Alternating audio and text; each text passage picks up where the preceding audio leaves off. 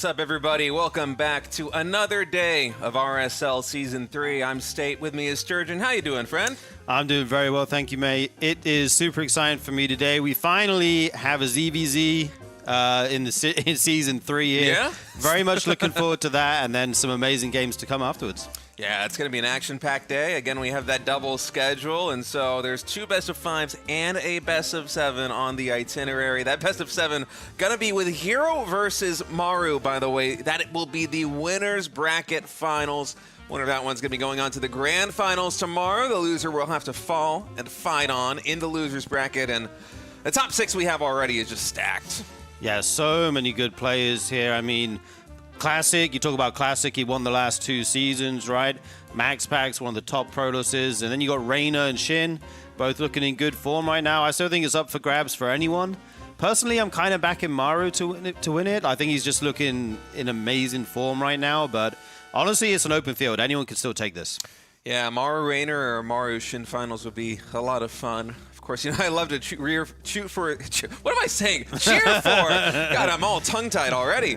I love to cheer for the Protoss players, but we already have 2 seeded into the RSL finals in December. And so, yeah, well, I want to get some diversity here in Season 3. As we take a look here at the schedule, we moved Week 3 to accommodate a tournament which ended up being canceled. And so this entire week from the 20th until the 23rd has been double broadcast and will continue to be double broadcast. That means if you're watching on YouTube, if you're watching the VOD, it probably feels just about the same as watching another RSL. It's the same amount of series, the same amount of games. But if you're watching live, we are starting earlier, 4:30 p.m. KST. And yeah, it's a lot of action, man. We have a lot more games than usual. Yeah, a lot of games, and when you talk about a lot of games, you got to mention Archon Studio, the official sponsor here of the RSL. Thank you so much for their support. They are the premier StarCraft tabletop miniatures game, making something that honestly looks amazing right now. We have the Zeratul here in the studio. We can go show that off for you guys in a second. And yeah, lots more models to come. Here he is. Pull it back a little bit. There you got to work with the lights. Get it in the light. You guys see that all right? Yeah, he looks very good. We'll have this painted soon. And yeah, more models coming out. There's going to be a whole tabletop thing, so check it out over on their website. Yeah, and big thanks to Archon Studio for supporting the RSL Season 1, Season 2, and Season 3. It's been awesome. Archon Studio, like that girlfriend that stays with you from high school for life, man. She it's never true leaves. Love. Yeah, it's true love here between the RSL and Archon Studios. Yeah, and it's true love between us and our Patreon supporters as well. This tournament would not be possible without your support, so sincerely, thank you so much. There are a lot of different tiers that you can give at. $5, $25, $100, and also a lot in between. And the perks are awesome. You get to vote for the maps that are going to be in every individual season. You get to vote for the players that are invited into each season. And if you don't have any money to support, you can also follow for free. Just receive news about the RSL. It helps amplify the RSL Revival Patreon page as well. So whatever you can do to support, we appreciate it. Yeah, and you also get a 20% discount on all the merch over at tastelessthreads.com. Hoodies, mugs, t-shirts, pins, a whole bunch of other stuff available. Honestly, some really cool StarCraft-related gear and merch, so check it out. Yeah, and of course, also the tickets to the RSL Offline Finals in December are available at tastelessthreads.com. $30 gets you in for both days, but if you want to upgrade a premium, get some backstage access, $150 for that ticket. This is going to be live at the Big Place studio in Seoul, Korea, pretty close to the Gangnam area, December 13th and 14th. And this means we're going to have live audience, live casters, live players. It'll be a lot of fun. Yeah, indeed. And here is our schedule for the offline finals. On Saturday, we have what is the LCQ single elimination bracket. This is open to all the players who either played in the RSL or the qualifiers. And it's basically going to be a tournament of its own. It's going to be 16 players around that, battling to see who can get through to join the 4-man bracket, which will be on Sunday. And we will be crowning our champion on that day. Yeah, winner of day 1 going to move on to join the RSL champions in day 2 for a final 4-player bracket. And the LCQ bracket, that will be revealed sometime after Season 3 is wrapped. Make sure you follow us on Patreon or on the social medias just so you can gather that information. And also, subscribe to our YouTube. You guys have been so awesome, especially this season. Engagement has been through the roof. We sincerely appreciate it. We're trying to get RSL into the feeds of everybody who loves StarCraft on YouTube. And one of the best ways you can do that is to go to youtube.com/ReviveSC2. Drop a comment, drop a like, subscribe, even click on the bell. It sounds super cliche, but there's a reason why every YouTuber says this thing. It actually does help with the algorithm, getting the word out there. Yeah, absolutely. I think we're almost we're on our way to 10,000 subscribers over there. That would be quite the milestone for the RSL, and hopefully we can push it even further with your support. So thank you to everyone who has already done that. Yeah, the team's also done a very good job of putting together spoiler-free VODs on the RSL YouTube page. Everything's nice and organized. There are playlists available. You don't have to browse through just the individual videos and be like, okay, I watch this one, then this one, this one. Nah, makes it very easy for you to enjoy. Production is on point. I don't want to say too much in case Ziggy's ego gets out of control, but production is doing an amazing job. Shout out to production of the RSL. It looks, all the graphics look so good. Everything's spoiler-free, organized, nice and neatly for your viewing pleasure at your leisure. So check out the YouTube. And folks, we're getting ready to go into game number 1 of our first best of 5 of the night. It's going to be a ZVZ between Reynor and Shin to kick things off. Best of 5 series. The winner will move on into the lower bracket semifinals. The loser is out of the RSL. Oh, man, I cannot wait for this one. I've been waiting for some high-level ZVZ games to steal some builds from because we are on the new patch. Mutas are way better in this matchup now. You get that Spire, 50 gas and minerals cheaper. You get it a bit faster. There's like, in the mid-game, there's often not a reason to throw it down in the Roach Wars. It can just give you an advantage. People even open in with mutas in some builds. You go like for the 2-base wall off into Roach Muta or something like that. There's all kinds of new stuff, so I'm very excited to see what's going to be coming out from each of these guys. Yeah, it's going to be a very fun series for sure. I think I have to give Reynor a little bit of an edge going into this one. He has been on fire. It's honestly kind of a surprise that he's down here in the lower bracket after defeating Classic 3-2 in the first round of the upper bracket here in the RSL Season 3 playoffs. But he has just been looking so locked in ever since EWC, honestly. Yeah, indeed. And these guys actually played, I think, last season, and Reynor won 3-0. So wow. He has the recency, not bias, but the recent results to back up the claim that he is the favorite in this matchup. Right now, we just see it's a standard hatch gas pulled from both these guys. They'll be getting that gas to get up their link speed, and then we'll kind of see who wants to pressure, who wants to defend, who's going to take a third, that kind of stuff. Yeah, and I'm curious about where ZVZ is at in the current state of StarCraft 2. You know, we had a recent patch, a lot of values were changed, and typically when you think about that kind of, those kind of upheavals in a patch, you think about like PVZ, PVT, TVZ, the non-mirror matchups, but oftentimes the effects can be really amplified in the mirror matchups. As you were talking about the Spire cost, it's down 50 minerals, 50 gas, and it finishes, what, 6 seconds faster or so? Yeah. But it's a pretty big difference in ZVZ, isn't it? Even though it might not look like it on paper. Oh, absolutely. Like 6 seconds doesn't seem like much, but it can be the world of difference if you're trying to defend a timing, where you're trying to get those out in time, or you're making a push happen of your own, where you need the mutas to be involved with that. It can really change the matchup a ton, honestly. I expect to see mutas a couple times this series. Maybe not. Maybe they'll just say, no, we still play the old stuff. But we know Reynor likes his mutas. We've seen him use them against Serral to great effect many, many, many times. So I would be on the lookout for those. All right, looks like Reynor and Shin both going for third base at exactly the same time right now. A little bit of a difference in builds in terms of, well, we have a Baneling Nest going down for Shin already, but I think Reynor likely going to be throwing down a Baneling Nest pretty soon here just as a safety mechanism. Yeah, there it is going down. Yeah, absolutely. It can be pretty difficult to hold Ling Bane pressure without your own Baneling Nest.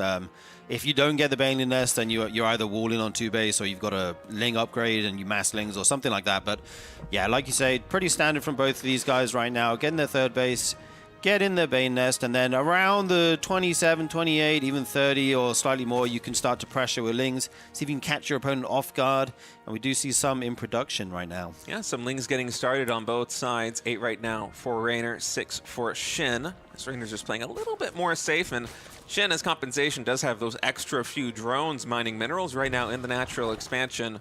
And oh, look at this. A Roach Warren already going down, actually on both sides too. So we are keeping the theme of totally mirrored openings here to start out with game number 1. Yeah, this is basically as identical as you can get. These guys both getting a few safety Banelings here, just in case the other guy has been pooling Lings at home, something crazy like that. You don't see it all that often at the top level, but it definitely can still happen. Yeah, Reynor, just for a brief moment, able to take an advantage in the worker count as a couple of Lings are going to be scouting the natural expansion, and the third actually got a Baneling kill on that one as Shin did not have that Baneling on move command. He sees a couple more Lings. Shin is just going to be going for a semi-full wall off here at the natural expansion, just playing this one nice and safe as he continues to drone up. Yeah, indeed. Obviously, Baneling for a Ling's not a great trade when you just look at the resources, but not denying the scouting can make that, a valuable trade. You get to see that you would get to see that the other guy isn't going for a super quick layer or something like that if it was to get in. But it's denied, which is just a nice little thing there. We see the Evo chambers coming down here. Both these guys will be starting +1 pretty soon, I presume. And we have some more gases here for Shin on the bottom side of the map. We'll have to see how he wants to use those. Reynor just droning hard right now. Yeah, considerably more gas here for Shin. He has doubled the extractors of Reynor right now. Reynor did go for a couple of safety roaches before taking up into lair, whereas Shin just went straight into the lair. And behind this pressure, which Shin spots with his overlords, there's a lot of droning happening on Reynor's side of the map. He's just now taking the gases. +1 range weapons is coming in. And this might be a little bit of a bluff from Reynor. You're not expecting to get too much done with these roaches. I'm wondering if he's just going to turn around here in just a moment, trying to force out as many units from Shin before returning to safety. Yeah, this is the classic kind of push-pull of ZVZ, right? You make units, you send them across the map, you drone behind it, then they have more units than you, so they send theirs across the map, and then they drone. But the big thing here is we talked about the extra gases for Shin. That is going to be for a Spire, even added on the 5th and 6th gases now, and even going +1 melee as well. For a moment there, I thought he had started +1 range attack. I wonder if he canceled that here for +1 melee. In any case, it is going to be the melee upgrade coming in right now here for Shin as he gets ready to take gases number 5 and 6, as well as a 4th base in the bottom right quadrant of the map. And that Spire is nearly done. Not a lot of minerals and gas banked just yet, but he may be able to start 7 or 8 mutas once that Spire is done. Yeah, indeed. It's going to be finishing up in the near future, and like you say, probably 7 or 8 will be the number he goes for. He did get the melee upgrade, which, sometimes leans you into thinking that they're going to commit harder to them with Lings as well, so you don't spend the gas on roaches. But honestly, that might not be the case. We'll have to wait and see exactly how he wants to play this. The Overseer flies in. Did he see the Spire? I don't know if he knows he has the something else in the main as well, so I think he should have spotted it here. Yeah, nice scouting here by Reynor. The double Overseer scout to confirm the tech. Yeah, with Overlord speed as well. So Reynor going to have a lot of scouting information. And also versus those mutas, his Overlords that have been spread across the map can retreat to safety now. So he shouldn't be losing too much of the supply cap as the first mutas are entering the board. And I wonder what the transition is going to be here for Reynor. He's got a lot of roaches already. He is building Hydralisks, but do you think he's going to try and build up to some sort of timing attack here against the mutas of Shin? Yeah, I mean, if you're just against Ling Muta, you can just play Roach Hydra. If they start adding in Banelings, it's nice to have Infestors at some point to, fungal big groups of Banes. So it all depends kind of how much Shin commits into the Mutas, I feel like. Well, that will kind of decide Reynor's composition. We see him going for Lurkers now, which will pretty much shut down all the ground army of Shin if he's able to get a good number of them out. Yeah, Lurker is going to definitely be a threat here for Shin as that Mutaflock is getting considerably larger. I was wondering whether he might just cut the Mutalisk production, but it seems like he's going to go full-on Mutaling Bane here in ZVZ, which can be a really powerful composition. Of course, those Hydras being light units. If the Banelings get on top of them, it is so dangerous. Yeah, indeed. This is a comp that's on a kind of limited lifespan, though. You can't play Lingbane Muta forever against a Roach Hydra Lurker player. Like, if they get Vipers or Infestors out, the Mutaling Bane, drops off a cliff, basically. So you have to make some kind of timing work. And right now we see he's already on 84 drones, so he might just be looking to max out and go here as the Baneling speed starts to finish. Yeah, 10 Banelings getting queued up right now by Shin. 5 more mutas also in production. I'm curious whether he's going to continue to add on in the muta department or if it's just going to be Banelings. Right now it seems like it is just going to be Banelings. As Shin is ramping up for a timing attack, potentially at the 3rd base near the 1 o'clock position. Muta is able to find some damage between the main base and natural and the triangle expansion here of Reynor. Reynor pulling those probes to safety. Infestation Pit now coming in. Once the Infestors get on the map, it's going to be a lot harder for Shin to find good angles with those mutas because he has to watch out for fungal growth. But for now, he basically has full reign.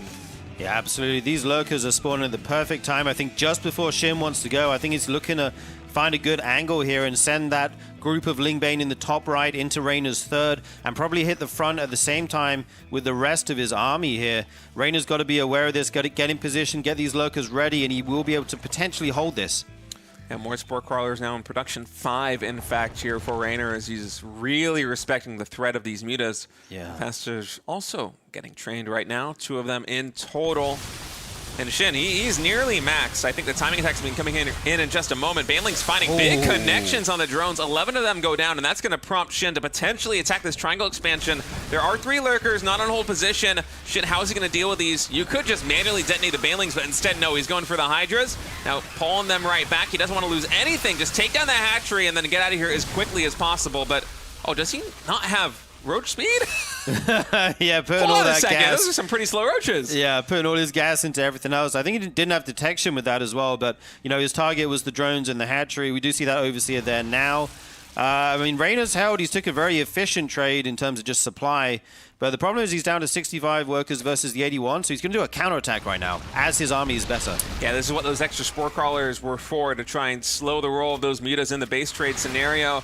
And Shin, he has a decision to make. Do you commit into the natural expansion here of Reynor, or do you pull everything back to defend? For now, it looks like he's just embracing the base trade. More damage being done here on the front door of Reynor. That tech, it's in a very vulnerable position, and Reynor, he's got to really quickly get some damage done. Banelings now coming in, looking for the angle. They want to connect. Oh, the fumble, though! The Banelings cannot find the connection on the Hydralisk. That is the main anti-air force here for Reynor, so a big win on the ground right now for our Italian Zerg, but the mutas are coming back.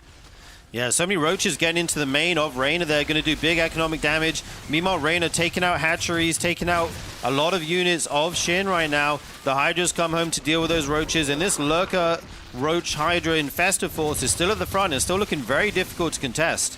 It's not that many Hydras, though. We have 7 more mutas in production as Shin is coming in. Oh, he snipes the Infestor. A fungal does pop there on those mutas. They're going to be able to retreat. Only a couple of them going down. And with only 1 more Infestor left, Reynor might have 1 more fungal here on the front lines in Shin's base. I think Shin can work with that. And actually, he's just going to go for a base trade again, is he?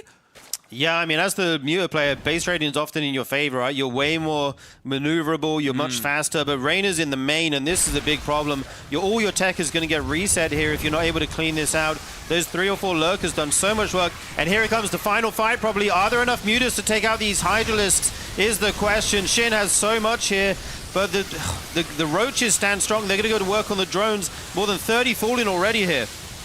Yeah, the main base right now in disarray here of Shin as 37 drones and counting fall. Finally is able to stabilize a little bit.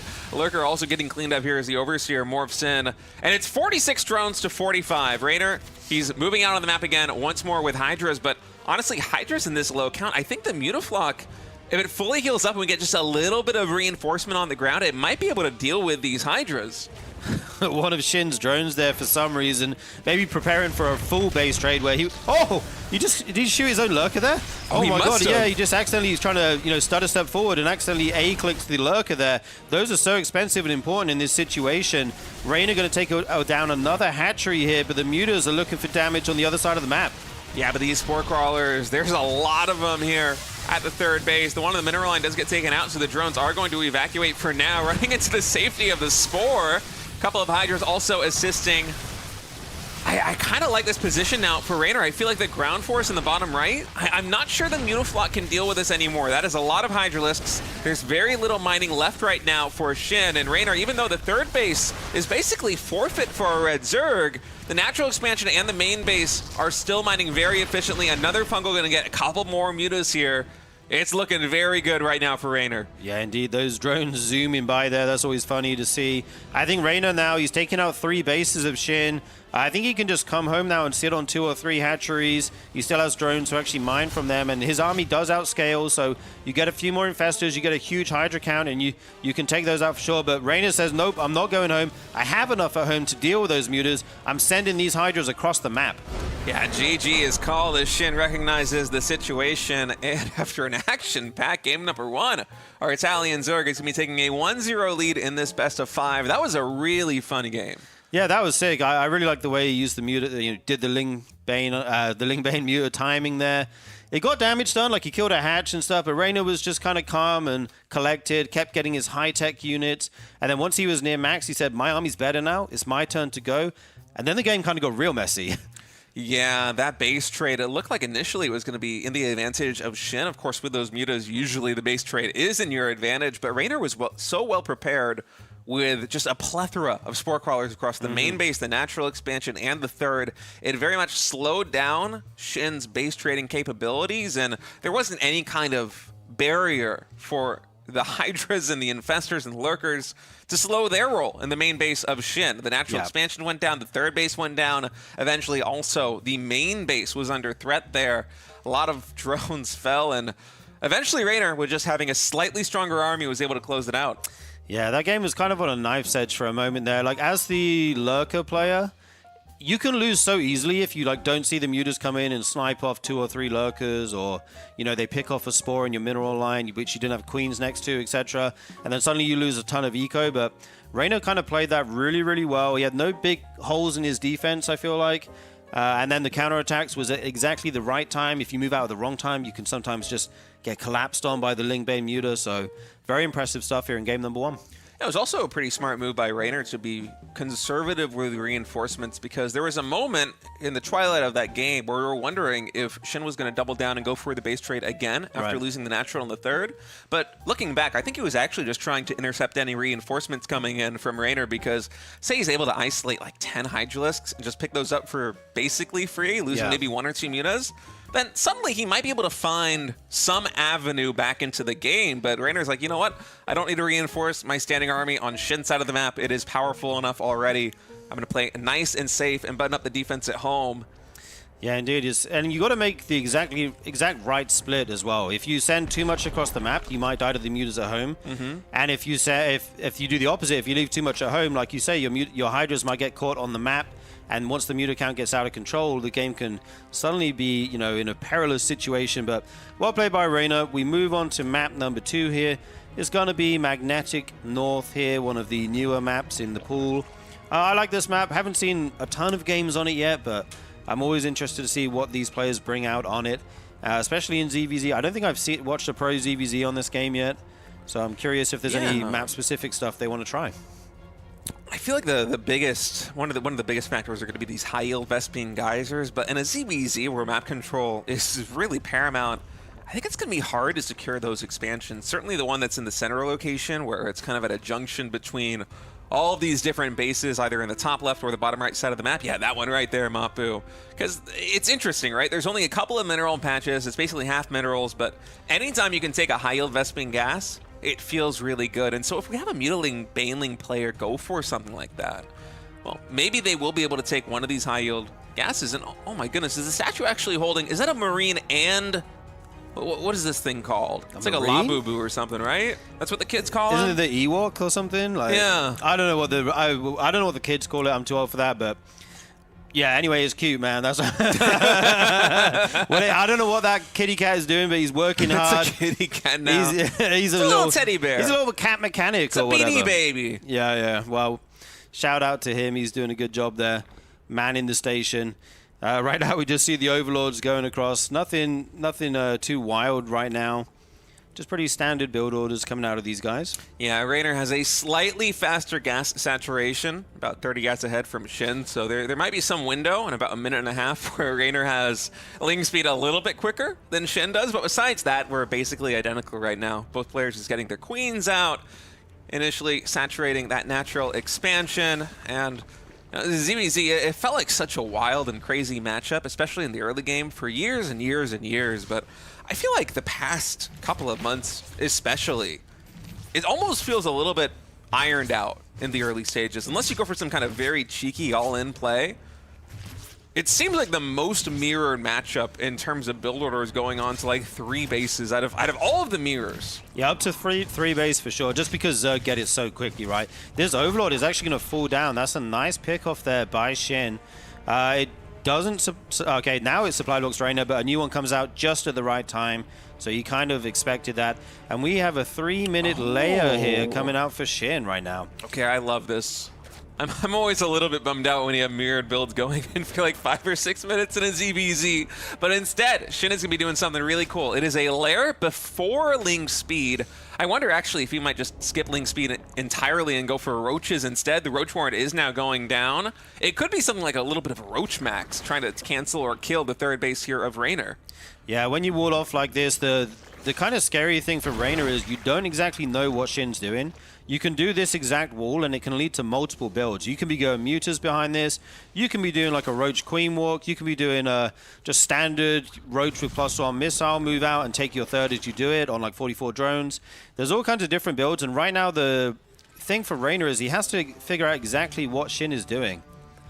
Yeah, and Reynor's been really pumping the gas right now on Ling production. So he's only sitting at 36 workers. And 2-base saturation, that's good up to 44 drones in total. So Shin, even though he's only on 2 bases to what soon should be a 3-base Reynor, he's mining a little bit better right now than his opponent, and this is in fact going to be a Spire. So it won't just be a ton of Roaches coming out on 2 hatcheries here for Shin with a fast Roach speed, although that is being researched right now. Instead, it's going to be just a handful of Roaches, I think, to secure this third base as the Lings for Reynor are now coming on into the center of the map, and Mutalisks behind that. Yeah, you have to make like 4 to 6 Roaches just so the Lings don't cancel the third. They're actually not ready though. He made the third maybe a little bit too early there. Didn't know exactly how many Lings Reynor had. So big pick off there for Reynor. And this is kind of one of the new builds because of the Spire change. Oh, actually going to try and jump on this. I think not all the Roaches will die, but he does get a Queen there. That Ravager actually morphing into the egg to get the extra armor. He might be able to save it, and I mean, he lost 1, but he got quite a lot of Lings there. Had quite a lot of Lings, but oh my goodness, this drone. You know, the hatch gets canceled, a Queen goes down, 2 drones fall, as well as that Roach, which was trying to turn into a Ravager, getting canceled right there by Reynor. And I think that's good compensation for Reynor. He might have been feeling a little bit bad about having all of these Lings early unless they found that damage. Yeah, I mean, they did cancel the hatch, right? Get the drone. I think they've kind of paid for themselves at this point. The issue right now is the Mutalisk. We do have an Overseer floating around for Reynor, but it's going to basically find out about the Spire tech after the Mutalisks are out. So he's got to frantically make spores here. Hopefully this Overseer distracts them for a little bit so they don't just run across the map, and then he will have to prepare at home whilst they do so. Yeah, only 4 mutas on the map right now, though, until that flock gets up to counts of 7, 8, or 9. It should be pretty safe here for Reynor, just with 1 or 2 Spore Crawlers surrounding the 3 bases that he's got. And actually here for Shin, he's going into more Roaches, getting +2 range weapons. This might just be enough mutas to get map control and try and force an overreaction from Reynor, and then a big Roach follow-up.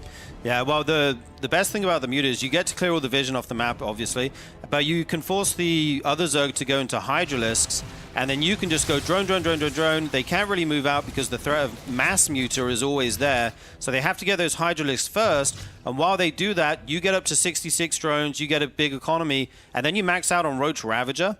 And in really, really high numbers with lots of biles, Roach Ravager can actually trade really well into Roach Hydra. But yeah, you have to make those expensive Hydras, while the other Zerg did not. They just got to drone for free. Yeah, and this is a big scout here for Reynor. He spotted that the third base is not yet fully saturated, and all of that production, it has to go into something. It's going to be Roaches, and so for Reynor right now, alarm bells are going to be ringing. He's full 3-base saturation right now with 65 drones. He's going to do nothing but pump Roaches and Ravagers right now here for the defense, but Shin has a very crisp 2-1 timing coming in just a moment. Yeah, Shin's actually cut before 3-base saturation, as you mentioned. Sometimes you do want to get those 66 first, but he's going to try and hit an earlier time in here. But I think Reynor's called it because he's not making Hydralisks. He's not getting their upgrades. This is all very expensive stuff, and it's not Roach Ravager that you're making, right? Which is what you need to hold this push. But is it still going to be enough here for Reynor? He does have the defender's advantage of having the closer rally point come through, but it's a lot of Roaches here for Shin. He's up about 15 army supply, or was a moment ago, as Reynor queues up a couple more Roaches. And it's going to be 2-1 versus just the 1-0 here from Reynor. +2 missile attacks not done just yet for our Red Zerg player. In fact, maybe 45 seconds away from completion as now Shin is charging in, but the arc is just too good for Reynor. That beautiful arc there, and kind of like the move command in and then back out. Shin lost a bunch of units doing that, and he's on a lower drone count, so he's got to make something happen here. Reynor going to move so many Roaches around the top, try and get a flank on this army. He has the bigger surface area right now, I believe. I think Reynor's got a really good trade going for him. The Roaches standing strong. Forces them back with the bile. Both sides just trading out right here. The Reynor's on more economy behind this. I think the upgrades are proving to be some of the difference right now. 2-1 versus 1-0 in the advantage of Shin, as Reynor might have bitten off a little bit more than he could chew pushing up that ramp. Muta's now also coming in. Units Lost really telling the story as Shin has built up so much momentum. He was able to isolate the first army there on the ramp, and then the upgrades just absolutely carrying their weight there. And that game turned on just a dime. Yeah, the initial defense was really good for Reynor, right, with a good arc. I feel like going for the flank is what killed him there. If he sits back and just stays with just one arc, like a ramp or something, takes some good trades, maybe he can hang on. But like you say, the +2 missile was such a big game changer there, just dealing so much more damage.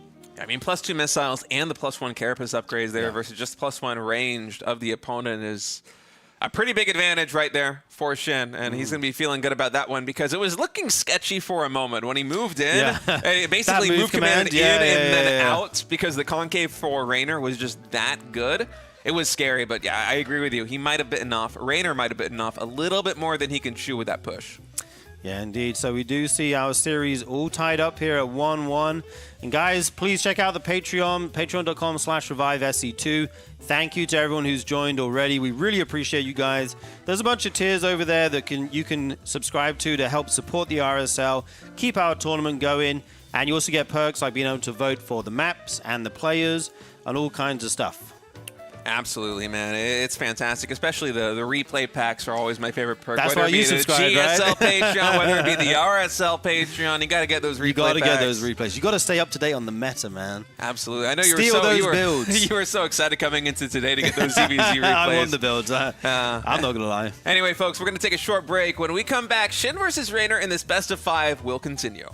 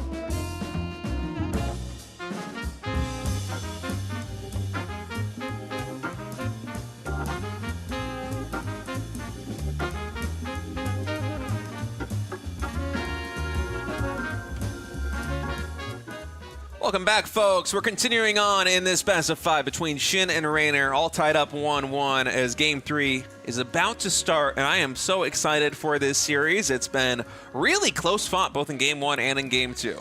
Yeah, indeed. Very, very close. We've also had a very important update here. Gemini let us know the Ewok Labubu thing is called a Moopy. And it's from the campaign. It's on some Protoss World or something. M-O-O-P-Y. It's a Moopy, guys. We figured it out. Gemini figured it out. Gemini also looked up... Still not convinced. Gemini also looked up a Labubu on Google, and it's identical. No, it's they not. Look it's the exact same thing. I don't believe this at all. It's completely different. You guys can Google this yourselves. It's completely different. It's a Labubu. I usually agree with you, Say, but on this one, I'm actually agreeing with Gemini. You have to cast like up to 3 more games with me in this series, man. You should be careful. You want to pick your side very carefully here. It goes against my principles too much to say that looks like a Labubu. I don't even agree with your pronunciation of it, but I think it's a Labubu. Labubu? Not a Labubu, but... Maybe. Regardless. I could be wrong about the pronunciation, but it's definitely a Labubu. No. Anyway, all right, guys. We'll let you guys decide for yourselves. It's tied up 1-1. Reynor, the red Zerg in the bottom left. Shin, the blue Zerg in the top right. Takamuk Ellie is the map. And I think the question we're all asking is whether Shin is going to go muted again here in game number 3. Well, obviously he believes in them. He's gone for a Spire both games. This is kind of the new meta in ZVZ. Get a Spire at some point, right? Like at least one guy that... They just seem very good in the matchup right now. Obviously, it didn't work out for him in one of the games, but game 2 there looked very nice with the Roach follow-up timing. Yeah, it was a really smart play, going for, I think, just 4 mutas to take map control to reduce the vision there of Reynor. And Reynor even got a scout on the third base of Shin quite quickly. Saw that it was only about half saturated at a timing when it absolutely should have been fully saturated. And from then on, Reynor just produced Roaches and Ravagers. He even made a very smart decision, as you said. Wasn't getting the Hydralisk upgrades, wasn't building Hydras, just investing everything into the short-term defense, and it still wasn't enough to stop the 2-1 build from Shin. Yeah, that's kind of the bait, right? Like going too heavy into Hydralisks, getting their upgrades and stuff. Then you don't have gas for Roach Ravager, but I actually think on paper, Reynor's defense, like I think he did everything right.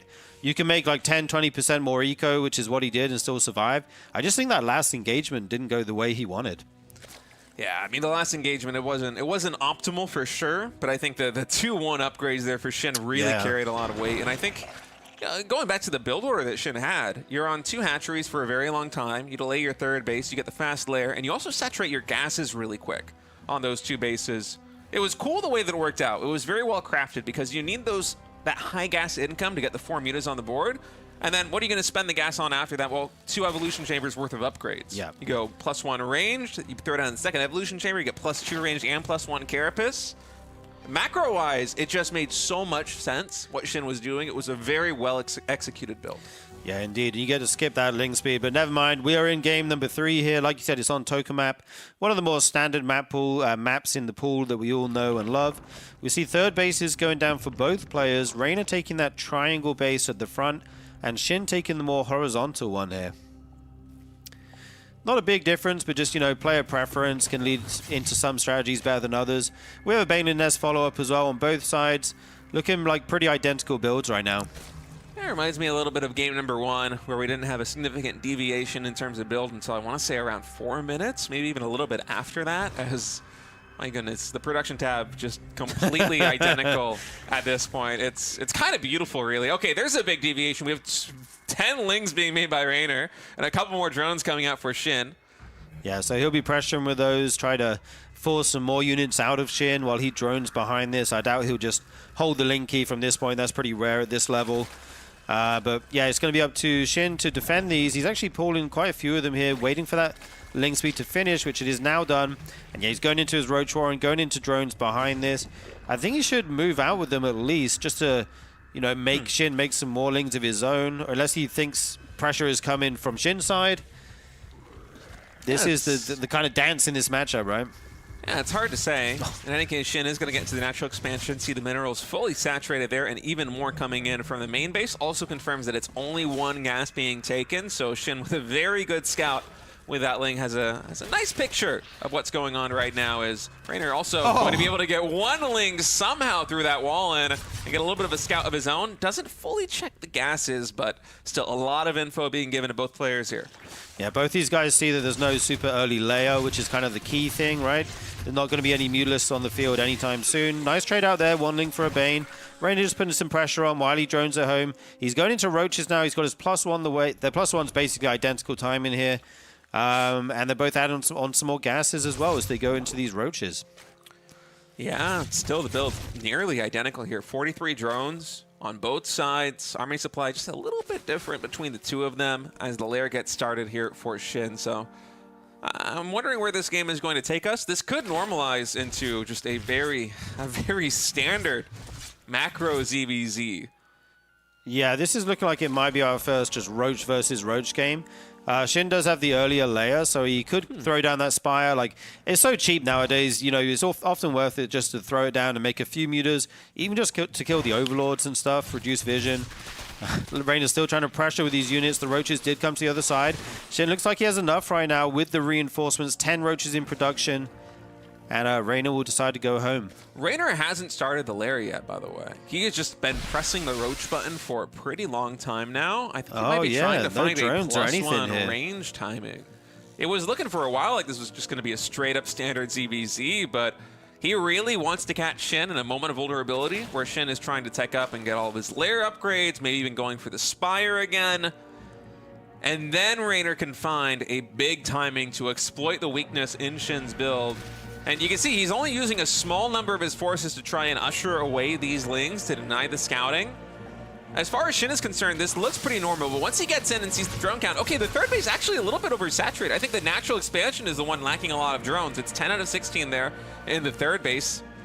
And now the Roaches are being revealed. This is so many Roaches moving cross map, but because it is just a hatch tech timing, there isn't going to be Roach speed. It's all or nothing right now in this timing attack. Reynor needs to get a lot of damage done. Oh, dude, this is so smart the way Reynor pressured with his units and then fell back like he was droning behind it. But he was actually just making units behind it the whole time. Like you say, staying on hatch tag. There is a Spire finishing, so Reynor's on a timer, but he has a big army right now. This is going to be tough to deal with. Shin got to use the arc here, the surface area advantage, and that spine to the best of his advantage. Reynor starting to commit in here, getting some good initial trades. Those Ravagers firing from the back. The spine finishes. Maybe he could just pulls back to that a little bit, let it do some work. And Shin's reinforcements are coming in strong right now.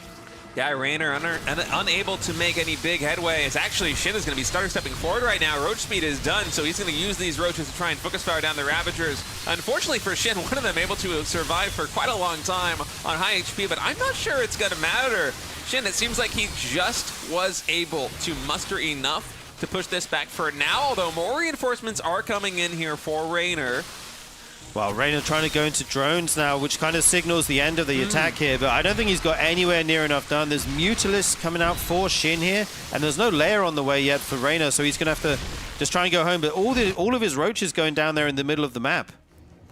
Yeah. Oh, man. He was hoping to get a lot more damage done, but Shin just a little bit too sturdy to topple there at that third base. It was a very well-controlled defense. That spine crawler, just the one spine also anchoring the bottom right side. And now Shin's starting to get a little bit aggressive. He knows that Reynor has to be in transition going into a lair tech timing right now. He doesn't want him to be able to drone up too much for free. And so he's pushing in, trying to take a cost-efficient trade right now. Actually getting very aggressive, going for the queen. He wants to hamper the larva production here of Reynor.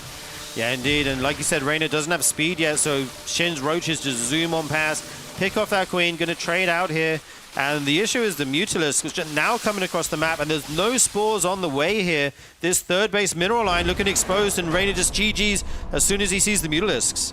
Yeah, just realizing exactly how far behind he was. And Shin, with a very nice defensive setup at that third base, is able to parry the Hatch Tech Roach timing and carry himself to a 2-1 lead now in this Best of 5 series. Yeah, I really like the spine positioning where it's not right at the front where it can be easily bioed or picked off.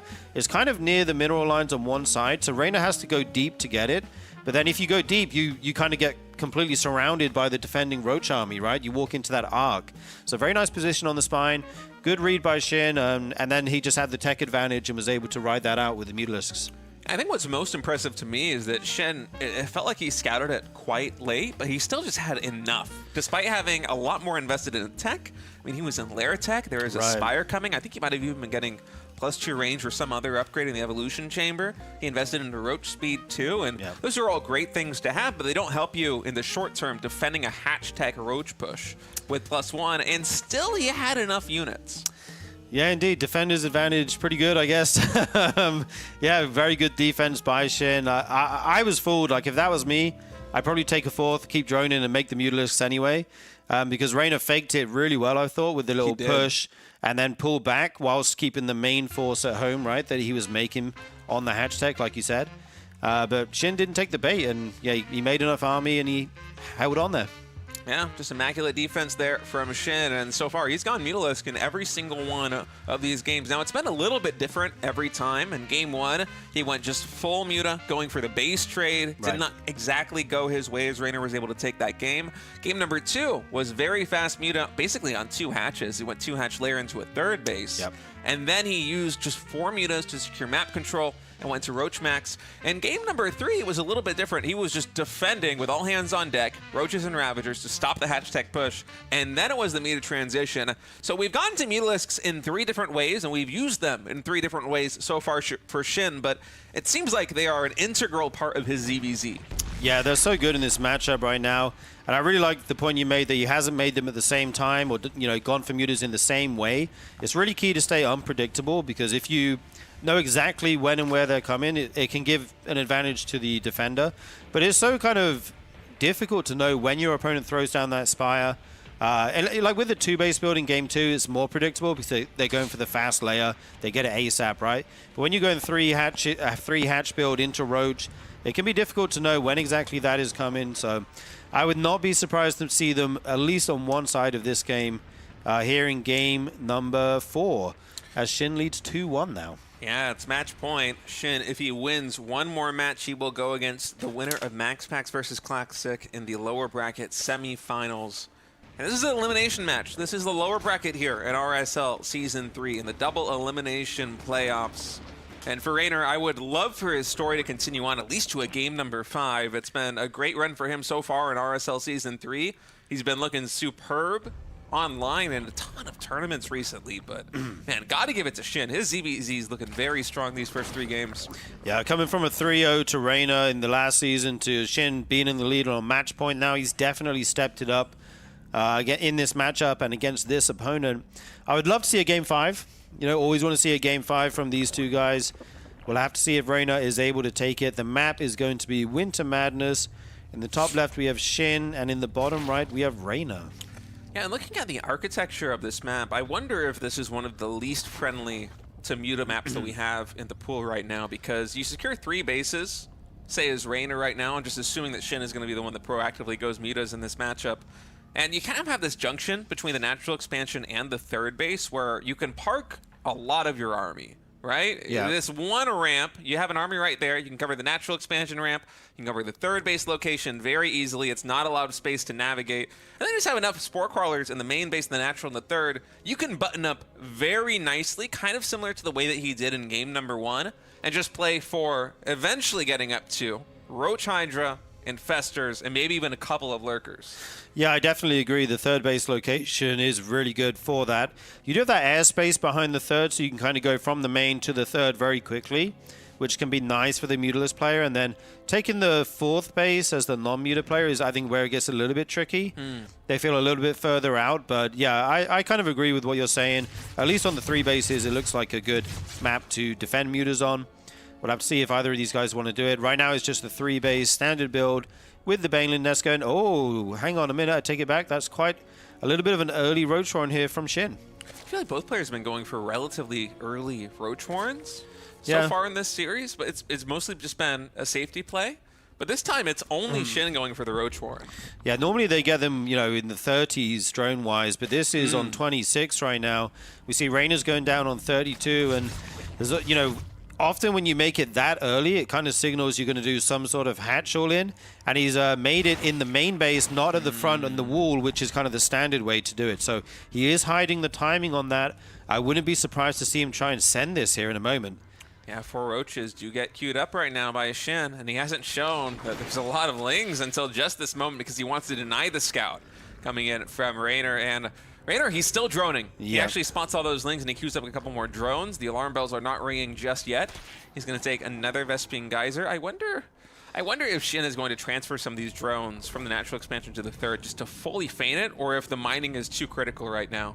Yeah, that is a sneaky thing you could do. One thing, like, Shin didn't make anything to the third base there, and Reynor did see there were 2 lava unused. That's like a very small tell, but it might be enough. Anyway, here we go. Now he sees the roaches.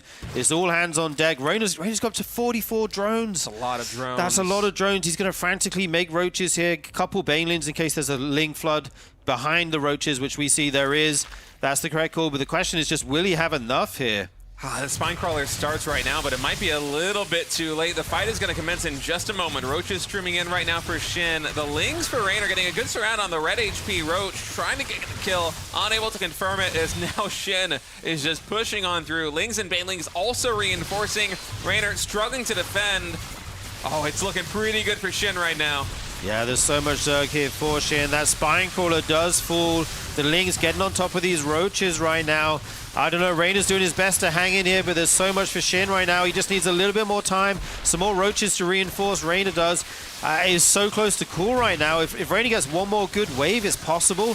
He's lost some drones, but it doesn't matter. He's still way ahead in economy. And I think Reynor's actually going to do it here. Incredible defense here from Reynor. Being up so many drones and still being able to hang on here is amazing. 44 drones to 25. Shin invested everything in that timing attack, and Reynor was still able to stop it, even without the spine crawler. I thought for sure you're going to need a spine crawler done already is Reynor to hold on, but oh man, the defensive micro just spectacular there for Reynor. Also not missing a beat in the macro, getting those roaches to the front line as quickly as possible. He was able to stabilize, and now he's feeling so comfortable. I think this is one of the most commanding positions that Reynor has been in any game so far this series. Oh yeah, Reynor knows how to close these out. He's going for his layer, he's getting his evolution chamber, be getting some upgrades, adding on more gases. Shin goes back into drones. You know, you can't just keep all in, I guess, when Reynor already has the army advantage. Nice little scout here from the Ling. He sees, okay, he's added some drones to the third. Going to push this Overlord away. And this might be the first time we see Reynor go for mutas. I think it makes sense to do them when you're this far ahead. But we'll have to see if he does want to go for that or not. How many gases do we have right now? Just the 4 for him. You could throw down the Spire and add more gases, or you could just go for roaches.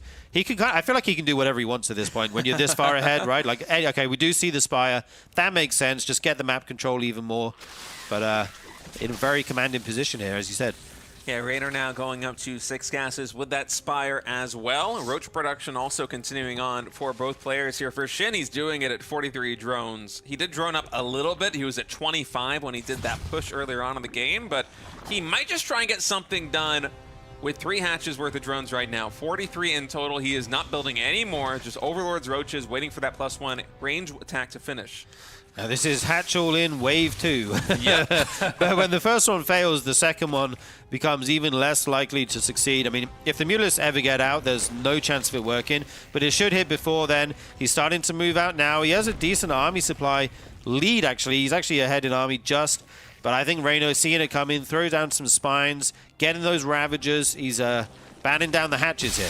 Oh, that Bailey connection is huge for Reynor. Even the Queen getting in time to block the entrance to the natural expansion, so no run by here for Shin. As Shin is getting ready to push into the third base. 2 more spine crawlers going to be finishing in just a moment. I'm not sure he's going to have enough to break on through. He does have the +1 range attack advantage here with the numbers. Once the next wave of reinforcements come in here for Reynor, going to be looking spectacular. Upgrades finishing now. Spire is done, but for Reynor, it's all about the roaches. He stutter steps forward, focus fires down those Ravagers, and we are going to a game number 5, Sturgeon. Oh yes, that's what we like to see. I mean, Shin didn't even have roach speed there, which Reynor, his was just finishing, so you can't even run away and try something else. All those units going to die. I can't believe he held that on 44 drones. Yeah, that was wild, actually. I want to go back. That's like pretty insane. I want to watch that replay. When those replays get released after this weekend, man, I'm checking out that game, because 44 drones holding off what was a 25. It was a 26 26 for the Roach Warren, and then he just stayed on 25, right? Yeah. Ooh. I mean, that was a spicy attack coming in from Shin, and it's a bit of a coin flip going for that play, but I think against 44 drones, you're expecting to win.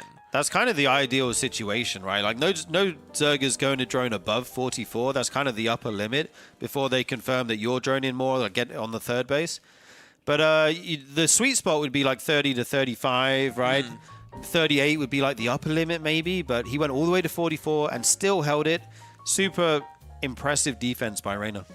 Yeah, I like the decision by Shin, even though it didn't pan out, by the way. You're up 2-1 in the series. Yeah. Just go for a little bit of a coin flip in game number 4, because if you win, you're going into a ZVP in the next round of the tournament, and your opponent is just done. They are out of the RSL. So I thought it was a very smart move, but it did not work out there for Shin, and now Reynor has one more chance. We're going to a game number 5. The winner of this one will advance into the next round of the RSL. They will play on the final day tomorrow. The loser is going to be out.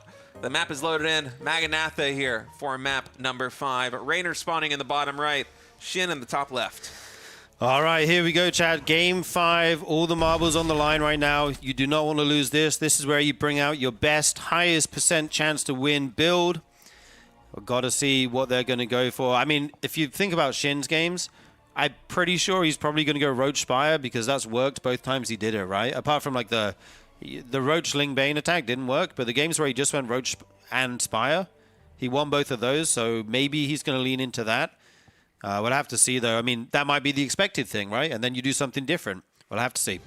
Yeah, it's hard with players like Shin and Reynor who are so comfortable and so familiar with best of 5 and best of 7 series because they get deep in tournaments like the RSL. And there's a lot going on behind the scenes in terms of, okay, what map do I use this build on? What kind of plays am I going to make if I'm up this way in a series or if I'm down in the series? How do I try and button up the defense? Or do I still go for a gamble? There's a lot of strategic decision making that comes in. And as you said, the expected thing for Shin is that he is going to play Spire again. That it probably is going to be Roach Spire. But that might mean that it's good for him to do something completely new, fresh out of the box. Yeah, indeed. The mind games can start. Sometimes you can even trick yourself thinking too much about it. But yeah, there will be some mind games involved here as we go into our final map on Maganatha. A very standard map, everyone knows this one. It's been fairly mapped out, it feels like. Right now, we just got some pretty standard openings here. Hatch gas pool on both sides. And yeah, we're going to have mirrored builds here for a bit. And then once that 30 supply drops, we'll see if anyone wants to go for a third base, if there's any two, like wall-offs, 2-base builds, that kind of thing. The first 3 minutes of ZBZ feels like watching a PvP and waiting for the Cybernetics score to finish, you know? It just takes a bit longer, right? Yeah, some of the deviations that we've had come in for these players is like a handful of lings, just a little bit faster, say 3 or 4 larvae faster than the opponent. But in general, when Shin and Reynor are both just developing normally, the timings are near identical. I mean, sometimes in some of these maps, we're looking at the production tab, and it is exactly the same units coming in at exactly the same time, like right now. Yeah. Yeah, absolutely identical for the most part. Even another set of lings here as they see their opponent sends out a set of lings. You want to match that count. And now we see the third bases. Again, we do have a difference in which third base they're taking. Shin taking the triangle one this time and Reynor taking the horizontal one. Was it the opposite last time? I can't remember, honestly. I think it might have been, but I can't remember. Anyway, there's going to be a Baneling Nest follow-up on both sides. Pretty standard stuff here. Yeah. Reynor just doing a little bit of damage right now to this hatchery. Reynor's so good with a micro, man. You don't have to worry. I was a little bit worried for Shin. Were you? Because Reynor's so good. Yeah. It feels so bad to lose. It doesn't actually matter in like the long term, but like losing the first little 2v2 Ling War feels so bad, man. No, I've been watching Reynor stream some League of Legends, man. He's really good at controlling one unit. So I don't think you need to worry about these Zerglings at all. Oh, man. All right, we do see the Roach Warren coming down here for Reynor at 33 drones. Shin doesn't have his yet. Going to get this Evo chamber nice and quick, get his upgrades on the way as fast as possible, and then we may see him throw his Roach Warren down a little bit later. Yeah, it's interesting that Reynor's up 4 drones right now. I know that Shin has a bunch in production. Yeah. Is going to come in right now for Reynor. Just confirming there's no lair tech just yet here for our blue Zerg. And in a bit of a reversal from the previous game, it is Shin who has the much later Roach Warren than his opponent, but Reynor, his drone count is already far eclipsed where Shin was at in the previous map. So I don't think we're going to see the same kind of Roach pressure here, although neither side has gone for the lair just yet. Yeah, indeed. Normally you want to take it a little bit later. We'll be seeing them come down in the next minute or so. Adding these gases on right now so they can make roaches. We actually see some roaches coming out of Reynor already. He's up to 43 workers already, so this isn't like some insane low drone count all in. But this will be a lot of pressure for sure. Okay, he's going back into drones now, so 6 roaches or so just for safety, it seems, for Reynor, and then he is going to be queuing up the lair. I think he did this maybe in game number 3 of the series, if I'm not mistaken, but yeah, he has been favoring a slightly more defensive approach versus Shin, and it's smart too. Shin has always been a very aggressive Zerg player in every individual matchup, but he's really been amping it up lately on the recent patch. Yeah, indeed. Shin now making his own roaches and Ling, seeing those roaches of Reynor move out. He's not committed to this. We see him just droning behind it. Both of them have Spires on the way, as we mentioned. So the question is, who's going to go for the Spire first? Basically, there's one roach trying to get away. A Baneling comes over to assist. Oh! Wow. Hero Baneling saves that roach. Big connection there. And Reynor's been getting some very good Baneling connections. I think one drone falling right now for Shin from that run by, and it is going to be actually melee attack coming through with and the Spire here for Shin. So in most of the games that Shin has been successful so far in this series, he's been playing roaches, mass roach alongside the Spire. In this game, game number 5, he's mixing up the composition a little bit here with the +1 melee attack. I wonder if this will be for Ling Bane. Yeah, I mean, it looks very similar to game 1, right? He's going to get his Mutiling Bane out. He's going to take a 4th base here pretty soon.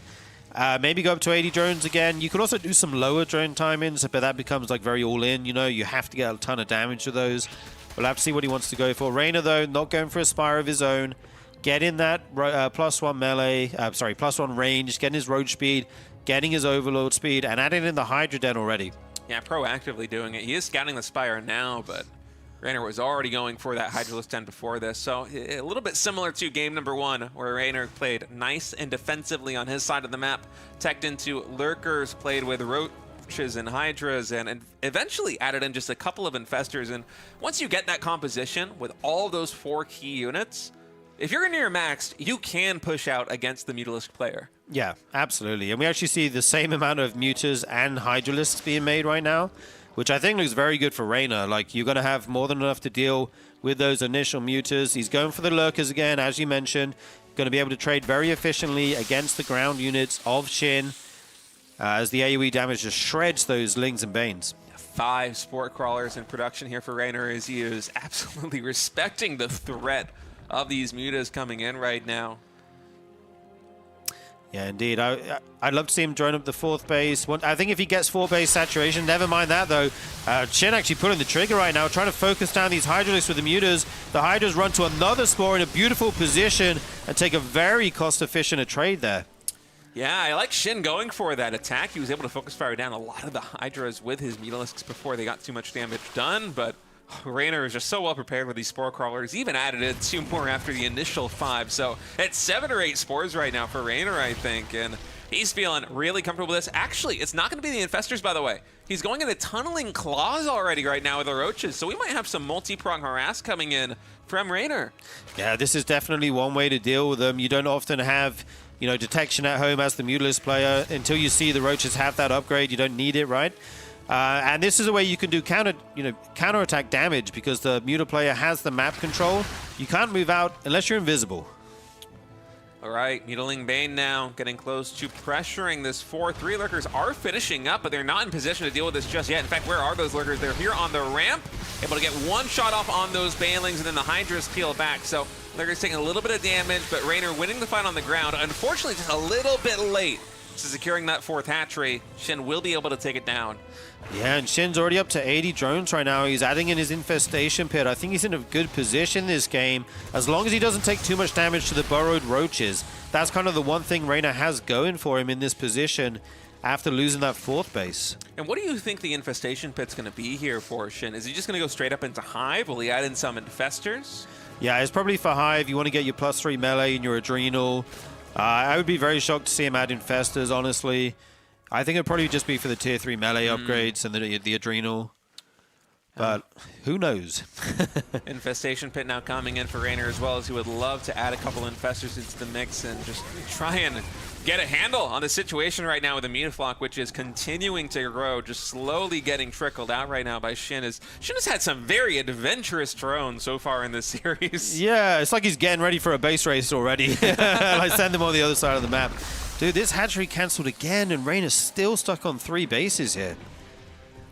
Yeah, he might have 66 drones, which is 3 base saturation, but at 9 minutes 30, his main base is starting to mine out. He really wants to be able to saturate a 4th mineral line. Now the hive is coming through for Shin. +2 melee attack, +1 carapace as well on the ground here for Shin. But Reynor's got a lot of tunneling claw roaches here, attacking the 4th base. They're able to get in. There is a spore crawler to spot him. Not one here at the 3rd base, though. And so Shin's going to have to retreat with his Mutalisks and try and find all these roaches. Reynor getting a lot of momentum back right now. Yeah, this now becomes a game of whack-a-mole, right? Trying to find these roaches as they bow around all the different bases. 10 drones going down already. It's nice. It's not enough. Let's just say that. Shin's still on 80 right now. And he has, you know, all the map basically going up to 5 bases already. But the big thing for Reynor is it buys him time to finally get that 4th base going, as well as his tech. Yeah, getting the infestors up is crucial here for Reynor. I think the first 2 will be entering the board in just a moment. It's Ultralisks, okay. Oh, with Microbial Shroud too. Oh, that's wow, very that's exciting. so sick. Oh, this is so cool right now by Shin. Muta's coming in once more to the 4th base here of Reynor. And honestly, they're in the point where they can almost one-shot these spore crawlers. That queen gets one-shot, in fact, as the Muta Ball is just out of control. Yeah, this is so many mutas right now. Nothing to contest them. The Hydra's trying to run up. Already a lot of damage done. And yeah, you really used to go... You Ultralist. Ooh, nice fungal there. Huge fungal. Is there another follow-up one? There isn't. That infestor just popped from the main base, so the other infestor must have just hatched from another hatchery. Just wasn't able to get up that main base ramp in time.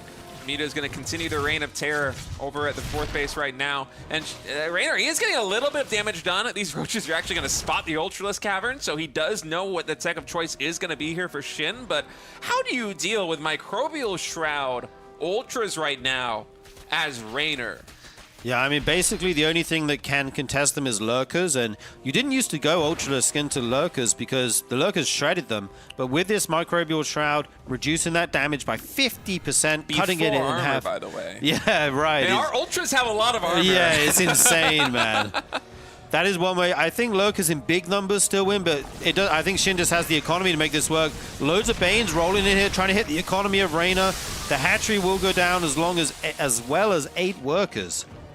Yeah, Reynor, he's trying to just play defense right now. He knows that he's not in a good position. The Mutas have been able to get a little bit too much damage done, and so he's walling in the 3rd base right now with Evolution Chambers. He's rebuilding the 4th. He's adding in more static defense. Ultras are great at trying to bust compositions like this one. 3 more are in production. I think a couple are on the map already. Ultra Armor also being researched right now, and I am just unbelievably excited. This is my first time ever casting the new Microbial Shroud on a ZVZ. Oh, nice Parasitic Bomb, though, on this Muta Cloud. Good split by Shin. Will just lose the 1 Mutalisk, it looks like. That is a threat. These will fall off eventually once the Viper numbers grow. But the real problem is this Ultralisk timing that's going to be coming out here for Shin. Yeah, Shin's been able to expand so well. Oh, man, that fungal huge here for Reynor. Unfortunately, just not enough of a follow-through in terms of damage, so just a couple of Mutas getting taken out. If he was able to pair that with maybe a Hydralisk attacking on the low ground or another Parasitic Bomb, it could have been big for Reynor. Instead, he's just slowing down Shin a little bit.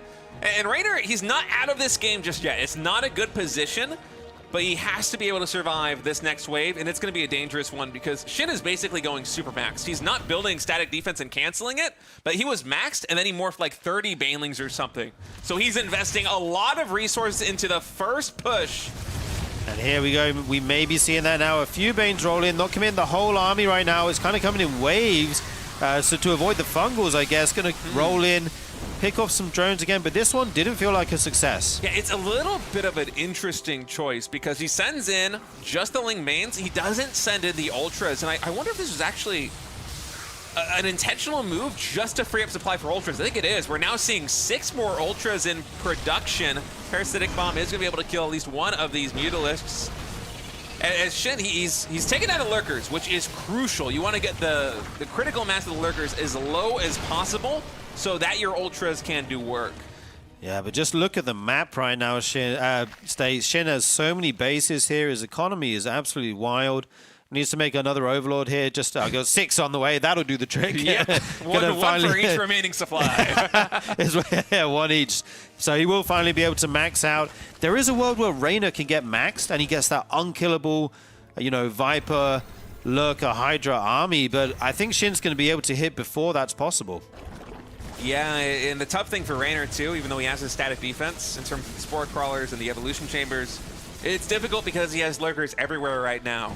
Dude, look he's at this defending funnel. the 3rd base, he's defending the area between the natural and the 4th base, but it's all going to be about the 4th. So Shin about to push in. The Banelings, they take down most of the static defense. Oh man, Reynor, he's going to re-wall it right now. Okay, the Ultra's coming in. This looks like tower defense right now. The wall is broken. Here come the Ultras. Big parasitic bombs on the air units. The microbial shout on top of these Ultras, giving them reduced damage. There's a lot of Lurkers behind this. Is Shin going to be able to break this? So many Ultras here, State. The microbial shroud is giving the Ultras so much to stay, but you can still see the DPS of the Lurkers carrying through. The 4th hatch is going to go down, but that was more costly than I think it was expected here for Shin. Those Ultras, a lot of them fell. A lot more are in the red. We have 9 more, I think, we saw in production right now for Shin as he's remaxing on the Ultras. And that was a great, and I mean great, initial defense for Reynor. But the problem is the economy of Shin is so big that the second wave is going to be just as strong. And Reynor, he's going to struggle to get back to maxed. Absolutely. And think about it. Even if you get your 4th up again, you get drones on it. How do you defend the 5th base? You can't make a funnel all the way around the 5th base. That's going to be probably attacked from both sides here. So I really like Shin's position here. Not even able to get that 5th base up yet is Reynor. All right, Ultras back on the map. Shin is maxed again. There are more Infestors remaining, I think. And actually, look at this. Reynor pulled, I think, a lot of the Lurkers over here to the 4th base side. So it is a wall of Lurkers and a wall of Spore Crawlers that Shin's going to have to get through. And oh man, these Ultras, without the microbial shred, you can see them just getting shredded here by the defense of Reynor. Shin's supply just dropped 70. The Infestors were nowhere to be found. Where was the microbial shroud? There was none. Oh my god, and the Lurkers just go insane. There's so much efficiency there. You see the difference the microbial shroud makes there. Turns out 50% is a big number, State. Yeah, it really is, especially before the armor gets added in. And Shin's like, yeah, I'm not making that mistake again. I think the Lurkers, with their splash damage, might have killed the one Infestor that was on the front lines, and that's why Shin wasn't able to get the damage done, or get the spellcasting done to secure the damage. Yeah, in any case, he's building 6 more, so he's certainly going to have enough microbial shroud this time around. Yeah, he says, I'm not going to let that happen again. This time I'll get 6. I like the parasitic bomb on the Overseers as well, by the way. You need them to be able to see the Lurkers, right? I mean, what else are the Vipers going to do versus Ultralisks? Yeah, right. Yeah, indeed, yeah. But like, once the detection runs out, you can't hit the Lurkers anymore. Yeah. So if you can zone out those Overseers, that's good. Ultras come in here. They will be able to cancel this base, and then we'll have to run away. They're so tanky. It instantly retakes that base. Whoa. Reynor just trying to hang in this game right now. 5 drop Overlords getting morphed right now by Shin. Are we going to have an Ultra drop? Ultra drops? What is the plan with in the big 2025? That could also be for these Lings. I mean, +3 Adrenal Lings shred absolutely everything. We have so many Overseers as well. Yeah, it is just going to be a Ling drop. Yeah, it makes more sense to do with the Lings, but, the fan in me wanted to see the Ultra drops just for the Come on, be a hero, I know, right? You got a lot of bases. You can afford a couple Ultras. I know you just lost a bunch attacking into a maze with Spore Crawlers, but come on, be a king. In any case, it will just be the Ling drop coming into the main, and there are a lot of Spore Crawlers here for Reynor, but he moved a lot of them to the front lines here just to form a wall, a maze. So we only have 2 here in the main base. There's 1 Lurker as well. I wonder if we're going to have a couple Overseers added into the mix here for Shin with this drop. I hope that he does, just for his sake. Yeah, at least 1 would be nice. If you can take out that Lurker, it would be good. Otherwise, it will kill all the Lings. Like the splash damage against those low HP Lings is very good.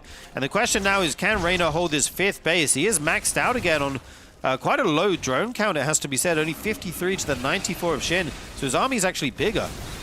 All right, Microbial Shroud going to be casted again on these Ultras as Shin is trying to break down the 5th base here of Reynor. Oh, those Infestors taking so much splash damage from that one Lurker right now in the mineral line. I think Reynor was actually focused firing that one down. There is the drop in the main base as well. The Hive is under threat. I don't even know if 1 Lurker can take this down fast enough. +3 Adrenal Lings getting to work on that Hive. More Lurkers reinforcing, will be able to defend, and Reynor somehow survives with a hatchery on basically 0 HP.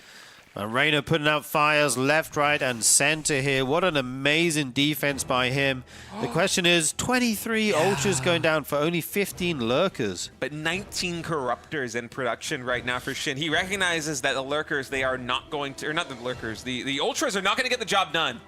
The wall, the defense, it's a little bit too strong right now for Reynor. He's only on 49 drones. He's 141 supply of basically just lurkers right now and a couple of spellcasters. Oh, we do get the ultra drops! Oh, he's Let's doing go. it!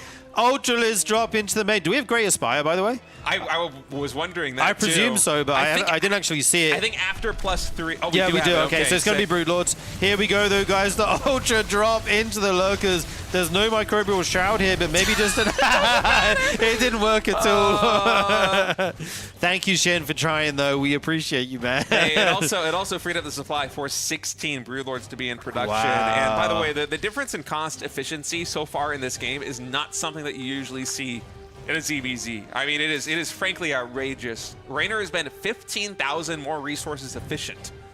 Man, this is one for the ages here. What a game we're looking at. If Reynor knows that it's Broodlord soon enough, he can make more Hydras and Vipers and start trying to abduct them. But if he gets blindsided by this, it's going to hit really hard, especially that 5th base where there's like all the dead airspace behind it, right? So hard to engage there. Hydras can turn into lurkers, but the lurkers can't change back. As Reynor is about to have, I think there's 3 more lurkers in production, so 42 lurkers in just a moment. Oh when my there God. is just a screen full of Broodlords coming to that 5th base, and Reynor very quickly is going to get knocked down to 4 expansions. This is so many Broods, and the supply for Reynor is so anti-ground, I don't know how you pivot to deal with the Broodlords. I mean, I think he only had like 3 Hydralisks. Mapu shows us here is not enough anti-air. There will be some yoinks here onto the Spore Crawlers trying to take out these Broods with the static defense. It's doing work. Yes, 2 to start with, but there's so many left behind this. This is insane right now. A Spore Crawler forest here, though. Yeah, I mean, it was a wonderful maze against the Ultras, able to secure some kills here versus the Broodlords as well, but there's just so many of them. Even after those abducts, 16 Broodlords remaining here. Reynor is going to be dipping down to 160 supply, and right now it's not minerals, it's gas that's the bottleneck for Reynor. He's adding in another Viper. He can cast Parasitic Bomb. The Broodlord's going to be very slow to separate, but you can see Shin, he's already preemptively splitting. Yeah, indeed. So he's just going to be relying on these abducts onto the Spore Crawlers. He's actually picking off a lot of these Broods, but there's still so many remaining here. Does he have enough energy to keep doing this? It's funny how quickly the Lurkers kill the Broodlings. Yeah. It looks really funny to watch. It's like a tower defense game right now. This is just madness. Shin down to 150 supply, just completely focused on pushing with the Broodlords. Actually, the Spore Crawler's in range of the Broods right now. Shin might have gone a little bit too close. Now Reynor also abducting the most distant Broods, and he's defending the Broodlord push with abducts and Spore Crawlers. Reynor is so sick. He actually had some units across the map as well. I can't believe that Reynor just survived this. I mean, look how many Vipers do we have? That extractor is getting evaporated right now. And now we have 11 more Ultras in production, but isn't the lurker count still extremely high here for Reynor? We'll have to see how many he He's has. got 20 lurkers still. Yeah, it's looking tough, but eventually, I mean, his bases are mined out though, right? Like the main, the nat, and the 3rd are all gone. I can't believe what I'm The watching 4th right has now. some minerals, but... Shin has taken the 9 o'clock base. This is a screen away from the 3rd of Reynor. Shin basically has every single expansion on the map right now. There's only 2 bases he hasn't taken. How many bases is this? I'm gonna do some math. 5, 6, 7, 8, 9, 10. 10 bases to 4, Sturgeon. This and is wild. The 4th base and the 3rd, they're basically mined out here for Reynor. He needs another hatchery. Yeah, I think Reynor, this might be it for him. This is so many Ultras coming in now. And, you know, the tech switches of Zerg are so strong in the late game. Reynor just wants this 5th base. That's all he wants to the 10 of Shin.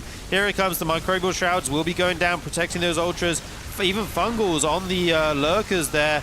So much here from Shin. Going to start shredding through the army of Reynor. He's defended so valiantly, but in the end, he is forced to call GG in game number 5. What a ZVZ. I have never seen a ZVZ anywhere close to as cool as that game. No, that was cool. Reynor was so down good. and out for the last 15 minutes, and like Houdini, he's able to do magic trick after magic trick. He defended like double digit. It was like almost 20 plus Broodlords with Spores and Vipers on basically a 4-base eco. Yeah. That was absurd. It was insane, how yeah. How many Ultras died that game? It must have been like 30+ Ultras. Yeah, just the efficiency was absolutely wild. The Sim City for Reynor, the static defense, abducting those Broodlords, like you said. We'll probably not see a game exactly like that for a long time.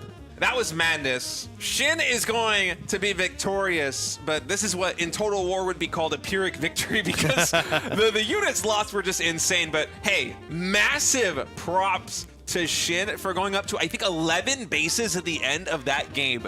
Versus New record, the man. 4 or 5 bases of Reynor. I mean, that was pure economic might versus pure cost efficiency, and that's not really something that you see very often in a mirror matchup. Of all things, you might see that in a ZVT, you might see that in a PVT, but in a Zerg versus Zerg, oh, it was spectacular. Reynor, that was a fantastic showing. I hope that we see him make a deep run in the LCQ later on this year, but unfortunately for him, his Season 3 story is going to be ending here, but my goodness, I'm at a loss for words right now after that best of 5. That might be one of my favorite ZBZ series ever.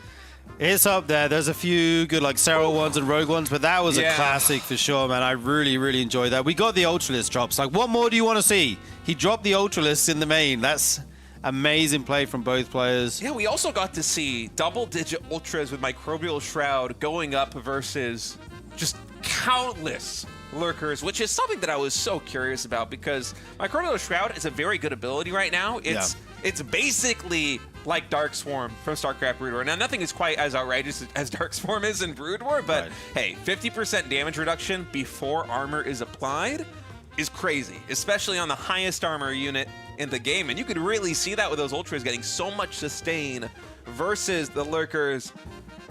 It was wild. It was spectacular. What a series to start out the night. And fellas, if you're watching and you want to get more RSL action, you could actually show up and watch this live. December 13th and 14th, we are renting out The Big Place, an offline studio in the Gangnam area of Seoul, Korea, for a 2-day offline finals. That means players there, casters there, me and Sturgeon, we're going to be there. The fans are going to be there. It's going to be awesome. You can get these tickets at tastelessthreads.com. $30 for the regular ticket. That's good for both days. Premium ticket as well. Get some special access to the backstage. I'm sure a lot of extra perks as well. Maybe some signed merch. It's going to be so much fun. Yeah, it's going to be amazing. You can grab those at the Tasteless merch website, tastelessthreads.com. We are looking forward to that so much. Looking forward to see all you guys who do make it over here to Seoul in Korea. And man, what a series. I'm just still just thinking about that game. I need to watch that game again. Yeah, what an amazing set between these two. Yeah, I'm just giddy, man. And honestly, I need a break. It was a long one. Oh, it was for sure. We're going to take a short break. When we get back, the lower bracket will continue with a PvP. Max Packs versus Classic. We'll see you in a few minutes.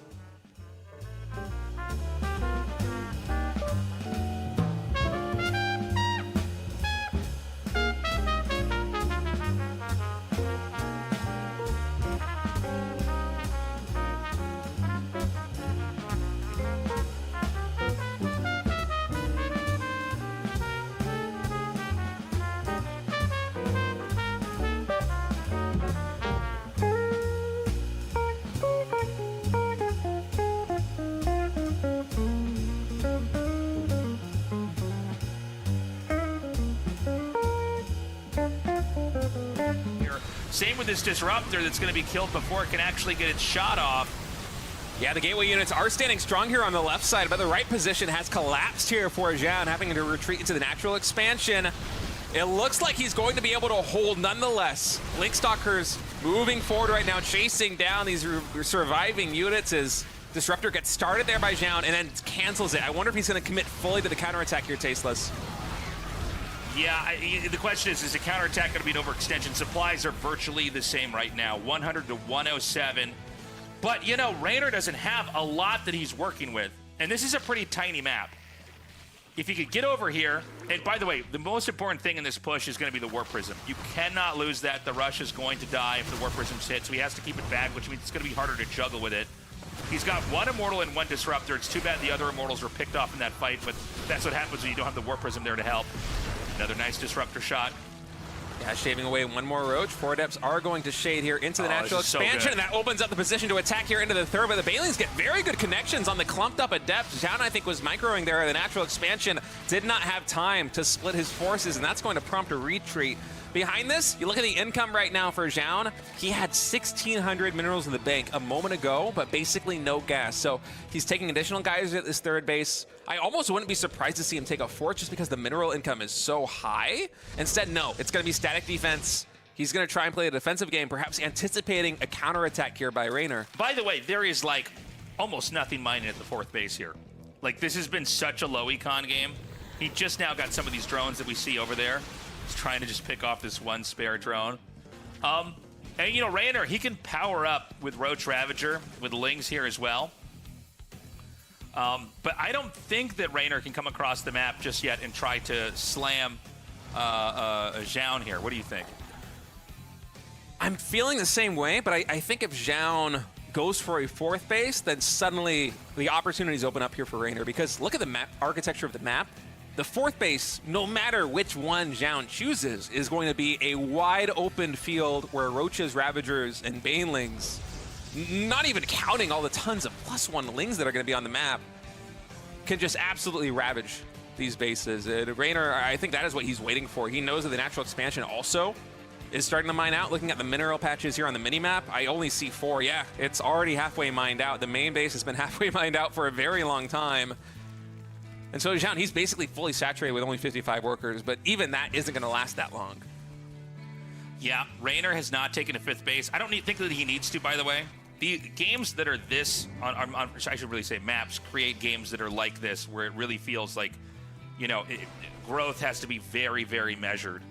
You know, it's not like these maps where you're far away where you can kind of get a lead and throw 2 or more bases down, or even 3 more bases down, and try to press that, because you know, you can counterattack so quickly on maps like this. So, as Protoss takes a fourth, it looks like Reynor, well, he kind of ventured up there, but he's going to turn around now. He might actually grab everything else that he has and try to hit the 2 locations at once. This is going to be very tough for Protoss to defend. Yeah, there is a lot of static defense here at the third base, so if Reynor decides to use this Baneling squadron that he has hanging back right now for a counterattack at the third of Protoss, he's got to be really careful to use those Banelings wisely. Is he going to go for that counterattack, or is he instead going to try and get a surround on this army? Is the Nexus actually did get killed there? Did it get killed? I think so. I mean, we're seeing the wreckage on the ground, so it couldn't have been a cancel. Good point. Yeah, so that actually does go down. I like the 2 Adepts coming down here and just killing off a couple of drones. And we got a counterattack here from Zhao. I don't feel like this is safe, but we really got to see, like, do the Banelings connect? Like, what does this fight actually look like? Good blink away. I think Zhao has correctly identified if the game goes later than this, he probably can't win. And maybe trying to win in this situation is an uphill battle, but you might as well go for it. Oh, the disruptor shots are really good. Yeah, those Ravagers very low on HP. He's going to blink forward. I like that on top of the low HP Ravagers. Force Field's also completely sectioning off this army. The Biles are going to open up the position right now for the Banelings to get in. Blink on a lot of these Stalkers still on cooldown. This split here from Zhao has been good. I don't know, man. These Banes need to do a little bit more damage, and he's going to blink away as they connect. Welcome back, everybody, to the RSL Season 3 playoffs. I'm State, with me is Gemini, and we're about to cast a pretty exciting PvP.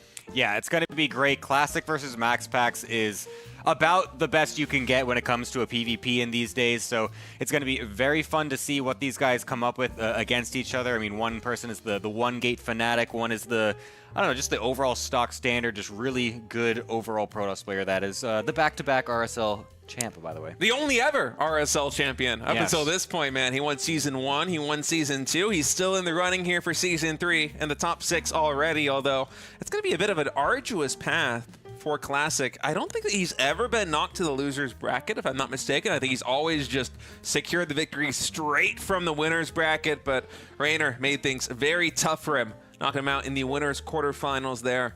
3-2. That was a very good series. I recommend you check that one out. Shin, if you're just tuning in, just dispatched Reynor from the RSL Season 3 in one of the most epic ZVZ series I think I have ever seen. He is awaiting the winner of this one, as Gemini, I think Game 1 is already loading in. Max Packs versus Classic, a best-of-5 PvP to decide who's going to live on here in the RSL. All right, first map is also going to be Mothership. So definitely already starting off with some interesting stuff here, potentially, for MaxPax. It looks like he's just going to do whatever he's used to, and it's going to go into some of that one-gate stuff as well. So, yeah, I mean, the map is what we saw as well, I think yesterday or 2 days ago maybe it was, where we had a crazy Hero versus Zaun match where Hero went for a Nexus first on this map, and then he went into like a massive, 10+ probe lead against Zaun, who didn't scout it at all. But then Zaun went for a proxy Dark Templar and then won the game anyway because there was no detection after he sniped the single Oracle. It was a crazy game.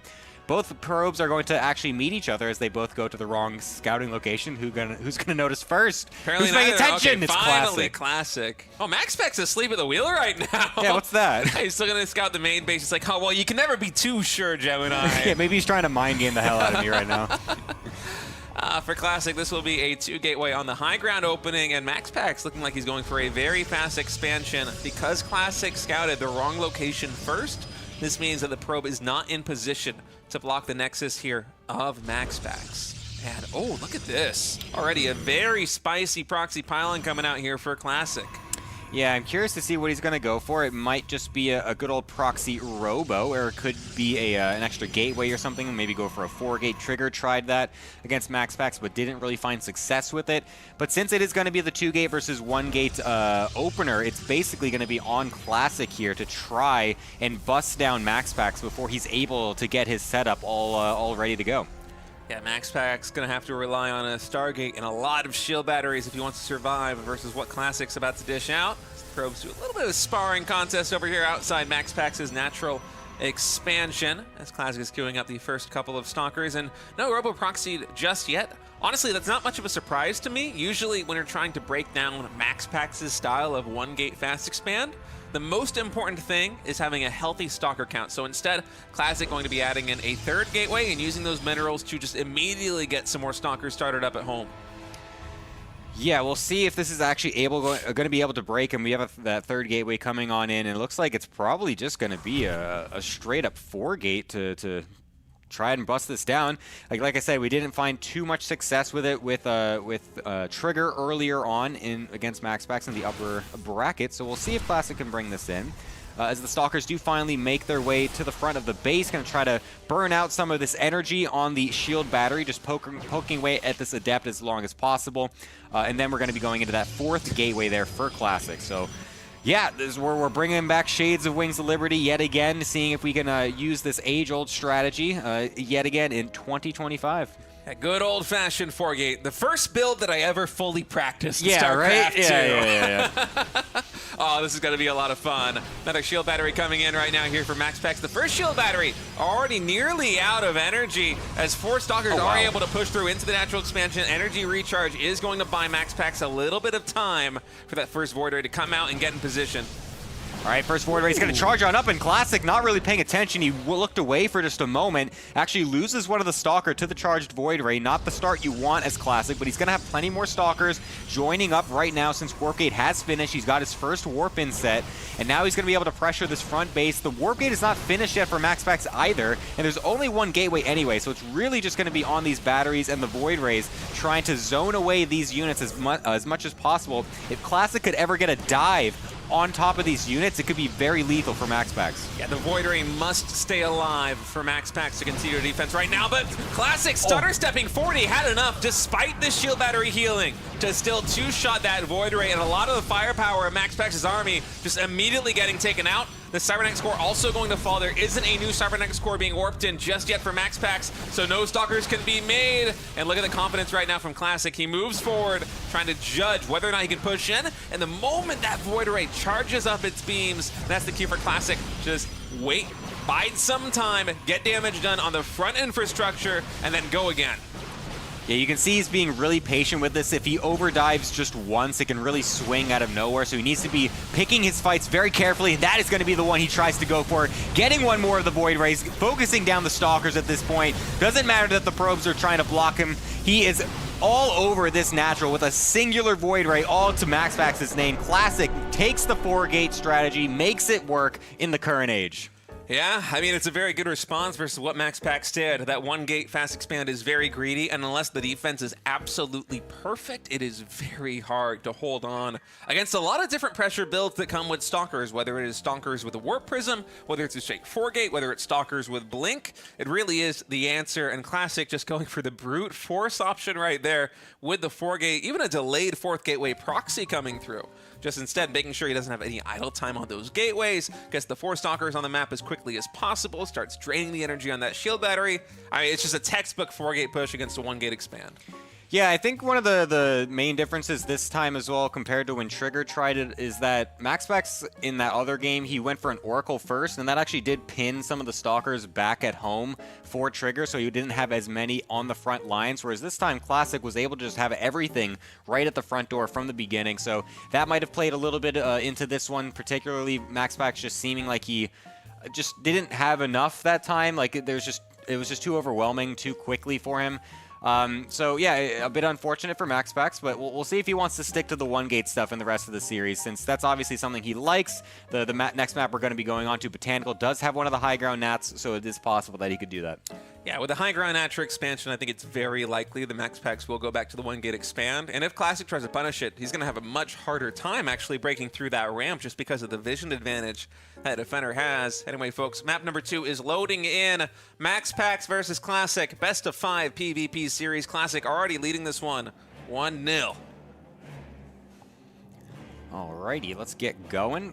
Looks like MaxPax is going to be, Classic that is, on the lower right-hand side. Will also be putting his pylon towards the natural. Both players going to be doing that, so Classic going to be meeting that, or maybe even mind gaming it a little bit. His pylon positioning is actually a little bit different than what you're normally used to seeing, so I'm curious if he's actually going to fully go for the expand, or if he's actually doing something that's potentially going to mind game MaxPax a little here with this positioning. I like the pylon placement. You get the gateway in the Cybernetics core, or 2 gateways, and that is the full wall over here on the left side, and then you got this nice little nook between the pylon and the rocks to form your entrance. You can expand that on later just by taking those rocks down. It's cool. This is one of the maps that I haven't gotten very many games in on Botanical, but it's fun to watch players explore the possibilities, especially in PvP on high ground expansion maps, because they definitely produce very different games from the low ground naturals like we just saw. Yeah, definitely. It makes it much more easy to defend, as you were mentioning earlier. Since you have that high ground, of course, it makes it so that way you have the nice high ground advantage. So, you know, things like the 4-gate going to be very difficult to do on a map like this. You're going to need that constant high ground vision. Proxy robos could still be okay because you have the Warp Prism at least to give you that high ground. But yeah, it's no wonder that Classic is not really trying to bust it super early, and instead going to be going for basically another 1-gate of his own as well. Yeah, so we'll wait to see what the move is going to be. Right now, Classic saturating gas is very fully. Just one more probe on gas compared to MaxPax, and so the income, at least for a moment, is going to be higher than his opponent. But the gas count overall, it is nearly identical, as these builds, they're going to be mirrored until we have the tech come through. Nexus should be started for both these players in just a moment. Actually, the Stargate first before the Nexus on both sides, and I wonder if this will go into Phoenix versus Phoenix, Gemini, because I feel like MaxPax is probably the hardest person to beat in the world in a Phoenix versus Phoenix mirror. Yeah, he definitely knows the ins and outs of it very well. I mean, very practiced with it. Honestly, just kind of opts into it as much as possible versus the other Protoss players, given how much he's been taking to this 1-gate expand meta for the last, you know, I don't know, year and a half or so. So he's definitely one of the best in the world at it. And it's going to be Classic that's going to try and kind of meet him in that regard as well. I believe both players got the scouts off that there are going to be Stargates coming, and they're going to meet in the middle of the map with their Zealot Adept forces, as well as Classic with a bit of a misstep there, maybe trying to another one as well. I'm not really sure what exactly is happening there. MaxPax not actually canceling the Shade though, but so that will leave that Adept to stay alive for now and actually get the scout off that there is a Phoenix coming up from MaxPax. Yeah, and for Classic, the Stargate's in the main base, so MaxPax is not able to confirm just yet what the unit coming on the Stargate's going to be. And the fact that it's an Oracle here for Classic tells me that he's probably just going to make this one unit and then go to a Twilight Council. And yeah, it just immediately gets started up. He doesn't want to play the Phoenix versus Phoenix game versus MaxPax. I think MaxPax has already gotten the better of Classic a couple too many times in that situation. So the Oracle is going to be cleaning up the Zealot, potentially even the Adept here as the Shade gets canceled. And we'll see what Classic can get done with this one Oracle. And I'm also curious how many Phoenix we're going to have made here by MaxPax, because Blink will be coming through for Classic in just a little bit, but it's already 3 Phoenix for the Blue Protoss. Yeah, he's continuing to make a few more of them as well. And he knows that the Stargate is not continuing to make Phoenix, as he saw that with his units in the main base as well. So it's not like he has any fear. He's just right over into the base, picking up probes, trying to get as much of an economic lead as possible. And there's nothing here for Classic to defend. He's not made any Stalkers just yet. He's actually... his warp gate is really late, because you have to kind of delay that when you're going for this type of build. The stasis ward are going to try to go down in the main base as the only option, really, since there is a battery and he knows there's so many Phoenix on the field. Somehow still gets a couple probes despite all of that. I'm actually amazed, and recalls it out. That's way more damage than I would have expected that Oracle to ever get in this game. I mean, it's smart, right? The stasis trap forces the probes away, and MaxPax just ventured a little bit too far from the shield battery, so that gave an opportunity for the Oracle to take down a couple of probes. And honestly, now the Phoenix, they make a lot of sense. You know that Classic's invested a lot of units. Goes for a Zealot, goes for an Adept. Those units don't shoot up. Goes for an Oracle. That one also doesn't shoot up, and so the 3 Phoenix, until there's multiple gateways out for Classic, there's nothing to contest them. He's just picking up probe after probe whenever he gets 50 energy, even picking up a couple higher value targets here and there, like these Stalkers that are just getting slowly finishing out of these gateways. You actually see Classic cancel the Stargate at 80, or the Stalker at 80%, because he knows if he allows it to finish, it's just going to get picked up and get taken down. Yeah. He's waiting for all 3 to come out at the same time at this point to be able to actually do anything versus these Phoenix. He's also proxying a gateway on the other side of the map, leading towards potential aggression with this Blink that's going to be finishing up, knowing that his is going to be done long before MaxPax has even finished his Templar Archives bait, or whatever they're called, Twilight Councils. Anyways, Oracle coming on in, able to get some more probes as well. The Stalkers warping in, getting picked off immediately. MaxPax is all in control of this game. Yeah, and Stalkers, well, all Protoss units when they're getting warped in, I'm quite sure they do not have the armor getting warped in, and so the Phoenix just really quickly taking those units out.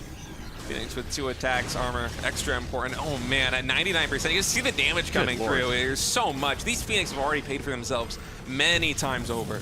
Yeah, this is just ridiculous. I mean, sure, he loses some, but it really doesn't matter whatsoever. He's even got a couple tracking the Oracle, going to kill that as well. He's got Immortals coming on the back end to be able to defend against whatever's going to be coming his way. He's up an incredible amount of workers. Classic realizing this, just chronoing the hell out of all of his Nexuses, trying to get any sort of something going for him again this game, but it's really just not working out so far for him. Now his proxy is seen as well. MaxPax fully aware of the situation, needs to bring everything back home, because if the Phoenixes aren't here, actually, there's still not too much to defend.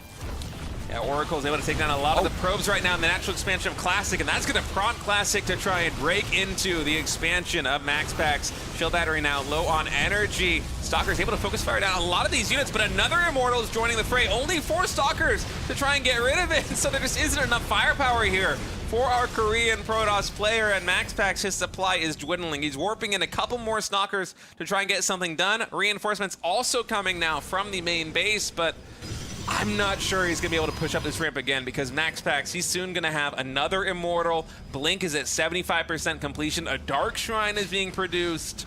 That's just a little bit too much, I think, for Classic's Blink Stalkers to handle. Yep, he's going to try one more Blink forward, getting onto one of the Immortals, does snipe it down, has a force field as well to be able to trap the second one, does kill it off, but he's trading all of his units to be able to get this damage done, and there's still more to come from MaxPax's side as well, lifting up all these Stalkers with the Phoenixes, still finding worth from that early investment, and it's going to be so difficult at this point. MaxPax able to even up the series 1-1. Man, it's been a couple of very quick games. Game number 1 and game number 2, I feel like lasted the length of that last ZVZ we had between Shin and Reynor. My goodness, explosive PvP action on both sides as MaxPax and Classic, they're all tied up now. Yeah, and I mean, it kind of goes towards what their matchups history has been this year as well. They've been trading blows back and forth. It's been pretty even overall, but MaxPax has actually come out on top overall when they have played each other this year. So the fact that Classic was able to take the first map in general is still a good sign for him, and definitely could potentially lead to more games in the series. But MaxPax bringing back his old power in that second game, really showing you the knowledge that he has in these one-gate matchups, able to always find these little tiny edges here and there that snowball into an eventual victory. Yeah, I feel like I have Classic the advantage on any map with a low ground expansion, and Max Pack's the advantage on every map with a high ground expansion, because the natural follow-up to the fast expand is going to be the Stargate. It's just so versatile. You can do harassment with it. You can either do that with Oracles or the Phoenixes we saw, and you can also make the Void Ray if you must defend your expansion against something else. It's a great defensive tool in the early game in PvP, but Max Pax is just a little bit better. I mean, maybe even more than a little bit, honestly, with a Phoenix play. Nobody can touch him right now in the PvP world. Yep. Also, go ahead and check out our YouTube, please. We have been getting all our VODs up. You guys have been doing a great job of supporting over there. You know, smash the like button, throw a comment in there, help the engagement going, get the algorithm moving as well. We appreciate that over on the YouTube. And help us grow this thing, get it out to as many different people as possible. There's still some people that don't know that we have the YouTube set up or that this tournament even exists. So help to get this on their page. StarCraft members just like you would love to see it.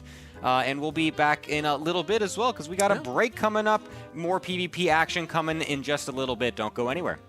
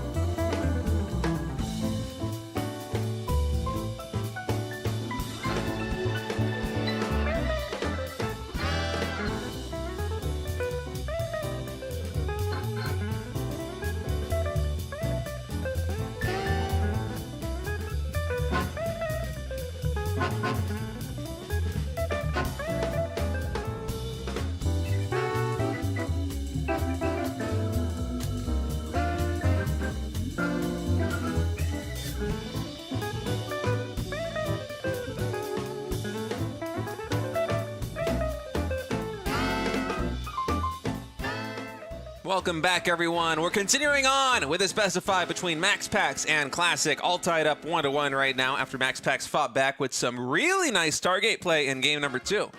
Yeah, it was really easy for him, it felt like. It didn't seem like he had any trouble whatsoever in that game. It was just full control the entire time, even from that little Adept Zealot skirmish in the middle of the map where Classic just kind of was randomly move commanding and getting extra swipes onto his Adept from the Zealot. Yeah, everything was falling apart at the seams for Classic in that game, unfortunately. So he's going to have to rebound a little bit. Still a long series. It's all evened up. It's basically a best of 3 at this point, so still plenty of room for him to fight back a little bit and actually move on in the tournament. Yeah, Tokamak LE going to be the map of choice here for set number 3 in this best of 5, and I think because it's a low ground expansion, Classic might be a little bit more comfortable here. MaxPax's greed is going to have to be put into check, or, well, Classic's going to put it into check the same way that he did in game number 1 with that 4-gate. So we have Classic spawning here in the top right, MaxPax spawning in the bottom left, and yeah, we are going to have the high ground wall in here for MaxPax, so very likely not a 1-gate expand from our blue Protoss player. Yeah, I mean, he could still technically go for it, I guess. He still does like to do this sometimes with just the gate cyber, and then just goes the Stargate in his main anyways, and then just eventually gets the 1-gate. So he could still bring it out if he wants, but, you know, he's definitely could still be doing that 2-gate as well. I would honestly love to see him try some 2-gate stuff. I want to see the MaxPax 2-gate meta. I need to see him join the era of the righteous and the justice side. Is the non-expanding side the right and the just side? Exactly. Now in Yes. PvP? People that go 1-gate expand in PvP are the non-believers. They're the Really? Yeah. Wow. They are the satanic cult Well, in man, PvP. That went to 100 really quick there, Gemini. They honor like the Tal'Darim gods, whatever. Not Artanis, you know. Aren't the Tal'Darim gods the bad ones? Yeah, the Tal'Darim is the bad guys in the Wait, which campaign. one's the Dark Templar ones? No, they're Shakuras. Yeah, those are the good guys. Those guys are cool. Yeah, they Yeah. just split off differently, but they're still cool. I'm the kind of RTS player, not even RTS. When I play games where there's cutscenes, I skip the cutscenes. You're insane. What? I'm about the gameplay, man. Bro, get the If I want to storyline. watch a cutscene, I'll watch a movie. That's Dude, just a and- 2-hour-long cutscene that's better produced, Gemini. Yeah, but Blizzard as well, like so well known for their cutscenes and stuff. They have such incredible, some of the Legacy of the Void cutscenes, man. They're so epic. It's crazy. Oh, he's giving me the cold shoulder, man. Look at this, unbelievable. Prometheus was pretty cool. The Legacy of the Void That cinematic was pretty epic. I I'll get give you chills that. every single time. Every single time I rewatch that, it's incredible. I'm gonna have to rewatch that after the series, honestly. Yeah, dude, it's so good when he charges forward and like he says the line or whatever, reclaim our homeland or whatever it was, or homeworld. Oh, crazy chills, man. Anyway, MaxPax going for the 1-gate Stargate here on the high ground as Classic will drop a pylon to block any expansion coming in from the Blue Protoss. And Classic, he's going Stargate himself right now in the main base. So a little bit of mirrored builds again. And it's concerning here for Classic just because MaxPax is... He's so adept at Phoenix versus Phoenix that I feel like Classic, knowing this, is probably going to have to go into Oracle again and then Blink. But it really did not work well for Classic last time. Yeah, it really didn't turn out the way he was looking for. Does he actually know that it was Stargate? Did he see that? it's I gonna want be to a know. Phoenix. Yeah, because that's what I was thinking about. Because he might have seen. Yes, he did see it. Because yeah, he knows that his Stargate is faster than MaxPax is actually this time. Or sorry, it's not faster, but it is still timed enough that he gets the scout off and just is able to get the Phoenix out faster than what MaxPax might be expecting. So the Phoenix will actually be able to meet this Oracle and deny it from doing anything, basically. It will just kill off some of these Adepts, but then the Phoenix is free to track it, and now this Oracle can't get any actual real damage across the map. Yeah, actually, I take it back. The fact that MaxPax did not know Classic was going for the Stargate means that the Phoenix play, very smart coming in from Classic. He's going to get this Oracle just for free here in the center of the map. And now it's Phoenix versus Phoenix, at least for now. Both players are churning out those Phoenixes, but Classic is already starting with one more Phoenix than the opponent. And Phoenix versus Phoenix is one of the most snowball-y things in any StarCraft matchup. Yeah, it snowballs just absolutely immediately. You can even see MaxPax. I'll actually be really honest. Classic going in like this is so insanely risky. Like he could just get flanked so quickly, but unfortunately those Stalkers not quite in position from MaxPax to get enough damage. But that was actually really risky to go in with only just a few there. It's even though you have maybe the one advantage, you just risk one Phoenix getting spawned just a little faster than you expect, and the other Phoenix come and flank, and all of a sudden you're dead. So luckily, Classic does get out. He doesn't get any incredible damage against those Phoenix, but it looks like MaxPax is actually going to be the one that's going to transition out of the Phoenix War faster than his opponent. Whoa, yeah, it's going really well for Classic. Man, Classic just making me eat my words right now. Props to him in game number 3. As MaxPax opening Phoenix seems like the hardest person in the world to topple in a Phoenix versus Phoenix mirror.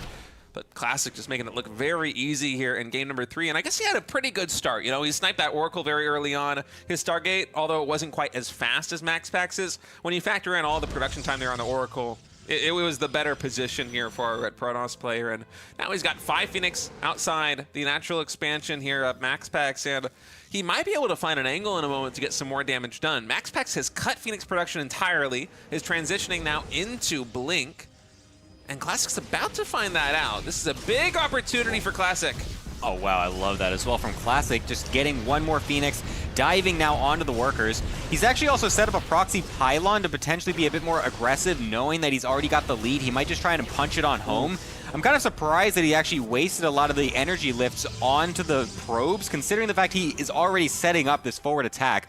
He's only going to have a few more lifts to actually try and snowball this, but the Stalker count on the ground looks like it might just be a bit too overwhelming. He's trying to make this timing work before Blink is actually finished from MaxPax, and I think he's in a prime position to make it work. Yeah, we have 5+ lifts available right now on these Phoenix. As Classic's me pushing in. Man, I love this push so much. He focuses down the shield battery first with a proxy gateway and pylon outside the natural expansion. It's going to be quick reinforcements coming in here for Classic. As now the Phoenix, they can start lifting up these Stalkers and doing their work, hitting this timing before Blink is done for the Danish Protoss player, as Zealots and Stalkers are getting warped in right now for MaxPax, but there's just a little bit too much here in the natural expansion. Yeah, the probes are trying to go for the surround, and it's actually helping quite a bit. And now Blink is finished for MaxPax. The problem is that there's just so many more Stalkers from Classic. There's not as many lifts. There's only a few here. And this is kind of what I was saying, where it's like if you wasted them all on the probes, you can't actually bust down with too many of the lifts right away. So it's taking a little bit longer for Classic, but I think it's going to be totally fine. He's going to still have so much stuff here left over. The probes getting killed off as they're continually being used on the front line, and this is looking very difficult for MaxPax. Yeah, it's just a game of numbers. 45 probes to 29, and so many more Stalkers here for Classic, as he's going to be taking game number 3 in a Phoenix versus Phoenix start. I know MaxPax did go for that opening Oracle, but man, Classic with some very nice plays there in the Phoenix mirror, able to topple the PvP master of Phoenix versus Phoenix. Yeah, I like that he went for that that Stargate that still was at a perfect enough timing that if your opponent goes for the Oracle, you can just respond with Phoenix yourself and guarantee that you will be ahead in the Phoenix War no matter what, because you're just going to be going Phoenix from the beginning. They have to kind of gamble a little bit because they don't know exactly if you're going to go Phoenix, if you're going to go Stargate at all. Honestly, you could do anything else. So MaxPax can't just gamble and keep Phoenix only at home. He needs something to go across the map to get some sort of intel because he didn't have it. So goes for the Oracle, loses it completely, and Classic was really just kind of ahead from that beginning point. Yeah, and what a killer instinct move to go for the proxy pylon on the gateway too. He knows that MaxPax is either committing to the Phoenix versus Phoenix war, which is losing for MaxPax, or he's likely transitioning into Blink. Those are going to be the two mainline options there for MaxPax in dealing with Classic's advantage. And what he did is very good versus both of those. It's just a brute force attack.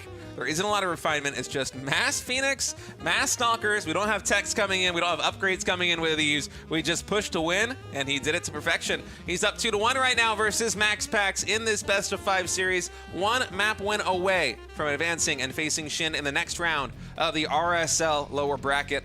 As we load into Celestial Enclave, one of the new maps we have here in the RSL Season 3. Yep, this one's going to be more fancied for MaxPax, I believe, as he does enjoy those high grounds. So Classic going to be meeting him with that yet again. We're going to be getting, once again, some 1-gate versus 1-gate action, as MaxPax found just a ton of success on that last time that it was one of those matchups on Botanical. So I think he'll be very happy with this map coming in next, and then whatever the 5th map is, if we end up going there, we'll just be the one to decide it, perhaps. But getting a little bit ahead of myself already, but you know, I'm just setting the stage a little bit because No, this you're one's pretty perfect. interesting. MaxPax, I mean, it's not rare that, or it's not too often that he's the one that is actually behind in these PvPs. And Classic is really putting it up to him this time. Is kind of going against the story that MaxPax was able to build for himself in the last couple times they played against each other. Because MaxPax was coming out very strongly ahead. I think it was like 2 3-0s that MaxPax had against Classic in their last 2 matchups. So Classic studying it up and bringing it to MaxPax today. And he's looking really good right now, even in PvP versus one of the best PvP players of all time. As Classic, he might have had a little bit of a hiccup with the new patch and the hotfix to the new patch as Protoss got its power shifted a little bit. I wouldn't say it was quite so much a nerf as it was just a redesigning of Storm. And it's been an adjustment period for a lot of these Protoss players. Occasionally they are doing better, like in RSL Season 3, we've had so much success for Protoss thus far, but you see them in other tournaments, maybe not feeling quite as confident. And for Classic, who, in my opinion, was just the king of the previous patch for Protoss, just paving the way, had deep runs at EWC, GSL Championship, a double back-to-back RSL Championship. He was looking so strong. Yeah, I mean, it's very cool to see him maintaining that form right now on the new patch, on the new maps. Yep, he's definitely still holding the flag for the Protoss race for sure, especially coming out of Korea as well. Looks like both players are going to be doing basically the exact same things this game. Ooh, looks like MaxPax able to slip that Nexus down despite the probe being there, so nicely done by him to be able to not get super far behind and get pylon blocked or anything like that from Classic. So both players going to be totally even in terms of their build orders, getting their Nexuses at the same time. Stargate's going to be coming out. We'll see which one decides to do what with these early Stargates, and the Zealot Adept mirror match is happening on both sides of this bush over here. Yeah. It's kind of funny how this always happens in this way, but looks like Classic is the one that maybe gets the upper hand this time, as he's going to be able to kill off that Zealot and then walk right across as well to continue a little bit of pressure. Yeah, and it's Phoenix versus Phoenix again here in game number 4, and I think this is going to be a really interesting matchup because you have that in-base natural as well, or I should say the pocket expansion here in the main with just 1 gas and a couple of minerals, and so there's usually a very rapid rate of expansion once you have enough mineral and gas income to just produce Phoenix off of 2 bases. You're going to be throwing down a Nexus with any minerals that you float after that. And I'm curious how the pocket base is added into the mix, because it is only 1 Vespene Geysers, but it is so safe, Gemini. Yeah. And it looks like this game as well, MaxPax did go for that very fast 3rd gas at his Nat, which does indicate that he wants to go for the double Stargate Phoenix follow-up as well. But Classic is actually going to be going out, diverging a little bit into the Twilight much earlier. So he's trying to make it look like he wants to commit to the Phoenix Wars, but is actually going to be going into something totally different. He also could, instead of Blank, he could go for a proxy Dark Shrine, or just a Dark Shrine in general. That's something that a lot of players sometimes try to bring out to try and punish the double Stargate players, and there it does come down. I love that play from Classic, trying to mind game his opponent as much as possible. Yeah, what a play coming in by Classic. The Dark Shrine, and for MaxPax, he sees 3 Phoenix there for Classic, and that's not the full amount if Classic was going for constant production and a 2nd Stargate. Oh, he saw it! Oh, he saw it. He went through the mineral only, or the worker only path. Oh, there's the probe dying. No! Oh, man. Classic totally forgetting that you can go there. That's crazy. I guess we also did. We didn't know Yeah, I the probe know. Yeah, going that's into the main hilarious. base. Look at that. He instantly goes into the Yeah. net. He knows he's going to have the Phoenix lead. But, oh, God, that's so brutal for Classic. I was going to say that for MaxPax, if you're trying to get some scouting information with the Phoenix, you're going to be very timid about it just because you don't know how many Phoenix your opponent has. But when you see the Dark Shrine, you're like, oh, well, there's no way you have as many Phoenix as me. I'm just going to handle this situation promptly. All right, Robo now in production here for MaxPax. There is a proxy pylon in the pocket expansion of MaxPax for Classic to warp in some DTs. Detection isn't going to be on the board very quickly here for the blue Protoss player, so maybe the DTs can get a little bit of damage done, but I mean, these Phoenix have already killed 11 probes. Yeah, this is very interesting that he's continuing the Phoenixes because he already knows he has the huge lead in that regard. And not getting at least just 1 Oracle just to be super safe. I mean, the Observer seems like it's going to be out basically right on time anyways. The DTs do have a slow warp in. so that will still delay them a little bit. So I think, well, MaxPax is going to be totally fine in this position. So I guess he has the perfect calculation. Yeah, Observer's still out anyway, so he knows everything better than I do. He's going to be able to defend this very easily. Sure, the DTs will get a couple of swipes in and be able to kill some of these probes. But he's not actually reacting, so I'm eating my words again, because all of a sudden now these DTs actually got really good damage. Classic could also turn these DTs into an Archon, which is a little bit of an issue right now for MaxPax, because I think he has only one gateway, so the probes are actually going to get pulled. Oh, it will be a recall, but man, it would be funny if just Classic left the Archon there for at least a couple seconds, right? Because like I guess he didn't have the energy yet for the recall, but since he was waiting for so long, I was like, oh wait, he kind of realizes that there's just nothing that can attack it. He might just kill the probes. I think it honestly would have not been a bad idea, because you can't kill the Archon. It would be able to kill quite a few probes with the splash damage. So yeah, anyways, just saving it regardless, but the problem here for Classic continues to be that he is not going to have anything that can kill this large amount of Phoenix count. Yeah, 9 Phoenix to the 1 right now of Classic, as MaxPax has the energy to get a lot more economic damage done. The Archon and the Stalker are going to be a little bit slow. Going here through the main base. It's a lot of lifted probes. See you later, probe line. 9 probes, just like that, get taken out by Classic. He's going to have to work overtime on these Nexus producing workers, going for a very fast third base as well to try and compensate with some additional worker production. Once he has Blink, he might be able to make this a bit easier for himself, but there's just so much time for MaxPax to get damage done. This must be feeling so brutal from Classic's POV, because literally all he had to do was just take one of his pylons that he made and just put it blocking the worker-only path in the background, and he would have won the game already. MaxPax had no idea that this DT was coming until he got that probe scout in. It's like you were saying before as well, it's very unlikely that you dive deep with the Phoenixes in the Phoenix War, because it's such a risk that you can't guarantee that you'll actually be able to get out, and you can honestly just lose the game yourself. So MaxPax thankfully was able to get that scout and is in a fully commanding position overall. I'm sure his economy is not going super crazy. That's a wild pylon placement. That would be insane if that does go unscouted. I can't even believe he's trying for that, but yeah, that could potentially actually bring some nice DT backdoor damage, but okay, nice. Scouted by that probe anyways. The vision is large enough. We'll be able to kill that eventually. But yeah, eventually MaxPax will just find himself in a pretty good position overall, I feel like. His army is going to be extremely hard to kill. Yeah, Classic isn't out of the game just yet. With his constant worker production, he's actually taking a 1 worker lead right now over MaxPax. And so economically, things are still very close. And it's just that these Phoenix have so much staying power. It's going to take a couple warp-ins to be able to have enough Stalkers to really parry them from getting harassment done, whether it be in the main base, the natural expansion, or the third. And until that point, MaxPax is just going to be able to get a lot of harassment options in. Now, he is also adding in charge. He's going for +1, so he's not going Blink. And his army composition, Archon, Immortal, Charge Zealot, is so good versus Mass Blink Stalkers, but Classic needs to make the Stalkers to deal with the Phoenix. Yeah, and then you can even still keep the Phoenixes there in the fight. I know they're not normally meant as engaging units, but you're able to still lift up quite a few of the units and just completely dislodge like a third of the army with all of your Phoenix lifts, so it can still be very good in the engagement once that does come down to that. So don't think that the Phoenix are basically just dead weight at this point since the harassment stage is over. They're still going to find some value as the game continues on, and this push from MaxPax looks like it's going to be just hitting like a complete truck onto this third base for Classic. It's going to be so hard to defend.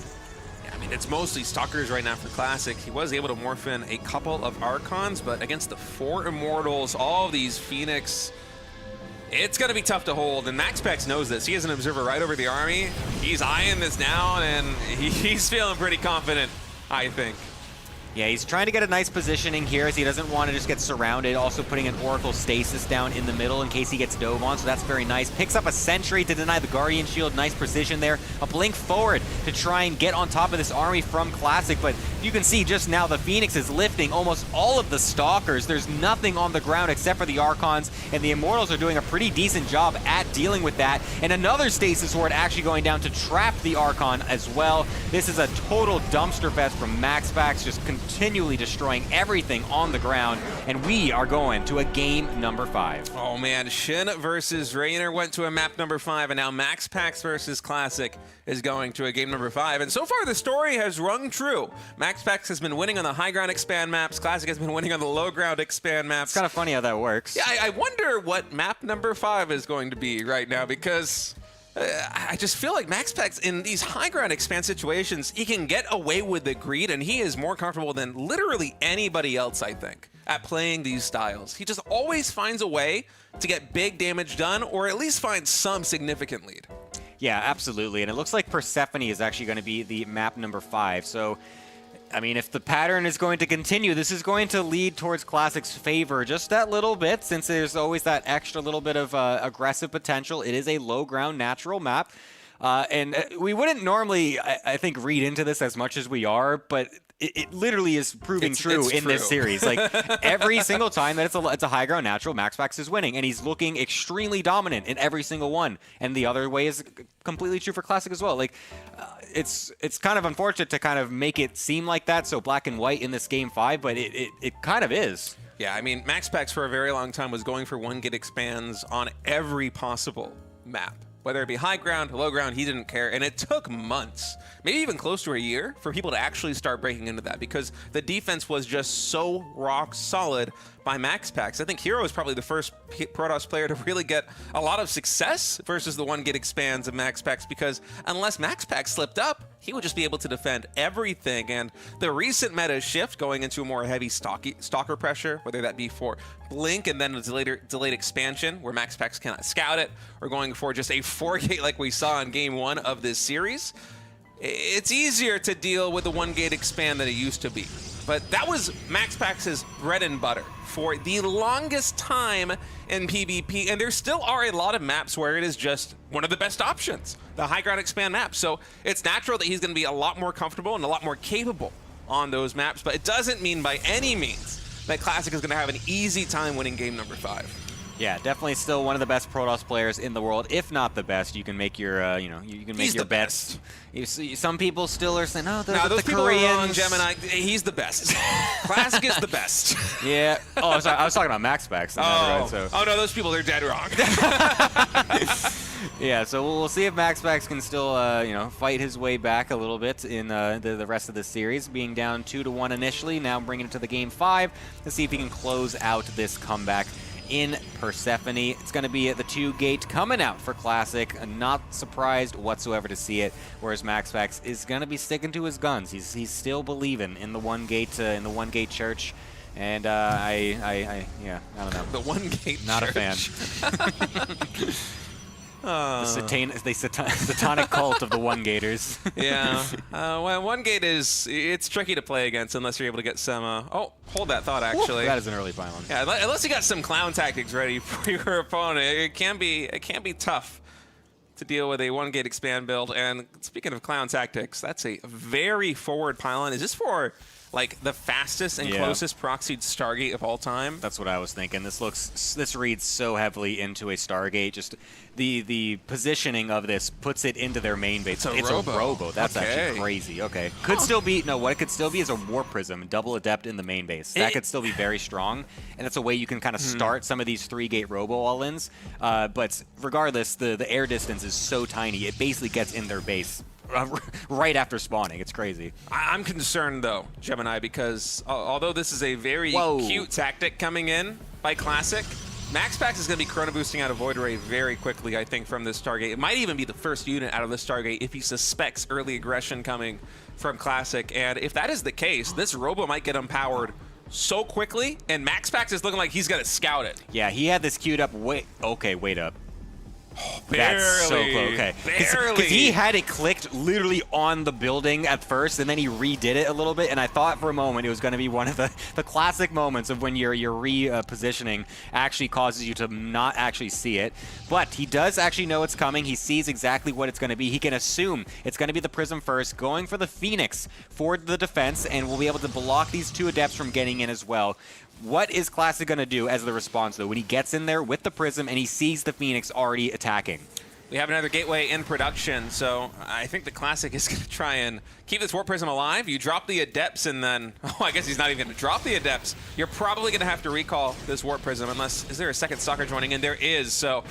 Maybe it can survive, but MaxPax can also try and dive on this thing. And by the way, MaxPax is just going to sprint on over into the main base of Classic, so that Warp Prism has to hide in a hurry because it's getting hunted right now, and it's essential. Classic is going for a 4 gate Stalker bust on the natural expansion of MaxPax, and he needs the Warp Prism for the close warp in point. And MaxPax, he doesn't know exactly where it is. He's still fishing for it.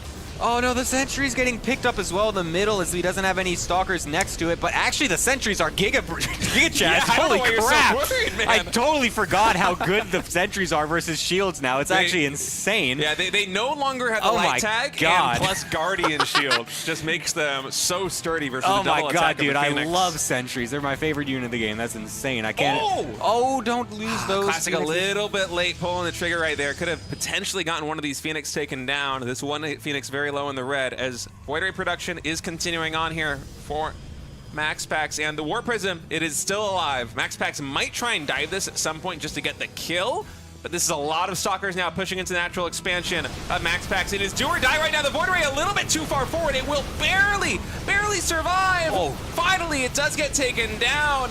Phoenix lifting up the Stalkers, trying to reduce the DPS of Classic's army. Probes getting pulled as well. There are so many shield batteries for healing right now for MaxPax, but it looks like it might not be enough. Yeah, the Stalkers are running back into the main base. He realizes that he's actually lost control of the natural, which means all the batteries are also going to get killed off and leave Classic with this real estate to do whatever he wants, basically. He can contain, he can try to go for the bust, he can expand, he can do basically whatever he wants once he actually has this low ground position. This is the thing that the One Gator never wants to be in. They don't want to actually be forced into their main base, because now you're out with this really awkward tech of the Stargate. It's so difficult to bust back down your Nat when there's going to be the sentries constantly force fielding the ramp. You can't actually get down. The double Adept also now even killing probes in the main. More Stalkers getting warped in, and Classic, he's not even confirmed the kill on the natural expansion. He's going for the win right now, and he's gonna get it. Classic will move on to the next round in the lower bracket to face Shin in a best-of-5 series. His RSL dreams alive for a potential three-peat here in 2025. That is absolutely ridiculous. I mean, the fact that it was scouted so quickly, the initial War Prism did nothing, had to recall it. MaxPax had a full read of the situation. He was able to get all of his batteries up totally in time.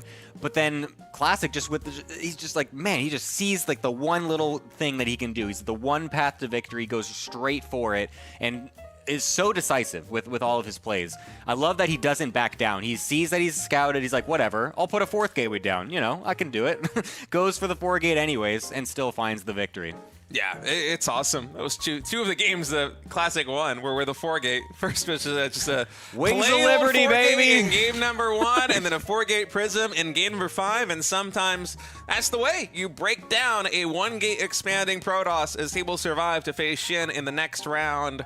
Oh, really, it's been a spectacular day thus far. If you're watching the VOD at home, this is probably going to be the end of the VOD here for RSLs. We're doing double days in this week, but if you're watching on Twitch, we're not done just yet. We are going to be going into the winners final between Hero and Maru in just a moment. That will be a best-of-7 series.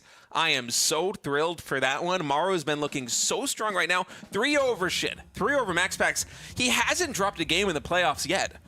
Yeah, and I mean, Hero's only dropped 1 himself, going 3-1 over Zaun and then 3-0 over Reynor. Not not an easy path himself either. So this is going to be a clash of titans in the winners final coming up soon as well. So I'm very excited to see what happens with this one. Both of them very evenly matched. It's going to be an absolute banger. Yeah, make sure you stay tuned for that. We're going to take a short break now. When we get back, the best-of-7. Oh no, production. Uh-oh. You're too we got more fast, slides. State. I'm giddy to go into Hero More versus things Maru, to talk but about. Yeah, I forgot we got to go for the full rundown right now. This is the schedule, for RSL Season 3. It is now Saturday, the 22nd of November, and if you're watching live, we only have 1 day left. That's going to be tomorrow. Make sure that you show up early. We were moving our schedule to accommodate a tournament that was scheduled to be happening next week. Unfortunately for us, that schedule got canceled, so we're kind of stuck with the double days regardless. But yeah, it's going to be a lot of action. Make sure you tune in at that time at 4:30 p.m. KST. Yes, and also a big thank you to Archon Studio for helping us out as the official partner for the RSL. We've had them all 3 seasons this year. It's been excellent to have their support. They've got these incredible tabletop miniatures that they've been bringing out, and we've also got the StarCraft tabletop coming out soon. We've got the first one, first little unit here, the first little miniature, the Zeratul one. Very cool. Looks excellent. Can't wait to get it all painted and then hung up somewhere, or maybe standing on the desk something. It's going to look really cool. I think these have turned out super well. All the other ones that they've shown and some of the teasers they've had as well look so accurate to what they actually look like in-game. It's incredible.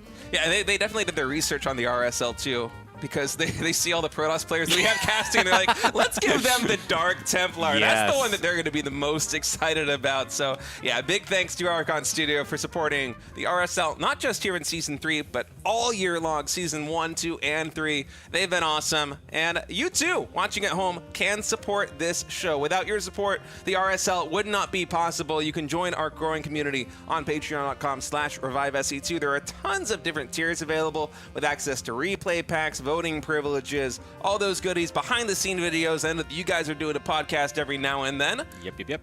It's very fun. We get to, just do a little bit of banter back and forth, talk about all the StarCraft stuff going on.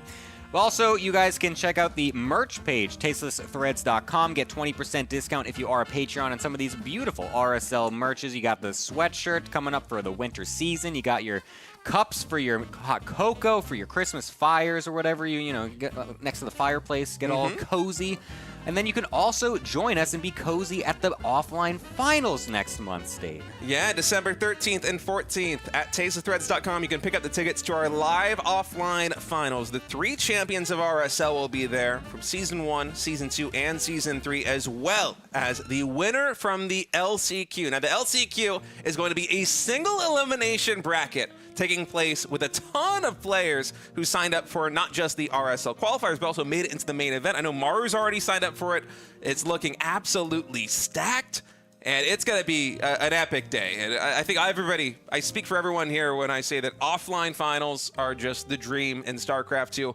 Having a live audience, having live players in the venue, the casters in the venue, the energy just can't be mistaken. Yeah, it's going to be a total blast. I can't wait for everyone to show up. We are going to be going into a little break. If you're watching live, we're going to be going into the best of 7 in just a little bit. If you're on YouTube, then there's going to be another VOD for you. So go ahead, check that out. We'll be back in just a little bit for some more RSL. Don't go anywhere.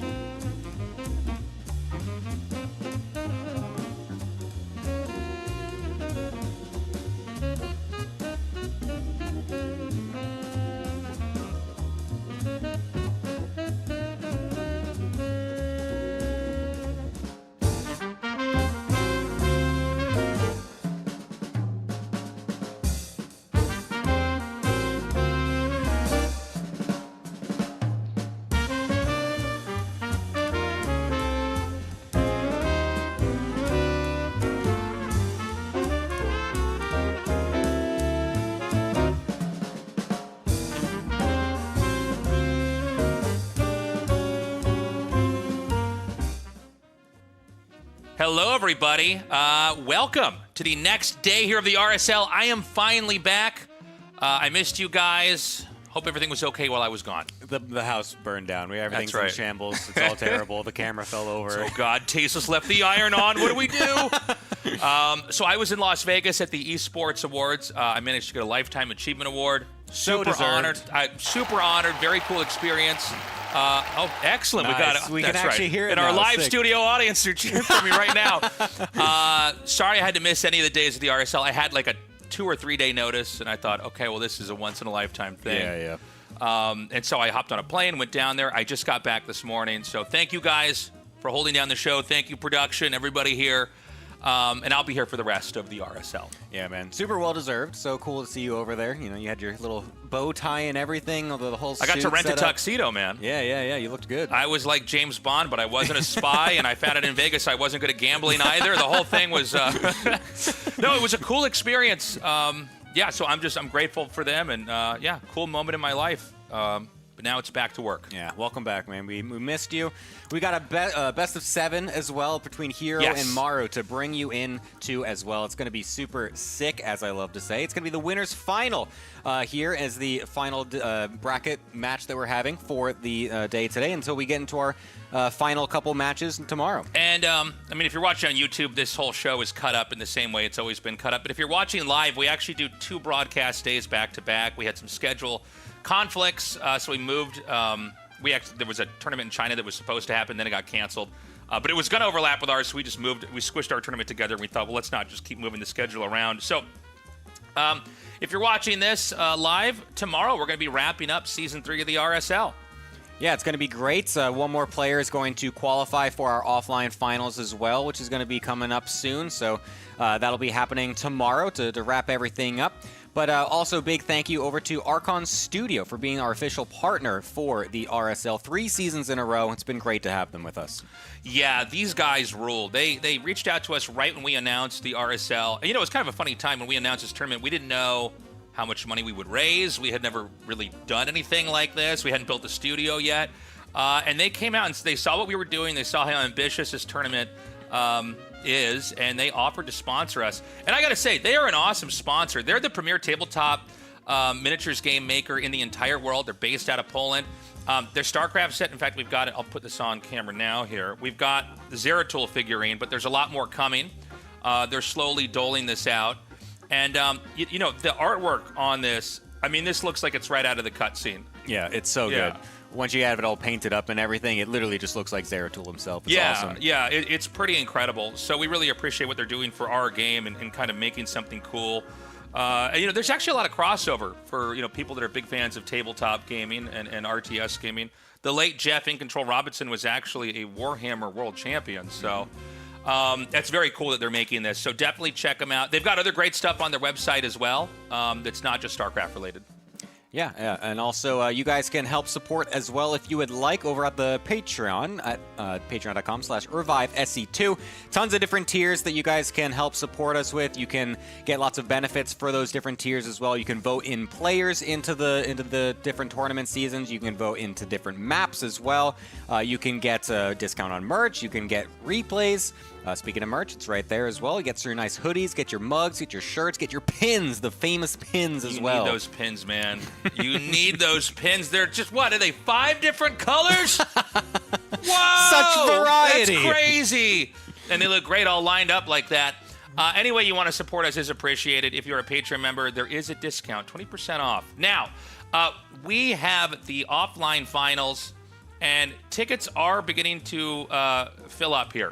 I need to double check and see how many more are left. There are some left, but if you're considering coming to our finals, I would recommend you get some early. We have saved a couple that we're going to give away before the actual event starts, but we've got 2 kinds of tickets. We've got regular, that's $30 for 2 full days of StarCraft 2. We've got premium, that's $150 USD. If you want a more VIP premium experience, this is something we're kind of figuring out right now. Like, it's been a cool learning process to rent out a venue, put down a deposit. Now we're going to, once we're done here, figure out how we staff it and then set it all up. Anyways, pick a ticket that makes sense for you. And if not, obviously watch us online or check out the VOD. Yep, it's going to be 2 days of excellent action. The first one's going to be the LCQ, the last chance qualifier. It's going to be a nice single elim bracket with tons of the top tier players all playing for the final slot on Sunday, December 14th, to join the winners of Season 1, 2, and 3 to find our 4th player as well, to have an excellent offline finals in December. Yeah, so it's going to be crazy. Day 1 is going to be this cutthroat tournament to see who survives. And then Day 2, we're going to really stretch it out and have these pretty long, dramatic matches. We've already got 2 Protosses that have qualified, Classic and Jound. We're going to find out by tomorrow night at the end of the evening who's going to qualify. And then, of course, the LCQ is going to decide that final spot. Yeah, hopefully we can get some non-Protoss in there. There's been a lot of Protosses, but I have to say... I want a Terran and I want a Zerg. That's exactly what I want. I've always been a little bit agnostic about what I would prefer in tournaments because I cast so many. But now that we're running this one, I'm like, oh no, we need a Terran and a Zerg very badly. Yeah, absolutely. It's actually kind of funny as well because we were looking at this tournament. We had like so many Protosses. It was like, what, like 6 or something Protosses in the round of 8. And it looked like it was going to be pretty Protoss dominant. We are now in the final 4 players. And I have to say, David Kim has won yet again. 2 Protoss, 1 Zerg, 1 Terran. Yes. Perfect racial balance. It's the golden ratio. As golden of a ratio as you can get with 3 races in a bracket that usually has 4 people at the very end. David Kim, man, he can't stop winning. So we'll see what's happened. It's been interesting to see Protoss do so well this year in 2 different patches. But in some ways, it's almost about time. I know that Reddit thinks that Protoss has always been OP, but if you look, there's been a lot of Zerg and Terran champions in the history of the game. Anyways, we're going to decide who this champion is going to be for Season 3 in just a little bit. And tonight, we have Maru versus Hero.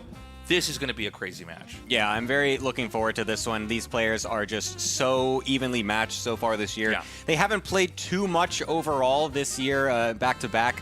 It's been a couple of, just random matches here and there. Only, I believe, like 5 or 6 times they played. And one of them was actually an off-race match. They were each playing each other's race instead.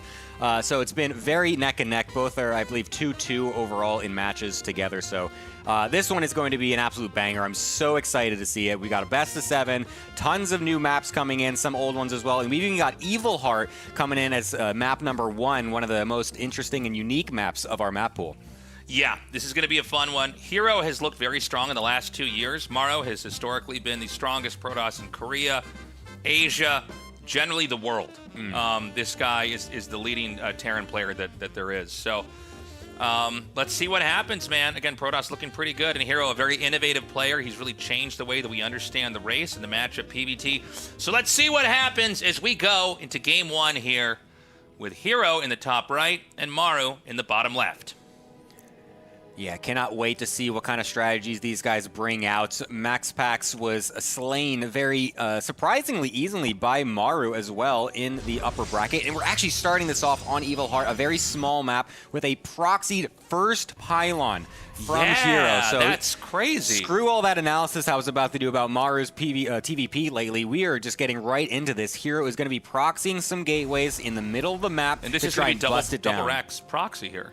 Oh my God, no way. So these are some of the funnest games because whenever you do a proxy, the whole strategy is engineered so that you punish like them fast expanding, or at the bare minimum, they're going to one base it and you're going to have some pressure. So they're both rushing each other. It does seem like that. I don't know for sure with these exact spots on this map, but I think the trajectory of the rallies, they will not be hitting each other at all. They're going to be going past each other. Now, Terran is technically, and it's not a hard rule, but generally speaking, Terran's a little bit stronger if you're both base racing each other because their buildings float. And, they kind of have more microable units in the first couple of minutes of the game. Melee units, you just have to try to get up and hit them. But, with range stuff, you can run away. I think this is going to be that Marauder cheese that we've seen before here. And, okay, so, yeah, I think Protoss is really in trouble then, right? This is going to be very, very awkward, I think. It's going to be the double Zealot to start it off, and then he's going into the Cyber afterwards to be able to get some Stalkers. Actually, he might even going 4 Zealots off of this double gate. This is crazy. What a ridiculous strategy. He's also, of course, not going to show them just yet. He's going to wait as long as possible to make sure he gets as many of the units out that he can to be able to actually surprise Maru with the biggest force. But then once he sees these units, the question question from Maru is going to be, does he actually attack attack into Hero's base, or does he try to bring everything home and just make sure he can defend easily? Okay. I mean, the Zealots are going to come down and hit. The problem is this Wallen's here. Now, obviously, there's nothing to defend this. You can try to repair this and sandbag the damage. 4 Zealots is a lot, but I'm a lot more worried for Hero here as this attack's coming up.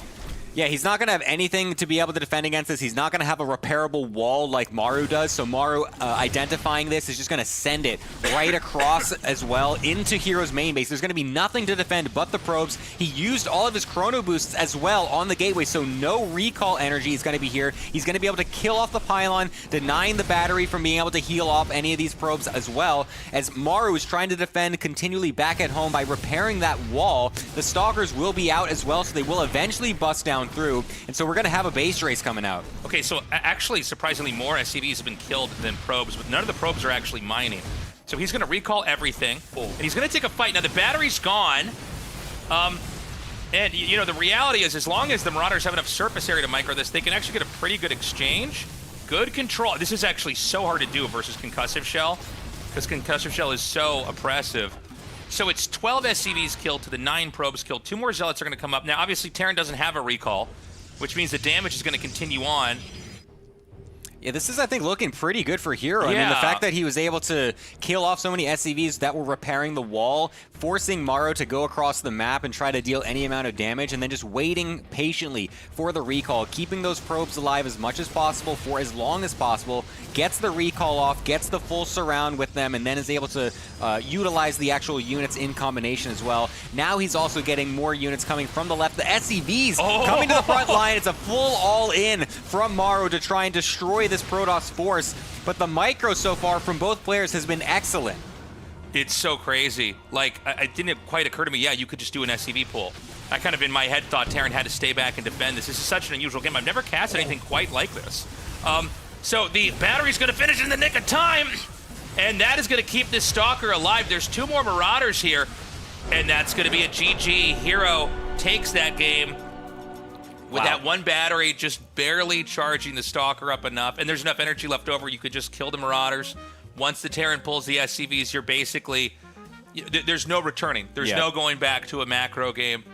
That was sick. Yeah, and that was really cool. An incredible way to start off this best of 7. I mean, super down to the wire. Really no idea who was going to totally come out on top with that exchange. Because you don't see that. You do not see a double proxy gate versus a double proxy Marauder. Like, when do you ever see this in pro play? It felt like it was a diamond level, ladder game. That's the only time you really see those strategies really combine against each other. But Hero showing the excellent decision making. I really wonder what this would look like if Maru decided to come back home with the Marauders instead of going across, because then you can guarantee that you defend your base, and then you can also eventually lift the barracks back home. You're not kind of forced to leave that production in the middle of the map like you are as Protoss. So perhaps that could have eventually just gone into a more standard game if Maru wanted to take the conservative route, but he wanted to try and bust down the front, and it seemed like it wasn't the correct play. Yeah, it's funny because the Marauder strat we've seen, it's actually kind of old, and it's not. I wouldn't say it's common, but like it's a build you encounter. Heroes was much more rare, especially at the highest levels of play. Yeah. But it's crazy to see the 2 builds interact like that. And it's funny because I kind of forgot Protoss can recall, even though in a lot of games you will lose Zealot Stalker versus Marauders that early on. A lot of times it's about the first couple of shots that the concussive shells hit, and can you snowball it? But then it also didn't occur to me that the SCV pull could happen. Yeah. Until it actually, he just went inbound with it. So great game. We're ready now to go into game number 2 in this best of 7 to see who's going to go on to the finals here, the RSL Season 3. Celestial Enclave going to be the next map as well, one of the more unique ones in the pool. Of course, with that little back pocket base, could lead to some potential interesting strategies. Overall, I feel like we haven't seen too many players actually going for that base, considering the fact that it is, half of a base, essentially. It's only got a few minerals and 1 gas. It seems like some of the pro players are maybe not valuing it super highly compared to some of the others, but the more interesting thing is that it has that worker-only path leading in there as well, so it makes it much more difficult to hide strategies, to hide tech in some of these games. We've seen some players completely caught off guard by it. I mean, we saw just in the other series before in that PvP, Classic tried to sneak a fast Dark Shrine in a Phoenix War, and then totally forgot that mineral-only wall is back there, and he got it scouted by a random probe. So that is the most impactful thing so far, it feels like, for this map, because the base doesn't seem to be, in the pro player's perspective, the most valuable overall. We're still unpacking the meta in this matchup as well as others. There was a patch which was exciting and triggering for some people, but I think, no matter what state the game's in, what's exciting is that Blizzard's supporting the product, and, if you patch it once and you don't like the state of the patch or it's not good, you can always patch it again, right? And one of the biggest changes in that patch was the duration that Storm lasts when it's casted. I mean, there's been some other big changes as well, but I think particularly in this matchup, that's an important one. It's also the range as well. It's slightly shorter, so it's a little harder to actually get forward and then place them down. Yeah, and I think Psystorm was a bit oppressive in the matchup in the previous iteration. It just seemed like, and a lot of it's the pathing in StarCraft 2. Things are very... units move like a big school of fish. They're like all pushed together, and they move very smoothly. And there wasn't a lot of recourse, so I think trying to slow down the damage that's spent... trying to lengthen the duration of the spell, so slow down the damage that's spent, was one of the ideas here. I'm still not sure exactly how the matchup is operating, what's fair and what's not fair, or what's strong and what's not strong. But we're going to know over time. By the way, this game, we're going to have a proxied Stargate.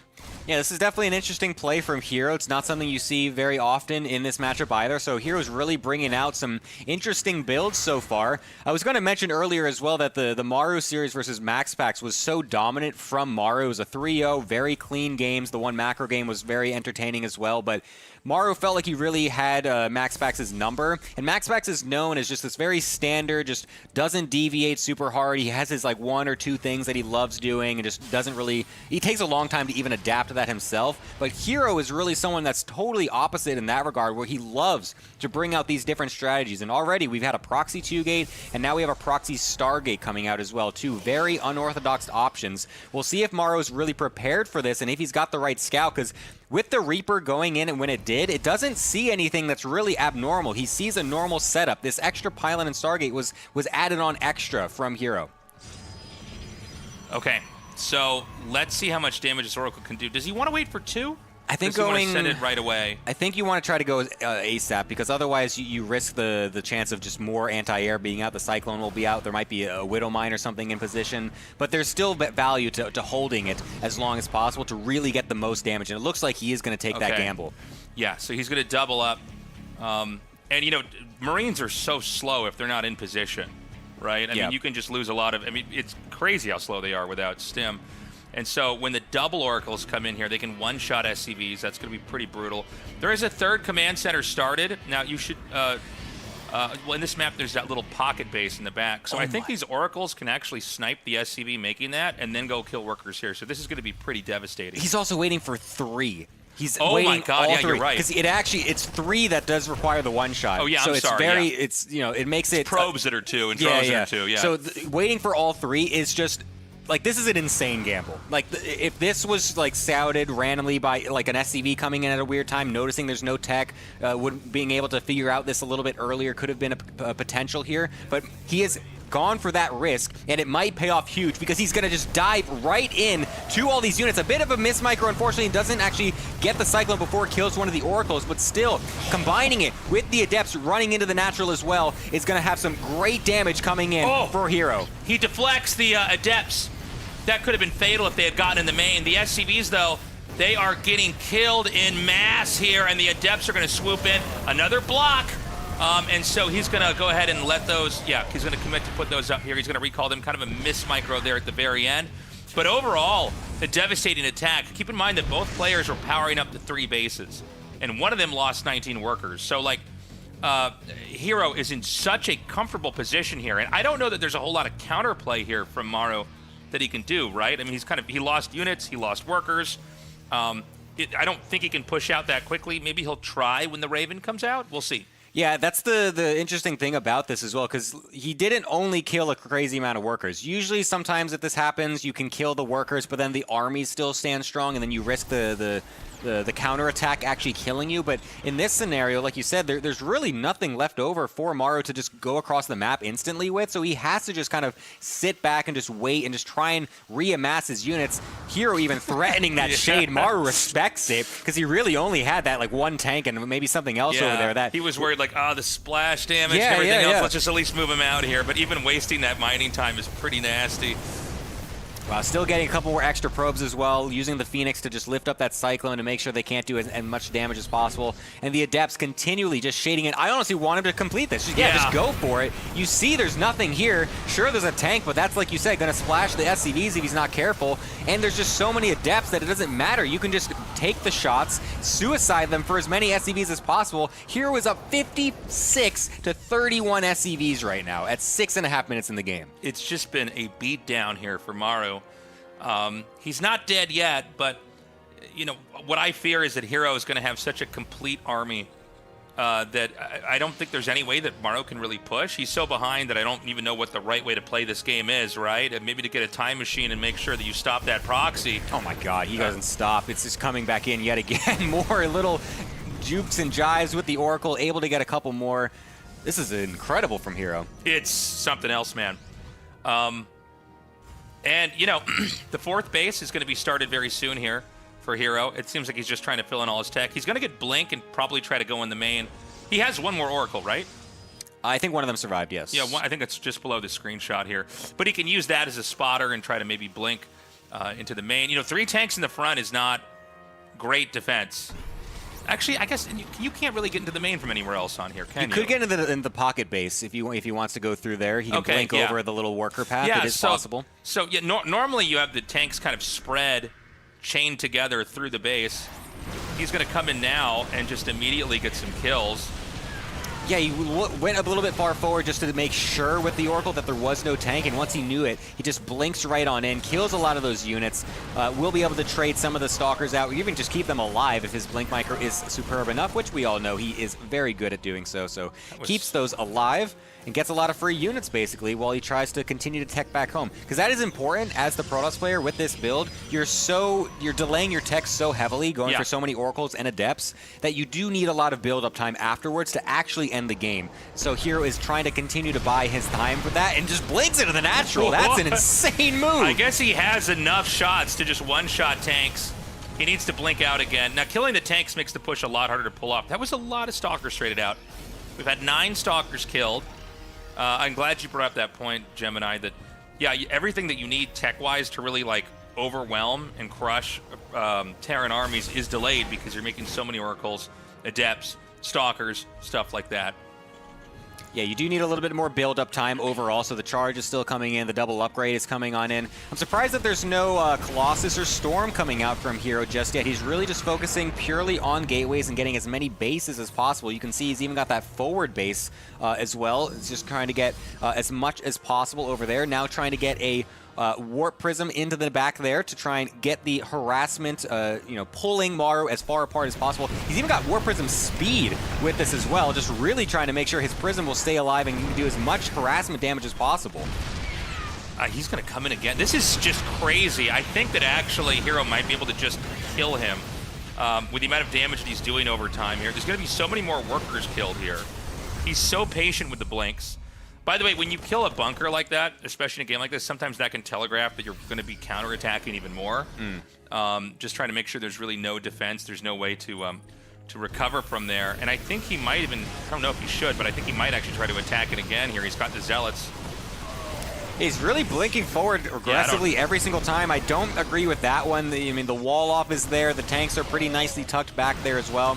But I mean, as long as you're constantly trading right now as Hero, knowing that your economy is far superior overall, it's not too bad. He's still got his Colossus coming on the way behind this, 2 at a time as well. His upgrades are going to be completing quite quickly as well. So he's going to be rounding out his composition nicely to eventually do a big punishing blow. He's just trying to limit as much as possible from Maru to make that more of an option for him. But honestly, it's still going to be really difficult to just push through this. He's got to be a bit patient with it, and otherwise he could definitely still overextend. The army supply of Maru is still pretty decent. Yeah, my biggest fear right now for Hero is an overextension, because there is a point where, like, Terran generally just has a defender's advantage. Yeah. Siege tanks, Liberators, you know, wall-offs with units with stim to kind of flee behind them. It's pretty good. But, you know, the other side of the map is, I think, where the real story is panning out, because Hero just has everything. He's got all these bases. He's got spotter pylons everywhere. And he's continuing to try to crush the position here of Maru. But Maru is starting to catch back up. Yeah, he's done a really good job of just being as solid as possible in his defense. Sure, he's losing units here and there because Maru's just being so ridiculous with his Blankens and everything, but he's really spending all of his resources super efficiently. He's getting as much army as possible while just kind of cutting certain amounts of economy here and there. He doesn't need an insane amount of SCVs to still make a large army on this 3-base setup. He's just taking it as slow as possible, guaranteeing he doesn't die so that he can drag this out for as long as possible, because if he can actually get to the super late game situation, the Terran army becomes very difficult to beat once you have a huge amount of ghosts, huge amount of liberators. It can actually be quite difficult to break. Just going to poke out the tank over here, trading out a lot of shields and some hull in that moment. A big zealot drop in over here. He might even try to go for a warp in, and he's going to hit the front. I got to say, man, Hero is insane in this game, and he just lost basically every infantry unit that was made. And no, the Colossus as well. Okay, hold on. So there's a reason why most games don't look like this. It's because you're not supposed to be able to keep doing damage like this as Protoss. I mean, that was an egregious overextension here.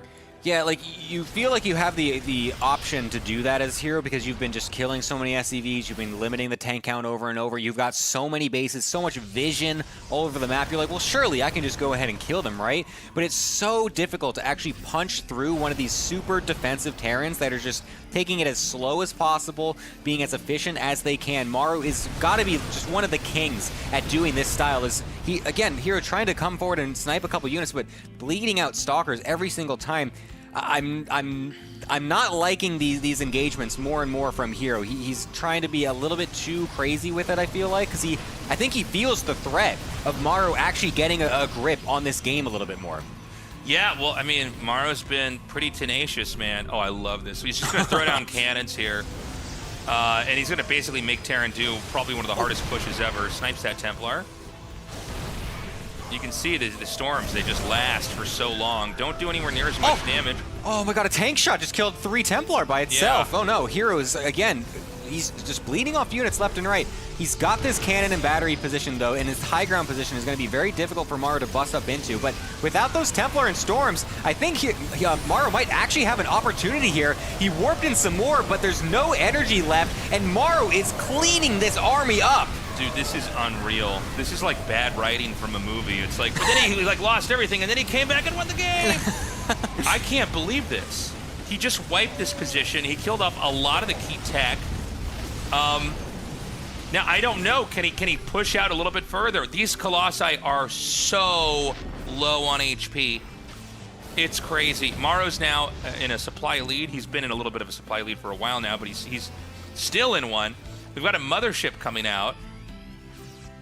And, I mean, this is just such an unusual game. Yeah, I really think that Hero, he like didn't expect Maru to actually just go up the ramp like that. Despite losing all those Templar, I think Hero still kind of just assumed that the threat of the high ground and that crazy position he was making would at least scare Maru off for just a little bit. So you saw him warping some more Templar and just kind of assuming that he was going to be able to wait for a little bit more energy, but Maru just totally just ignored that, just went right up after getting that clutch kill on those 3 Templar, and that swung the whole game wide open. If that kill doesn't happen on those Templar, Hero can actually swing that fight more towards his favor because it was really scrappy, pretty close overall. But now Maru actually has a nice position, now getting this forward base, starts to get more of his command centers set up. He's really locking in for a really late game scenario. Yeah, with all those additional command centers, like you said, that's going to be big. There's still plenty of map for Hero to take. I'm kind of surprised he's actually expanding in the lower right here, just getting closer to the Terran. There is more expansions here for Maru to take over time. So, you know, we talk about this normally in TVZs or PVZs from previous patch iterations, but like we could end up with one of these games where the map just starts to get kind of mined out everywhere, but the player who expanded later and took more resources later actually ends up ahead because the other players depleted all the units they could have made and they don't have any other way to get more of an income. You can see the efficiency so far from Maru as well. Really good on his, just keeping as many units as possible alive, just really forcing Hero to bleed out whatever he can. Hero known as this kind of very abrasive player that just will throw things at you left and right just to make it as chaotic as possible. And he's trying to do that again with these Tempests. Nice EMP to be able to deny some of this. The Viking count's still high enough as well that it's still difficult for Hero. He can't be too leisurely with this army here. Nice storm as well, though, to not deny some of that bio. And the Mothership comes in with the cloaking as well to force some scans and make it harder for Maru.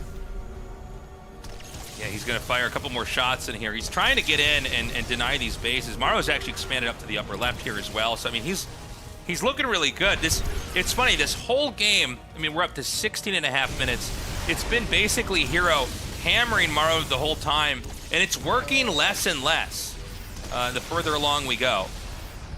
Yeah, the Tempests are definitely an interesting choice. I mean, he did it really early, knowing that Maru was just trying to commit to this super defensive style, and I kind of like it, but he's losing them here and there. Just the Viking count is still very high. The Storms, with the new change on them, they don't burst down the Vikings quite as fast as they used to. So the Vikings able to still get an extra shot or so before having to micro out of the Storms, making it more difficult for this Tempest style to actually find full effect.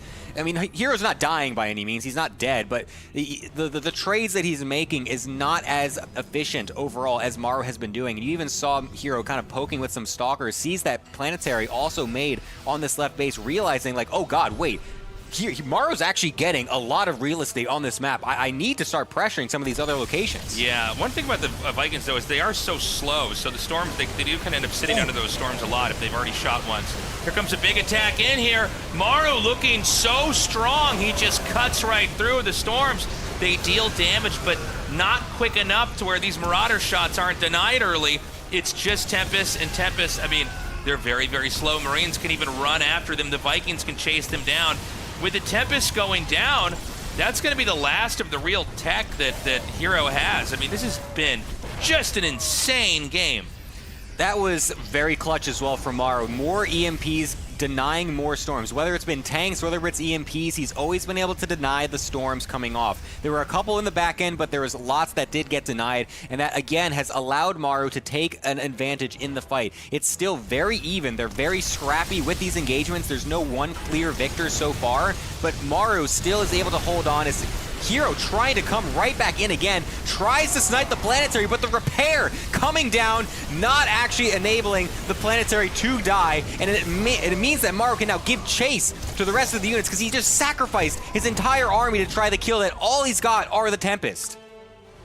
Yeah, it's really happening, man. He's just like continuing to fend off these attacks. We haven't had the moment yet where Maru has gotten the real counter punch in. He hasn't punched out a base for Hero, but I think we're almost there. Yeah, he's doing it. Like, he's literally just taking one tiny step every single time. And he's doing it in such a way that is making it so difficult for Hero to take a favorable engage in any situation. All of these bases continue to be so locked down, he cannot harass them anymore either. So Maru is going to start to explode ahead once he's actually able to get some more of these bases set up. And I think Hero is really scrambling to find an answer. He's scratching his head wondering how he could have lost this game given the opening. Yeah, and I think it just comes back to as we entered right in the center of the mid game, Hero just kept attacking. He kept trying to force his way in. I mean, eventually Terran has a very sophisticated defensive position, and it doesn't matter how good your blinks are or your Colossus pokes. You're just going to be eating tank shots. Every time you step in there, you're going to take the first punch to your face before you're able to deal damage back to them. And we saw, I think, maybe 3 different moments where there was a huge overextension here.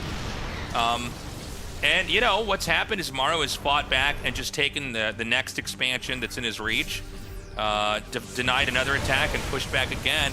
And we're starting to see Maru kind of clear the map here. There's these cannons laid out here because when they're comboed with Storm, it's pretty hard to just rush in with infantry, but we're seeing Maru get away with it now. Yeah, he's starting to outposition Hero a little bit as well. Hero, despite having such map vision, isn't able to lock down the army until just now, taking a pretty decent engagement at first, getting some disruptor shots and storms, but the EMPs continue to raid down, and the Vikings continue to stay alive to force this air army away. The time warp actually is what saves Hero, Hero in the end of that, not allowing the Vikings to give chase, and Maru doesn't want to push too far forward, just takes that one engage and sits it for there. Okay, some scans coming down here. And, you know, Maru's squeezing that little base down there in the bottom right. We are beginning to run out of map, by the way. I don't think that Protoss can take any other bases on the map. Maybe they could take 9 o'clock. Maybe. But, you know, I don't think that Hero's in a situation where he can really come in and break anything. Well, let's see. He's going to attack in right now. Yeah, we're going to be able to kill off those tanks, which is very nice, but the planetary continues to remain. Now the rest of the army coming on in. The cavalry has arrived from Maru. EMPs landing on all of the Templar. No storms able to get off. The Vikings continue to chase in pursuit as all of the Colossi and all the Tempests dying to these Viking shots one at a time. The rest of the bio on the ground able to deal with the Zealots, the Stalkers, everything dying from Hero. Maru has been able to just sit back defensively this entire game, waiting for his moment to strike, and he's finally found it.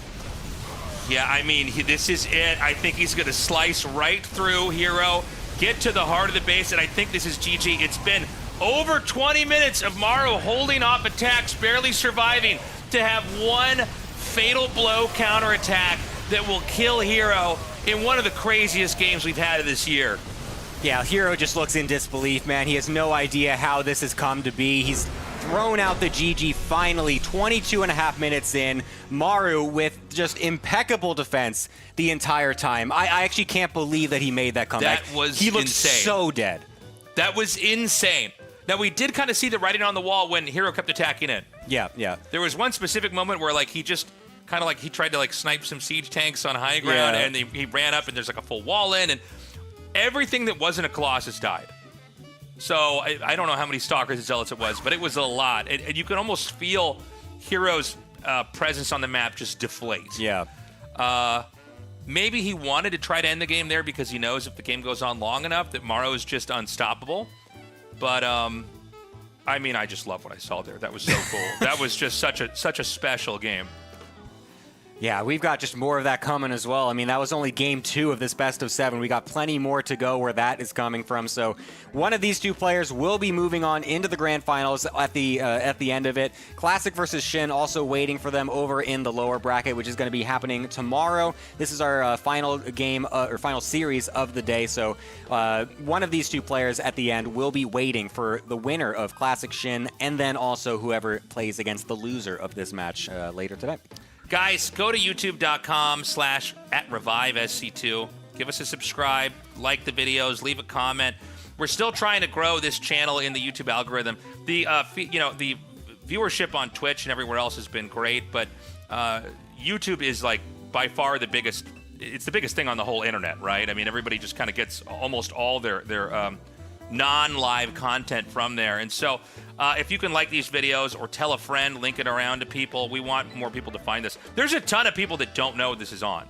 When I was at the Esports Awards, there were a lot of people that were fans of StarCraft that were not aware that RSL is on, because I think a lot of people aren't always on news sites as much anymore. They kind of wait for algorithms to feed them the content they enjoy, whether that's Twitch or YouTube. So anyways, we want to try to get this out and spread the word. We're going to go take a short break. We come back. We're going to go to Game 3 in this best of 7. We will see you soon.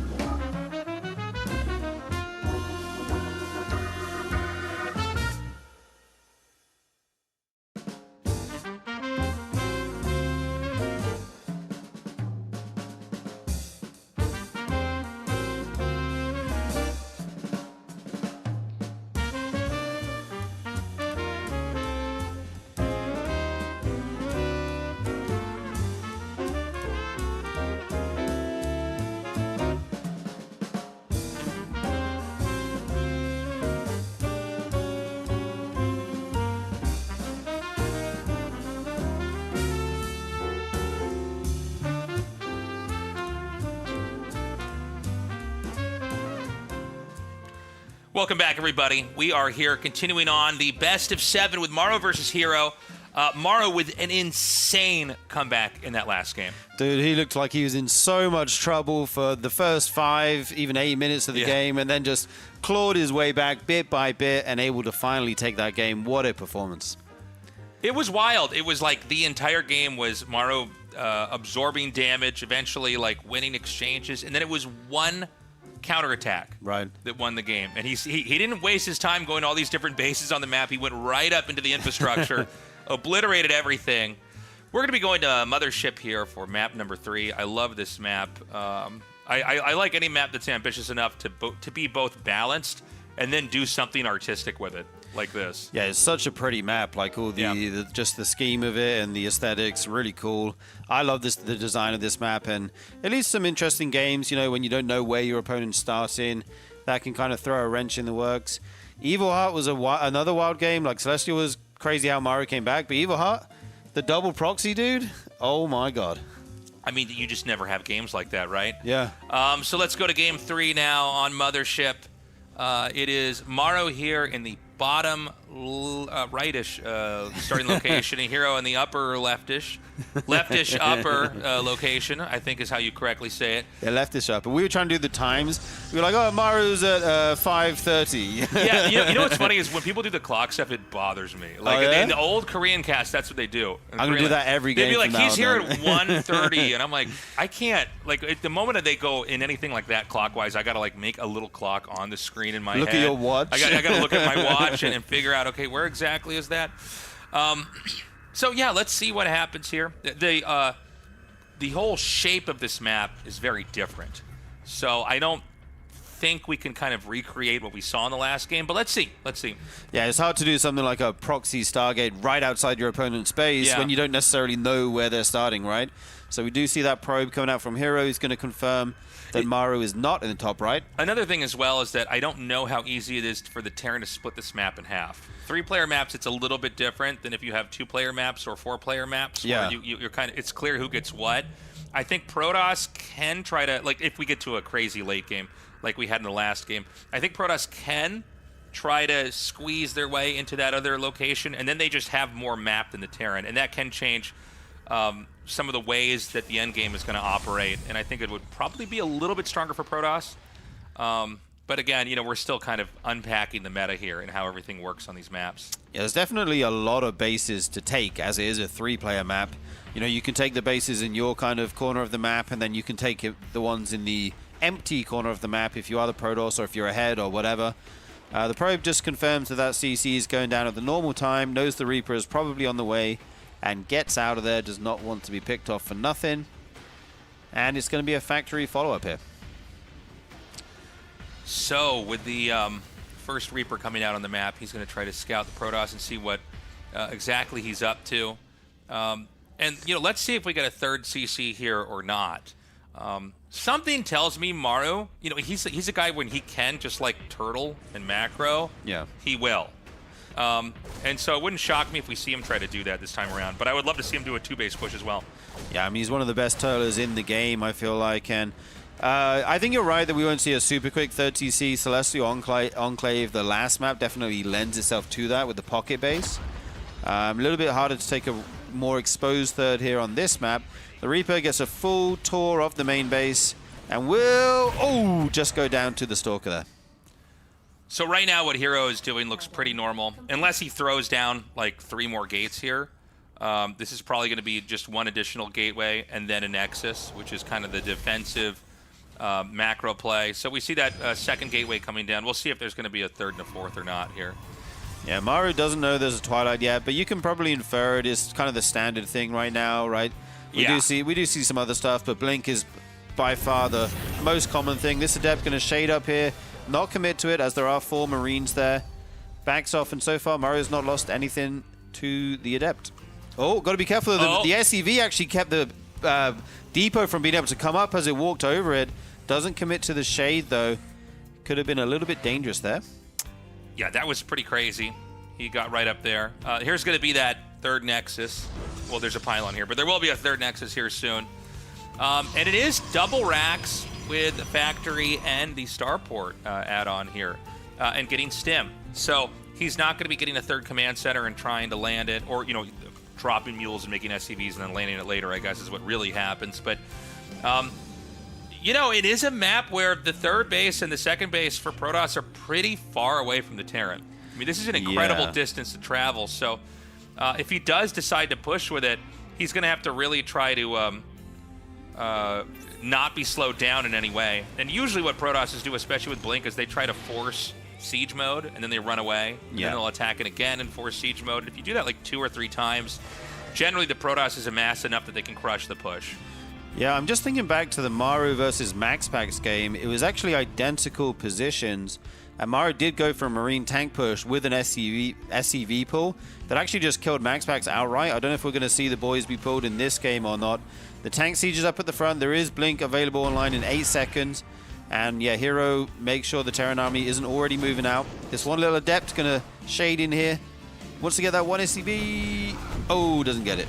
So there's 2 parts to holding a push like this. The first part is where you're trying to sandbag their movement. So you're trying to force siege and you're trying to just slow them down. The second part is that you need to get some of your units behind the push to kill the reinforcements. And this is, like I was saying, the same push he did to MaxPax. He has brought some SCVs here.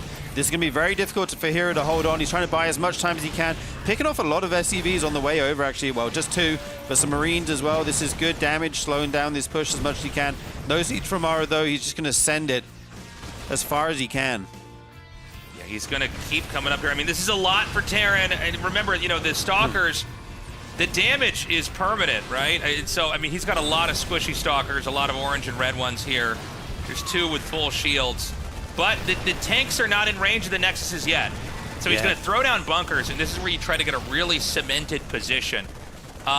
He is going to go behind. This could be for the interception. So this is what I was talking about a second ago. You need to get a couple Stalkers. They're going to, are going to catch everything that's on the way up here. And you're going to try to thin that out. But Maru's response is to just dive into the front. He unpowers one of the gateways. That's a big deal when you're trying to deal with a push like this. Yeah, indeed. Beautiful move by Hero, going to get that tank. But Maru said, okay, if your Stalkers are over there, I'll just shove it into the natural. The siege tanks now, I think, still just outside the Nexus, but they can hit some more of these buildings. The Twilight would charge on the way, under fire with less than half HP. That siege tank will actually be in range of the Nexus now, I believe. And Maru doing huge damage here, it feels like. Yeah, and the reinforcements are starting to merge up in here. Now, everything's very low. 1 medevac completely depleted of energy. There's only 1 Stalker here, and it's not even intercepting any of the reinforcements. This Nexus is going to go down.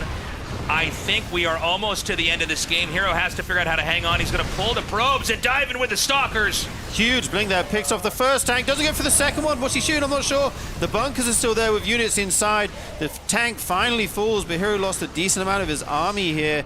And it's kind of weird now because his third base is cut off from his army because of these bunkers. Yeah, this is the problem, right? He killed off some of the tanks. There is a pylon, so he can warp in over there. Oh, you know, hold on a second. Maybe there's a world where Hero can actually survive here. I guess there really isn't almost anything to push just yet. He's going to put the Liberator here because the Stalkers can't cleanly blink across unless they wrap around to the main. But then, of course, if they wrap around to the main, you can flee to the bunkers and maybe put on pressure somewhere else. More tanks are being made. Guardian Shield's going to come down here. And this is quite a bit. Yeah, I think Hero will clean this up eventually. The question is just at what cost. He's been knocked down to a 2-base Protoss right now. Maru actually sent the SCVs home. He has the worker lead, which is a very good spot for the Terran to be in. You just don't want to lose too much on this retreat. Yeah, and this is not going to be an easy game here for Maru. He's still on his 2 bases. He technically has more workers. Keep in mind he's got mules as well. But Hero, you know, he's going to be able to contain him here. This is not a game where you're going to have another push like what you saw before. He needs to get a lot more tanks. And if he were to have a push like that, he'd need to pull a lot of SCVs as well. So anytime you see Terran do a 2-base push and the other player survives it, usually it's a rough later game. Doesn't mean it's over, but it's just a pretty difficult position to play from because everything you were doing before was sort of hinged on your initial attack working. Yeah, this is so ballsy from Maru, by the way, sending out a full medevac worth of units as Hero pushes the front. The first tank goes down. There's one more on the high ground here, but it can't hit the Stalkers right now, so they start to go to work on these depots, on these SCVs. But there is the drop, and it's going to pay for itself, I think. Starting to get some workers. Hero, is he going to recall home here, or how is he going to deal with this? Is it on cooldown? I'm not even sure. He did use it during the big push. And Charge was actually killed as the Twilight went down, so he has to remake that. Yeah, I was looking at this. I'm like, what is wrong with what I'm seeing here? It's that you never see Marines do this much damage 9 minutes into a game. And he killed off actually a lot of Zealots. That was like 7 Zealot kills back there. So thinning that out is a victory. And of course, this is not a game where you have Phoenixes, so you can just take the medevac and kind of throw it into a corner. And Protoss is going to be a lot more uncomfortable trying to move around the map. Yeah, they have to leave units at home to deal with that. And you were saying Hero the contain on Maru, but that medevac is kind of his way of getting around that and dealing some counter damage. The third CC actually coming down here for Maru before the new third Nexus from Hero right now. So, because of this, he's actually going to be able to push out. And this is all due to that medevac. If the medevac wasn't out there, the Protoss would basically just contain this and create threats and probably play a game where you just try to keep them off of third base. But he didn't also prepare for the drops. So you see a lot of Stalkers that are here imprisoning this medevac. Yeah. But those could have been used to hold off a push here. Yeah, definitely. And Maru actually scanned here as natural. He saw that he hadn't taken a Nexus yet. So I think he's content to just stay home and, you know, scale up, get his third CC going, make more workers, and start to try to think about moving towards that kind of unbreakable Terran army in the late game that we saw in Game 2 there. Okay, so the medevacs are going to load up here for another drop. And so the idea is to keep more pressure with with medevacs on the map while you land your third base. Now, you got to be careful because let's say a couple of Stalkers find all these medevacs, they'll kill them all before they unload, and then you have nothing. So it does not come without risks. Yeah, for sure. And we already see 2 ghosts being made, even 3 ghosts at a time. Before there's even that many High Templar warped in, I think there's like 4 or 5 right now. So Maru really, you know, on track with his tech, got everything coming out at a good time, getting his upgrades. Hero just now getting his forge, going to start to add in the upgrades of his own. Okay, a scan comes down here, and I mean, it's just 3 Templars. They're unprotected. Oh! Okay, actually, not bad storms. I mean, you at least need to get them off, right? Yeah. And so he triggers those storms. Those do hit the Marines. The command center is going to land now, and it seems like Hero's going to full send it. Now, I don't know that this is going to work. Oh, somehow this medevac got out. Oh, never mind. It does manage to fall to the Blink Stalkers. If Maru can get these 3 full medevacs back, kind of recoup his forces, heal them up because they were weak after the storm, he's got a chance of holding this. Hero going to try to make this happen. His third CC is so late. I feel like he needs to do something before Maru gets out of control, Tasteless. Yeah, and so he's going to come in here, and some storms are going to come blanket this area. Even the SCV is running by, eating some damage. Maru has so much that I think he might just be able to have a counterattack that can go all the way back home. He's going to snipe that last Archon. Going to park for a moment and heal up. I think that Maru has once again won this game. I mean, he's just so good at hanging on. Oh, my God. That one sad High Templar runs into Marauder. Kamikaze Templar there, storming himself and the enemy.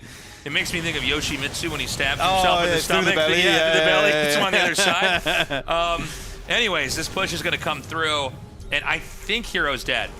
Yeah, I mean, the army supply of Maru almost double that of Heroes, and he has the tech he needs, he has the ghosts. Okay, Storm's kind of whiff here, but they zone the Terran army back slightly. One medevac at the front will zone out the Warp Prism there. The Widowmine's Burrow.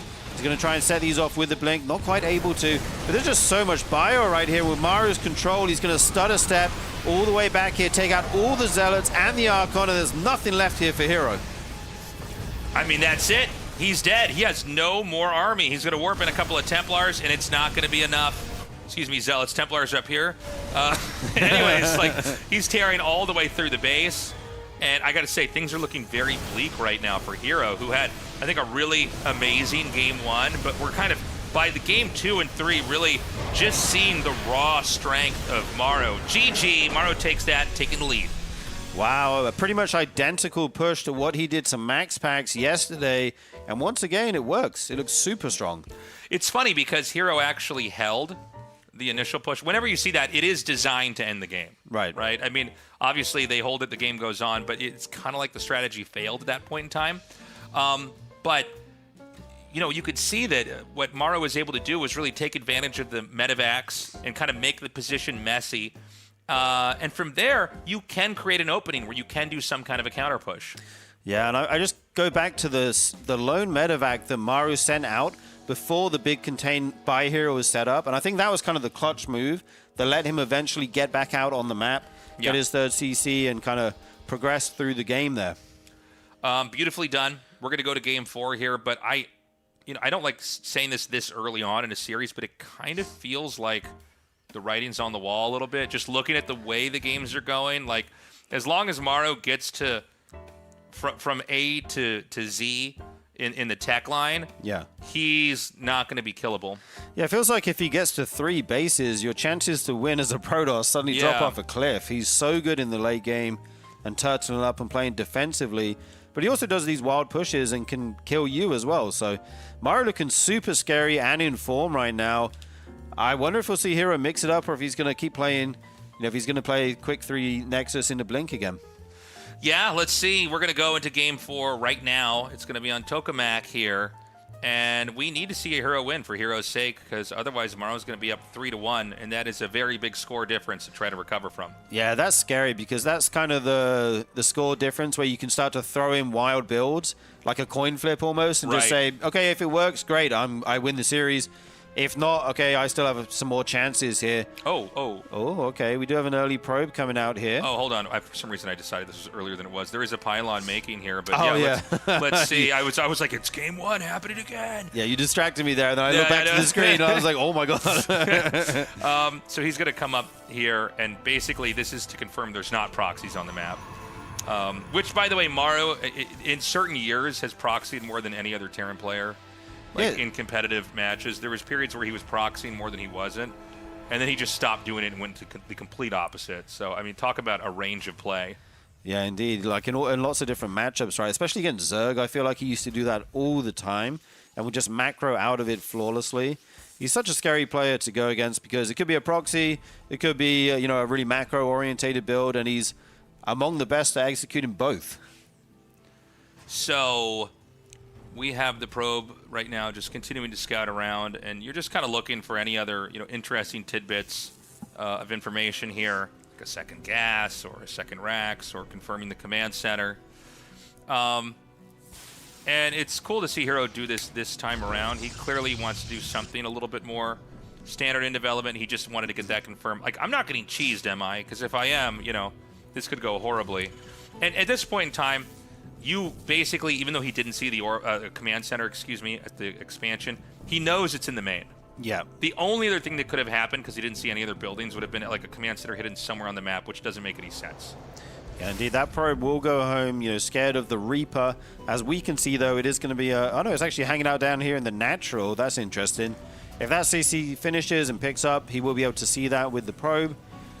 On the back of this, he's taking his own Nexus. He's going into Warp Gate, got a Stalker. No early Adept harass or anything like that coming out from Hero. Okay, we see an Adept second, so it's going to be Stalker into Adept. Chrono in that out. And Maru's getting his own factory behind this. Is that actually in range? No, he can't see the factory. You can probably presume it's coming, but at least he knows it's not a Reaper at least. So back at home for Protoss, it's the Twilight Council. Again, you know, will we have surprise tech? Will we have 4 gates? Time will tell us that. I just feel like it's probably going to be a third base. I think what Hero has probably decided is that he at least has to get his third base up and running, and then he can do kind of cheesy stuff or aggro stuff or experimental stuff, or maybe he plays in some kind of straight-up way, like we've seen Classic in previous patches, that he just shows us there is a way to hold this off. But that would be my guess here for this game, is he's going to at least get to 3 bases before we see really what he's going to show us. Yeah, Maru going for a Hellion build here. There will be some potential to dive a mineral line at some point, try to pick off some probes. We do see his blink from Hero, so you got to hit before that or it becomes way more difficult. There's a medevac as well, so this could be like a, you know, Hellion drop into the main or something like that. Right now, these Marines taking a little bit of fire. The CC will finally come down here to land. And I think these trades have gone pretty well for Hero. He just has to save this Stalker. By the way, 2 gates making. Oh, yeah. So that's going to be a 3 gate, at least for now. Now, you got to be careful when you're doing this as Protoss. You do initially have the advantage because you have shields. But once that damage on the Stalkers, you know, is there, suddenly, you know, you'll see a lot of times, like when damage like this is dealt to these Stalkers, let's say they live in this fight, and it looks like they might actually not. Oh my God, he's so the nasty. Micro is so sick, Tasteless. He did lose that 1 alien, but juggling these other 2 so expertly. If he gets a second Stalker, that'd be insane. Actually gonna lose. Oh, he saves it again. Hellion no-scopes the Stalker. I think this is a little bit of an overextension. The point I was trying to make earlier was just like, yeah, this damage is permanent, so sometimes you'll see Stalkers win fights like this, but then they all explode later on in the next fight because they're so low. So Maru, I mean, with a really ambitious moment of micro, actually, you know, continue to chase those Stalkers down, picked off a decent amount. There is a 3rd Nexus started, by the way. So it was 3 gateways pressure, 3 gateway pressure openings into a 3rd Nexus with a Robo, and now that Blink Tech is finished. Yeah, and I love this stuff for Hero. He picked off, you know, the Hellions. He got a bunch of Marines. He didn't lose too many Stalkers. I think he'll be very comfortable with the position he's in right now, especially with that 3rd Nexus going up. As you said, he's got his Robo online. And it's going to be tough to push out as Maru without, you know, taking too much chip damage from the Stalkers. But what he does have is a Raven. Yes. The Raven can be very, very handy, kind of like a Swiss Army knife here for pushes, and allow you to try to set stuff up. Now, he's setting the Raven out, in this case, to try to chuck down some auto turrets and get some damage here. And this is another way, just like we saw with the medevac, to trap the Raven, you know, sorry, to in some ways trap the Stalkers in the base because they have to hit the Raven. One of the problems when you do this with a Raven, though, is that the Raven can then be stuck, and it could have been used with a push. And, you know, the Raven is a very handy unit in that regard. Yeah, you'd love to get that in the airspace behind the main. That could be super annoying, though. If the Stalkers are paying attention, you may be able to blink on this and pick it off, but it does sail all the way through. Drops the first auto turret. He's going to go to the left side here. Oh, actually going to drop it in the natural first? Yeah, he's going to go there because there's no battery over here, so he can be guaranteed damage. Double auto turrets. Double auto turrets across the sky. Parks that Raven. You seen that double Rainbow video? Of course, yeah. Drops, I don't know why that popped into my head. Drops the Raven I'm like, here. no, I'm with it. I was alive in 2010, yes. It's an old video, man, but it's a classic. It is a classic, actually. Yeah.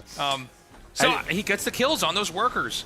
Terran is powering up for a serious push here. We're talking about 1-1 being on the way right now. And I feel like I actually almost never see Maru do this. I almost never feel like I see this at all. Double eBay like this? Yeah, we'll be able to get 2 upgrades at a time, of course. Yeah. Oh, excuse me. For some reason, I thought he hadn't made the 3rd CC. I was like, what is going on here? This is like not a thing at all. So he has the 3rd CC. He's making SCVs and mules and landing it. But, like, he is going to be looking very powerful when it's time for this push to come out. Yeah, now there's a battery in the natural. Those auto turrets won't do too much, but here comes Hero. Drops some Zealots on the tank. Takes some splash damage from the other tank. Beautiful engagement here, but does he quite have enough? There's 2 siege tanks at the front standing strong, and was it worth it for Hero there? Oh my god, that is a huge Try warp landing your command center here now. Okay, the Stalkers come in, going to pick off another tank. 2 observers following the Protoss army. 3, in fact. Kind of looks funny. See that many observers doing the same role, you know what I mean? Yeah, exactly. And they're going to just fly right. That's a funny A-click. So he just like flew them right into the main. He's going to be careful because if he scans and just kills all these. Yeah, look at this. Well, never mind. That's actually a War Prism. Yeah, that does go down. These 3 observers will, squid their way out of there. And right now, we have so many trades going on. It's kind of wild right now. Hero is so aggressive in this game, but he did kill 11 workers somehow. Yeah, well, it's funny. It seems like he wanted to just break him. I think that's kind of been thematic here with Heroes. He's trying to basically almost brute force a victory. And in some moments, I feel like if it was any other Terran in the game, the Terran might be dead. But the reality is that actually Maru's doing a pretty good job of kind of pushing through this.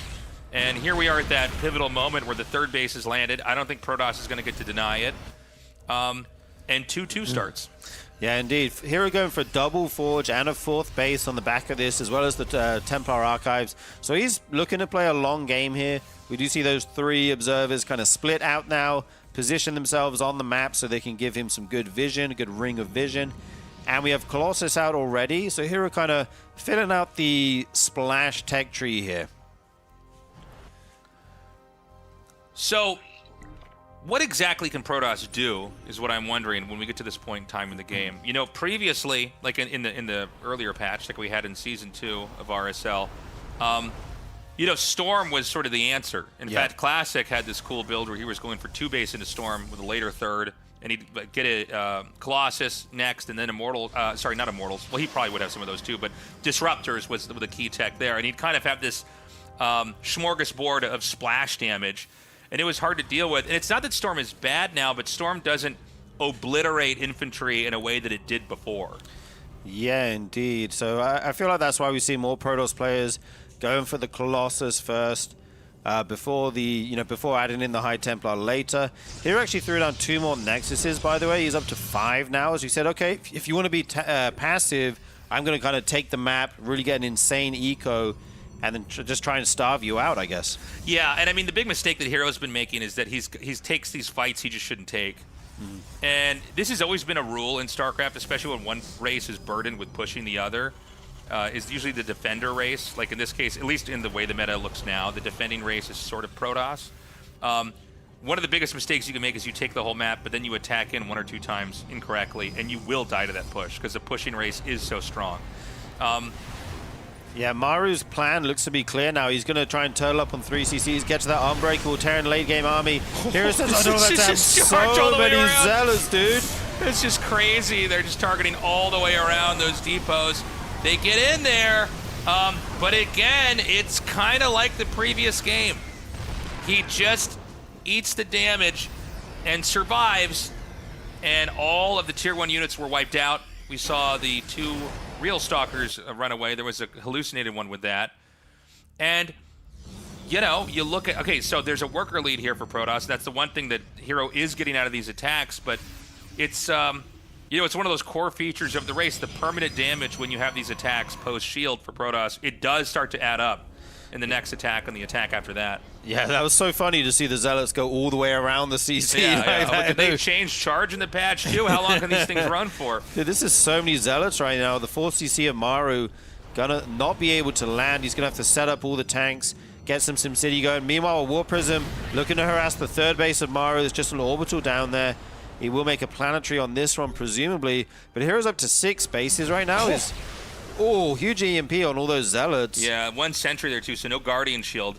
So that's a bit painful. So he's going to try to do a double-prong attack here. Here we go. Watch them zoom again. Ready? All the way around. That's so funny looking. And I think this tank barely dies, but like how many Zealots was that? How many Nexuses of Zealots just died back there? That was a lot of Zealots. Yeah. We see a Dark Shrine going down here as well. 12 there for 2 tanks and a Marine and a couple SCVs. Not a great trade on paper, just looking at the the resources, but Hero does have the better economic engine behind this to support these kind of suboptimal trades. So he's going to get the Warp Prism. I think he wants to, I thought he was going to go in the maid. Hold on. What is he going to do with this? Is he going to do like one of these Brood War, like drop the Zealots on top of the... I think you're right, Tasteless. Yeah, okay. Well, we're back in 1999. I haven't seen this in StarCraft 2 very often. He does get the drop on them. Now he's going to go in the main and warp in. Okay, now I see what's happening here. And this is basically to try to displace Terran. Probably all to set up to hit that 4th base. So he's going to just launch this huge attack over here while the Zealots are warping into the main. Yes. And I don't know. Yeah, okay, he actually gets an EMP off. It's pretty good. You know, EMP is not really a thing that you're super excited to do to Zealots, but you'll do it to anything Protoss because it gets rid of shields. He targets it down. Now, this is interesting because he does win the fight. Oh, now this is going to be funny. The revenge of the Vikings, not really. They actually get back up.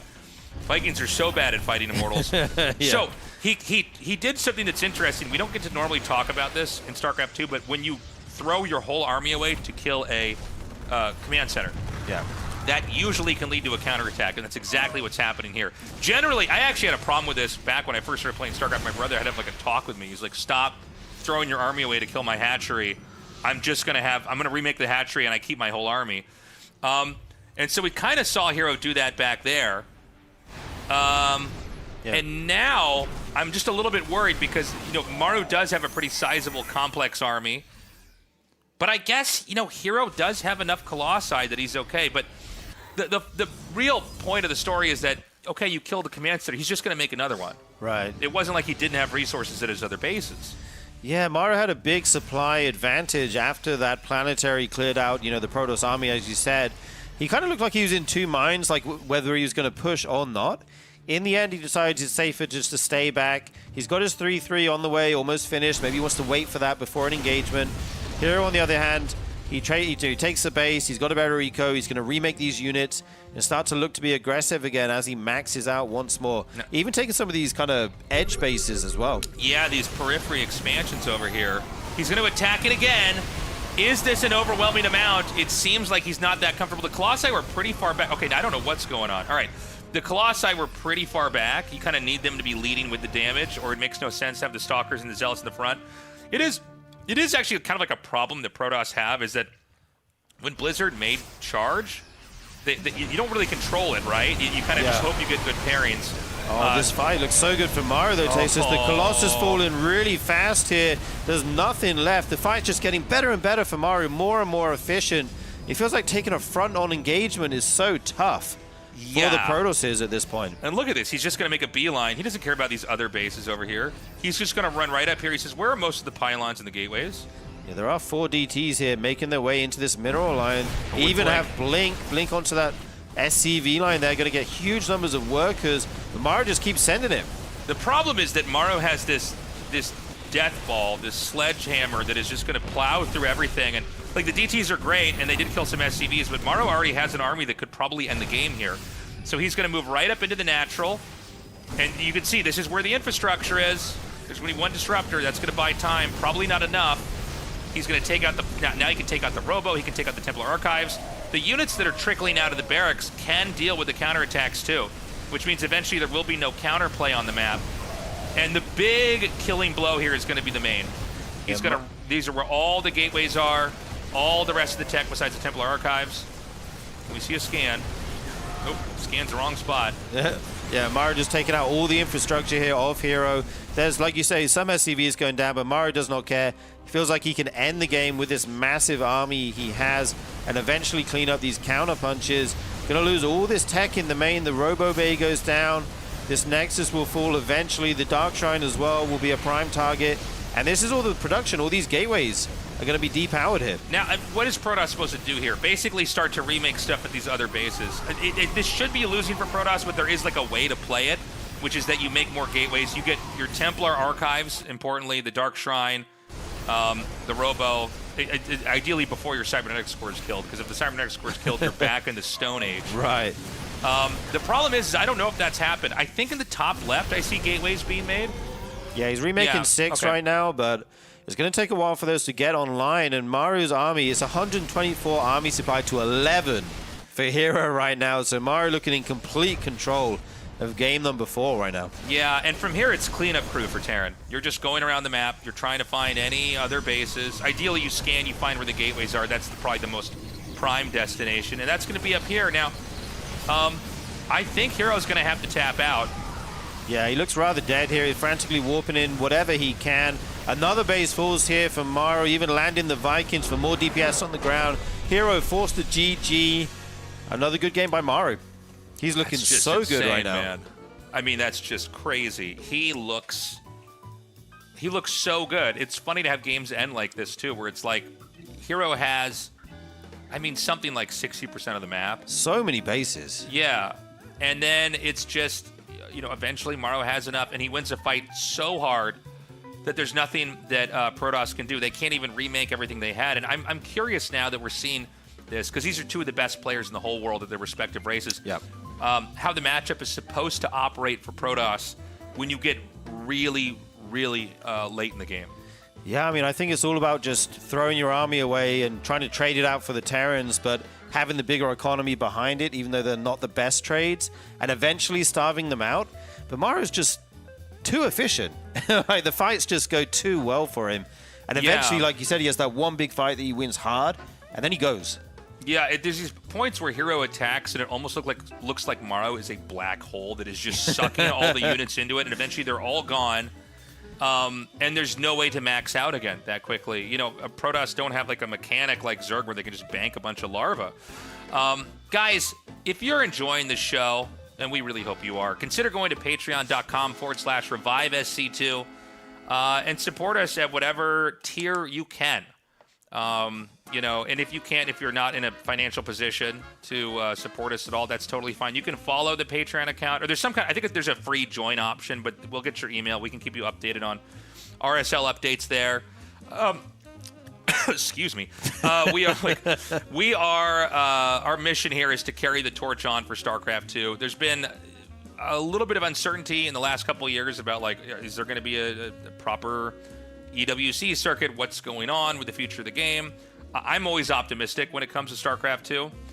But the reality is I just thought, okay, well, we're in a position, we can just build a studio out here and just make regular content like we're doing now. So we'd love to earn your support. We are going to have our very first offline finals. And offline is in, you can come watch live here in the studio that we have rented out. This is not the same studio that we built over here. This is like a professional esports arena in Seoul. We've got regular tickets. We've got premium tickets. And consider coming down. You know, there's not as many live events for StarCraft 2, although, you know, there's still been a couple GSLs. There's been some great, there's a great SC for All LAN in, I believe it was in Pittsburgh, and or maybe it was Philadelphia. All right, moving on. Yeah, moving on. Moving on. I don't know. Ziggy doesn't know. Are there any other American cities that start with P? Maybe it was Portland. I'm sorry, guys. I wasn't in it, but there are some great offline events, but not that many. So if you want to come down, it'll be December 13th and 14th, and we will see you there. We're going to take a short break. When we return, we're going to continue on with this best of 7 with Hero versus Maru.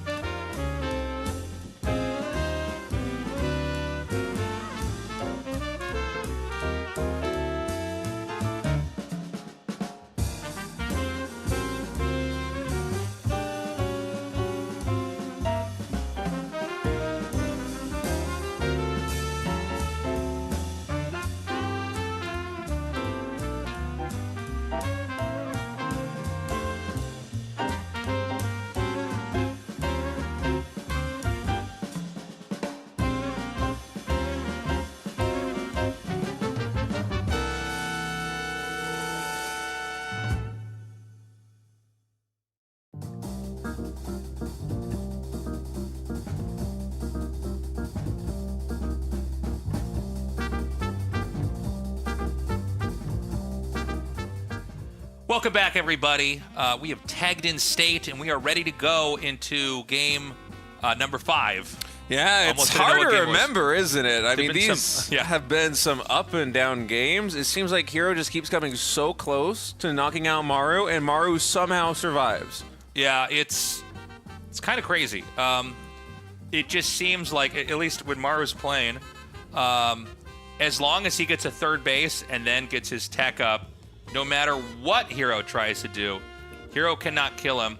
You even saw you see Hero shake his head? That's a real Korean gesture, I guess, of kind of feeling frustrated. There it is again.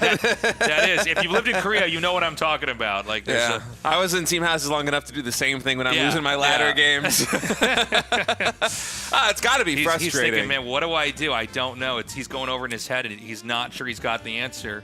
And Maru just kind of, appearing to be like this unstoppable final boss of StarCraft 2 right now in the matchup.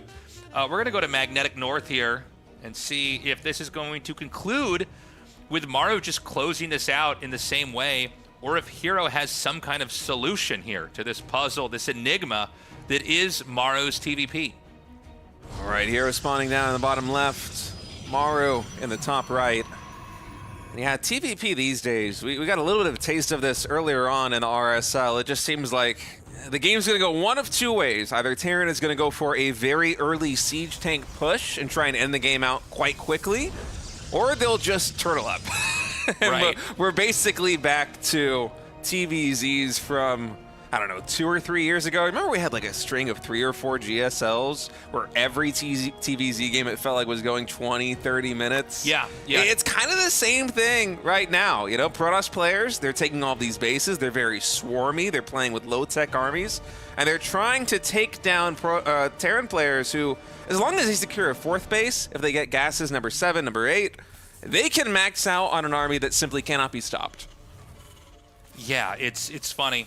You know, it seems like the patch in some ways was here to kind of correct the matchup, but I know this is just one matchup with 2 players that but I do feel like we're kind of seeing something about the meta, right?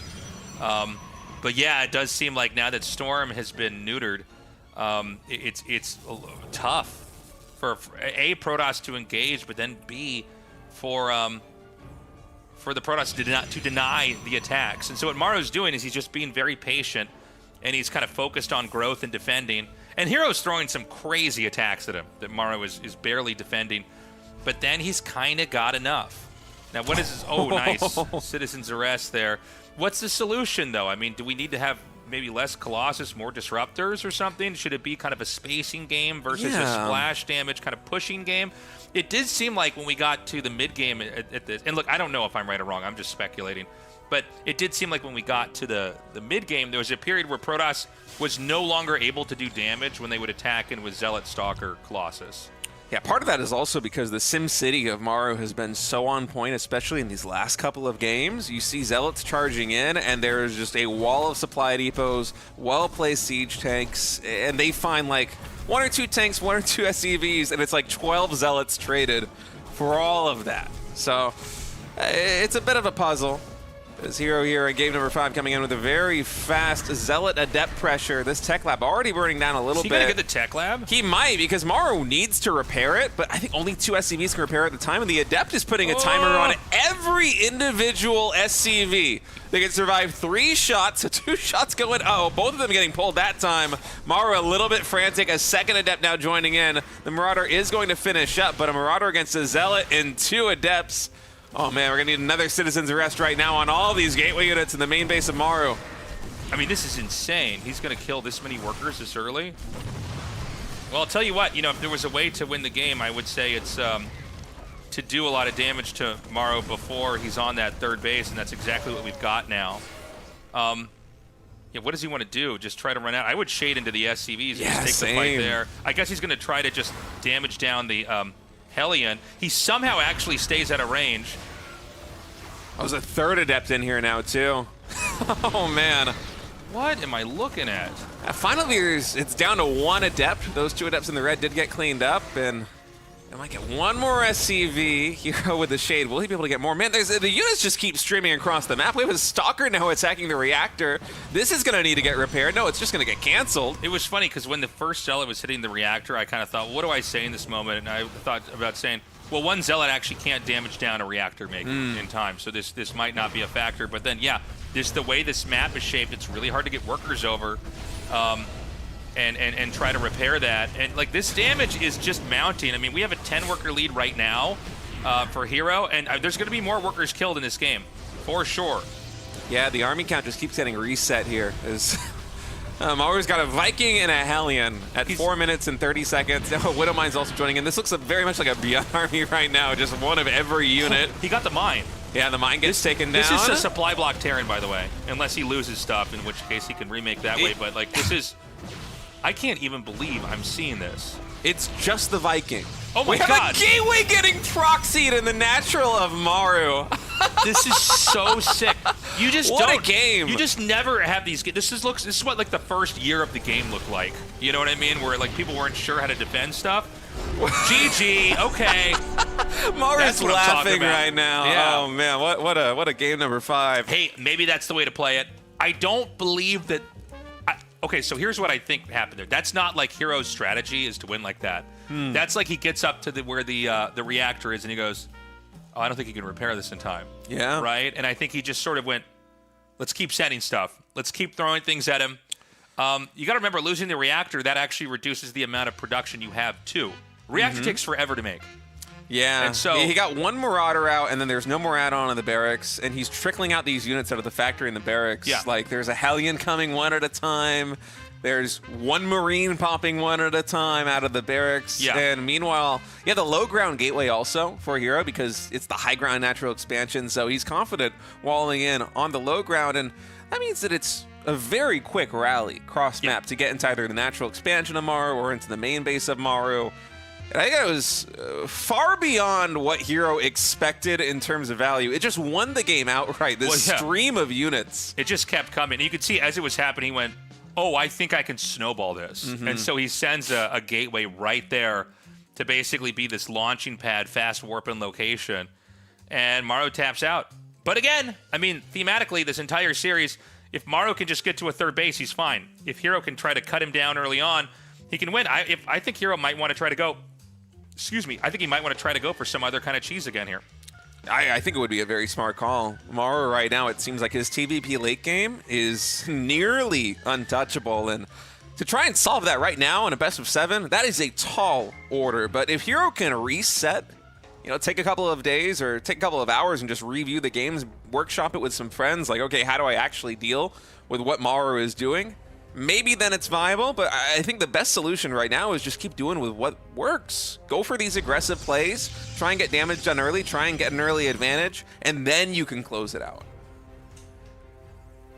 So in this game, what exactly does Hero do? Now, he won that with a little bit of aggression early on, but then he kind of got out of control in some ways.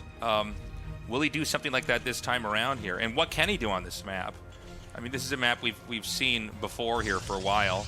We have seen 4-Gate Stalker on this map. Although I do feel like there's something about 4-Gate Stalker, as good as it is, I don't feel like Maru loses to it. Yeah, Terran players have gotten, especially at the top level, so good at their SimCity in their placement of siege tanks and their control of the bio units that you don't really see 4-Gate Stalker succeed to the degree that it did maybe a year ago when MaxPax was popularizing that build and slaying basically every Terran player in the world with it. That was one of my favorite builds when I first saw it. I thought, this is really strong, and it's kind of an exciting way to play. It does feel like whenever you have an RTS game in a certain state, as people are figuring it out, all these special timing attacks tend to lose their luster as players just get better and better at defending, and ultimately it's the guy that's going to play in a more of a macro game later on that usually has the edge.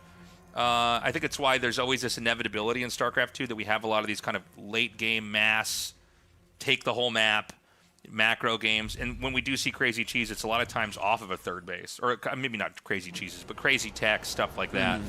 I feel like this is the reason why you always see a big uptick in the success and also the play rates of aggressive strategies whenever you have a new patch for a new map pool, because it shakes things up enough that the game is considerably less solved. And StarCraft 2 as a game, it's a little bit too complicated to ever truly be solved.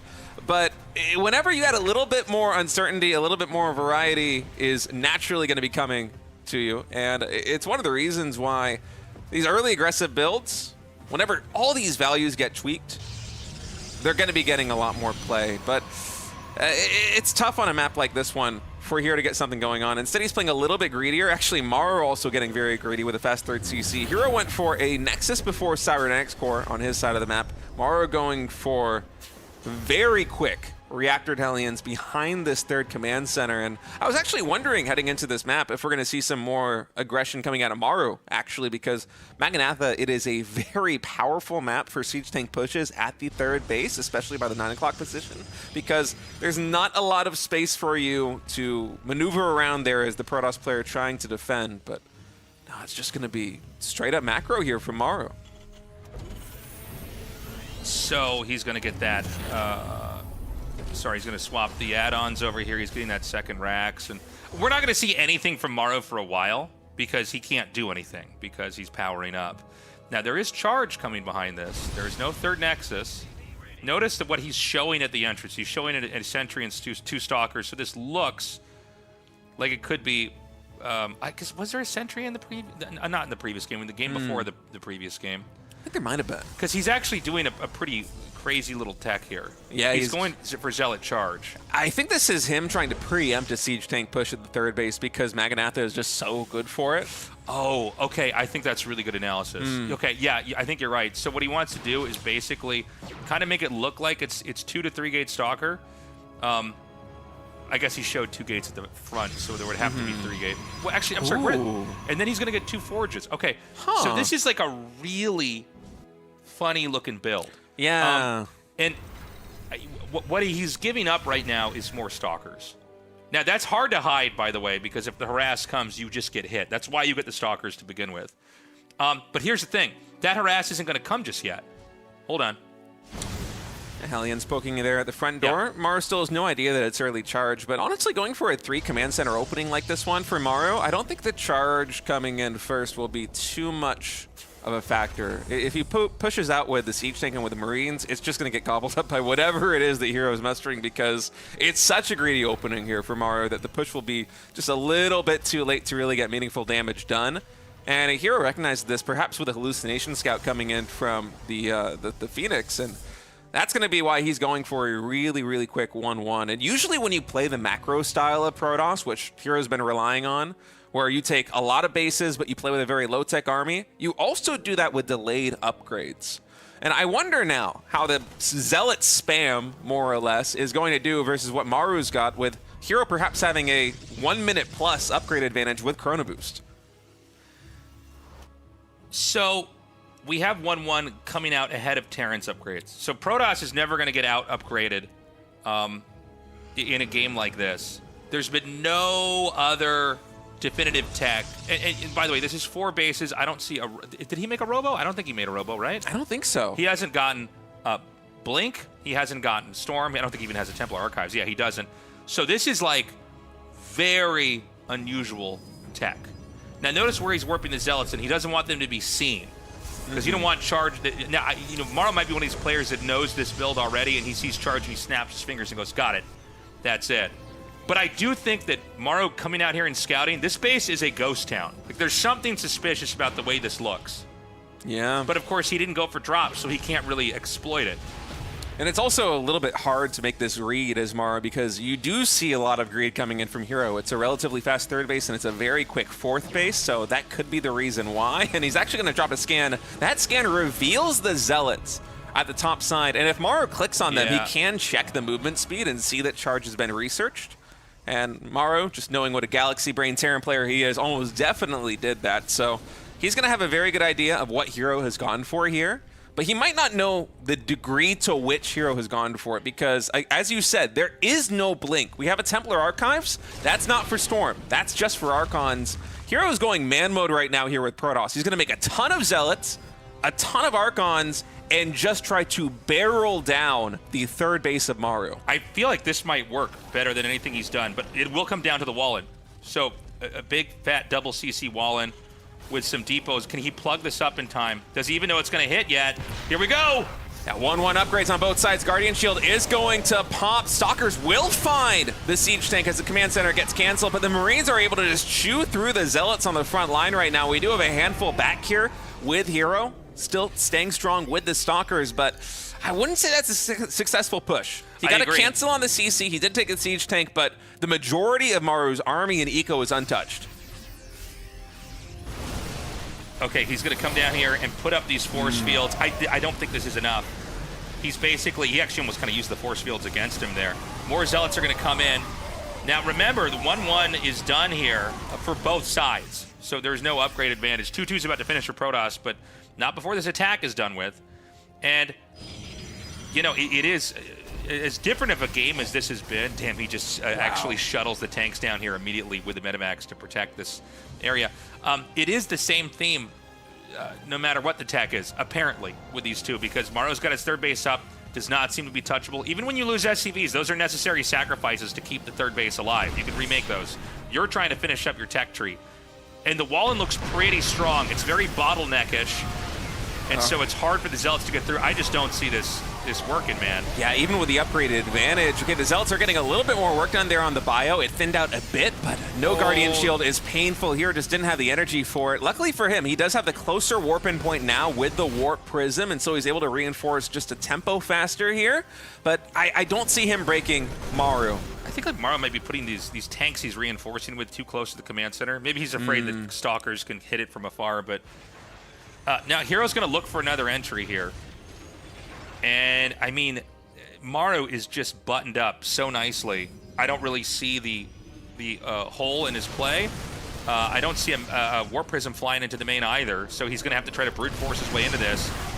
It seems like a better angle right now for Heroes. He charges in once again. 2-2 upgrades versus the 1-1 of Maru, but the Zealots still, they just cannot get through all of the bio, especially with the Liberators now in the sky raining fire upon them. It's just too much damage coming in defensively here from Maru, and Hero simply doesn't have the numbers to bust it. He might have these extra bases compared to the three expansions of Maru, but it's simply not enough to make up for the difference in value.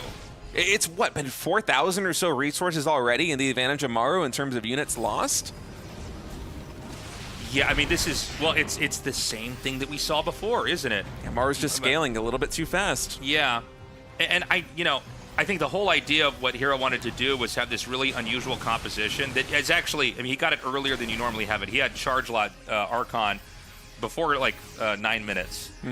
I didn't look at the exact time it came in, but it was early. But the problem is that Maru seems to just kind of know. It seems like the reality of this situation is if Terran just knows to wall in, and why would a good Terran not do that, then suddenly this isn't as strong.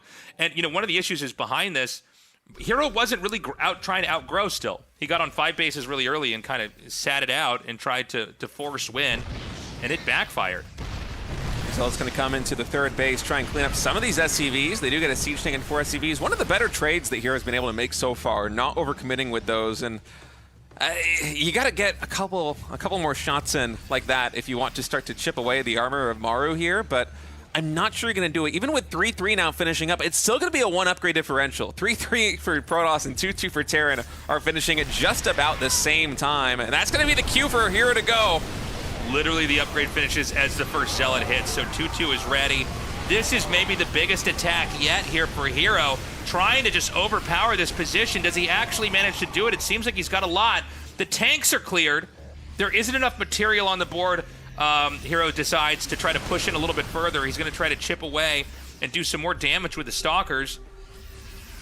Yeah, he didn't get on top of the full bio ball. He wasn't able to clean that up, but he did take down basically all of the technical units. The Liberator count got reset, the Siege Tank count got reset, and so this second charge in right now here for Hero might be able to get a lot more damage done. The Stalkers trying to find the angle right now on the Liberators. Siege Tank was focus firing them down now. It's going to shift targets onto the Zealots. Maru was retreating into the natural expansion. Now he can finally push back out. Behind all of that, Maru was losing 10 SCVs at the third base, but his SCV production has been so constant, I don't think he minds too much. He's still sitting at 68 workers. He's getting ready to take a 5th base. As long as he can stabilize against this next wave from Hero, I think he's just fine.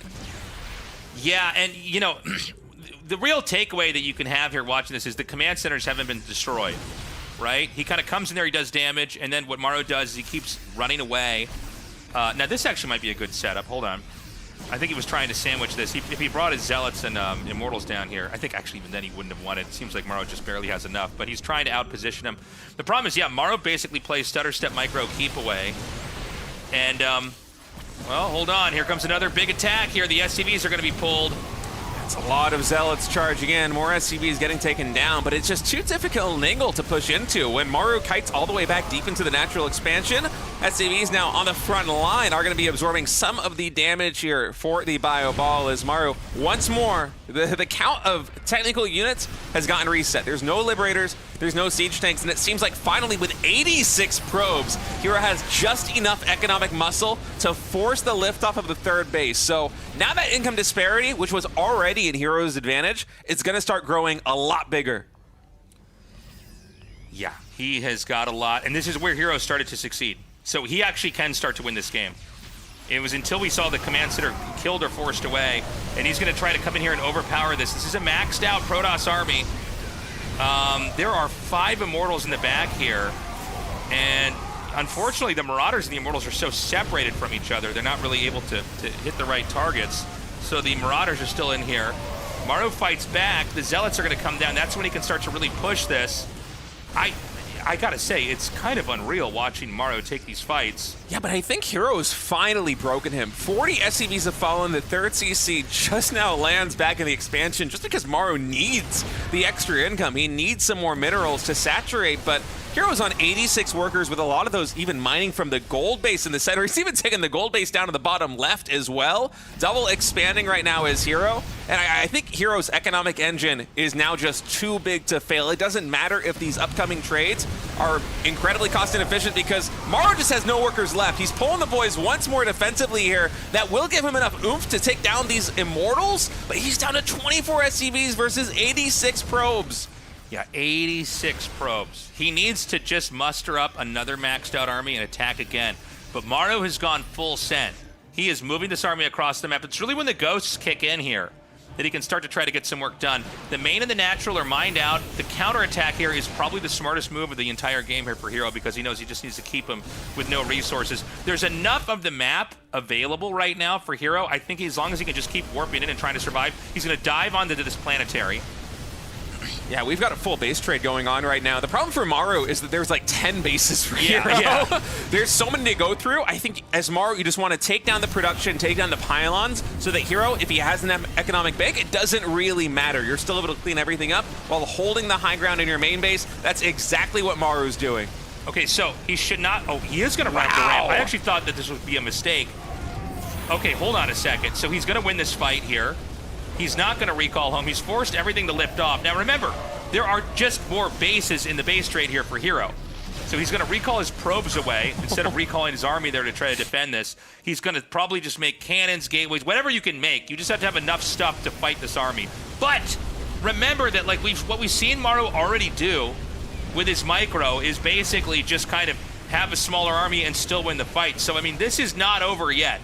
I think it's going to be harder for Maru to win, but this may be what Maru's better at than anybody else in the whole world. Yeah, but one of the problems for Maru is that he's going to have to push into Hero. He cannot take down every Nexus. There's just too many of them. He doesn't have the time to do it. He had to choose production or eco. He went for the production. I think that's the right move.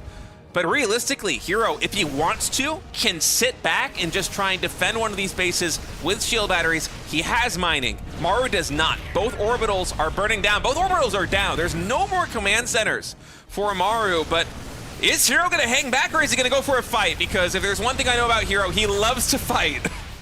Okay, so Maru's going to poke out another base. All this damage for Hero, obviously, it's permanent, right? Look at the resources that are banked here. There's about 1,300 minerals, but no gas being mined for Hero. So he could only make zealots or cannons, I guess. And I don't even know if he has a forge. Remember, you know, there's heal on these medevacs. There's actually a lot of medevacs. I don't know how many are full of energy. Okay, they're actually pretty damn full. So hold on a second. Now, this is the majority of the probes here. Was the majority. He's going to kill off a lot. The Stalkers are trying. They're the only units that can basically, like, trade out maybe with an edge. Yeah, they can just keep getting chip damage in. Yeah. Maru cannot fully chase down the Stalkers. In theory, Hero could just keep kiting just like this. You take down one Marine, you take down one Medevac. It might not be a lot of damage, but you are thinning out the army here for Maru, and he's sitting back with a less mobile units. Okay, so he's made an insane amount of cannons. And I think that, by the way, he could land a command center. There's no command centers left. I'm sorry, there wasn't one in the 3 down there? They all burned down. Okay, excuse me. All right, I thought there was still one that was floating down there. This, I think, is the end. Heroes won this. This is just an insane... I can't believe how good these games have been today here. It's been wild between Hero and Maru, and even here at the very end, Maru's making it so close. And all right, we are going to a game number 7, baby, between Hero and Maru. It looked like it wasn't going to work the first 5 or 6 waves that Hero sent in, but eventually he just broke Maru's back. He had just a little bit too much economic muscle, and Terran could not hang on anymore. I'm surprised that he committed to it. I really thought he needed a transition, but clearly that was the right play. Just double down, triple down, quadruple down. It was crazy. Oof. That was such a good game.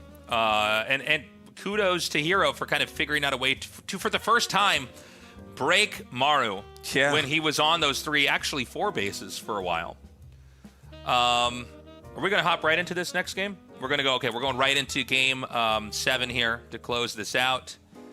I like it. Let's just keep the momentum going. Yeah. This has been an electric series between these two. The winner will be going directly into the grand finals here for RSL Season 3. The loser is going to have to fight against the winner of Classic versus Shin tomorrow. And honestly, Hero and Maru just looking so capable, the both of them. Yeah. I mean, they're playing so well.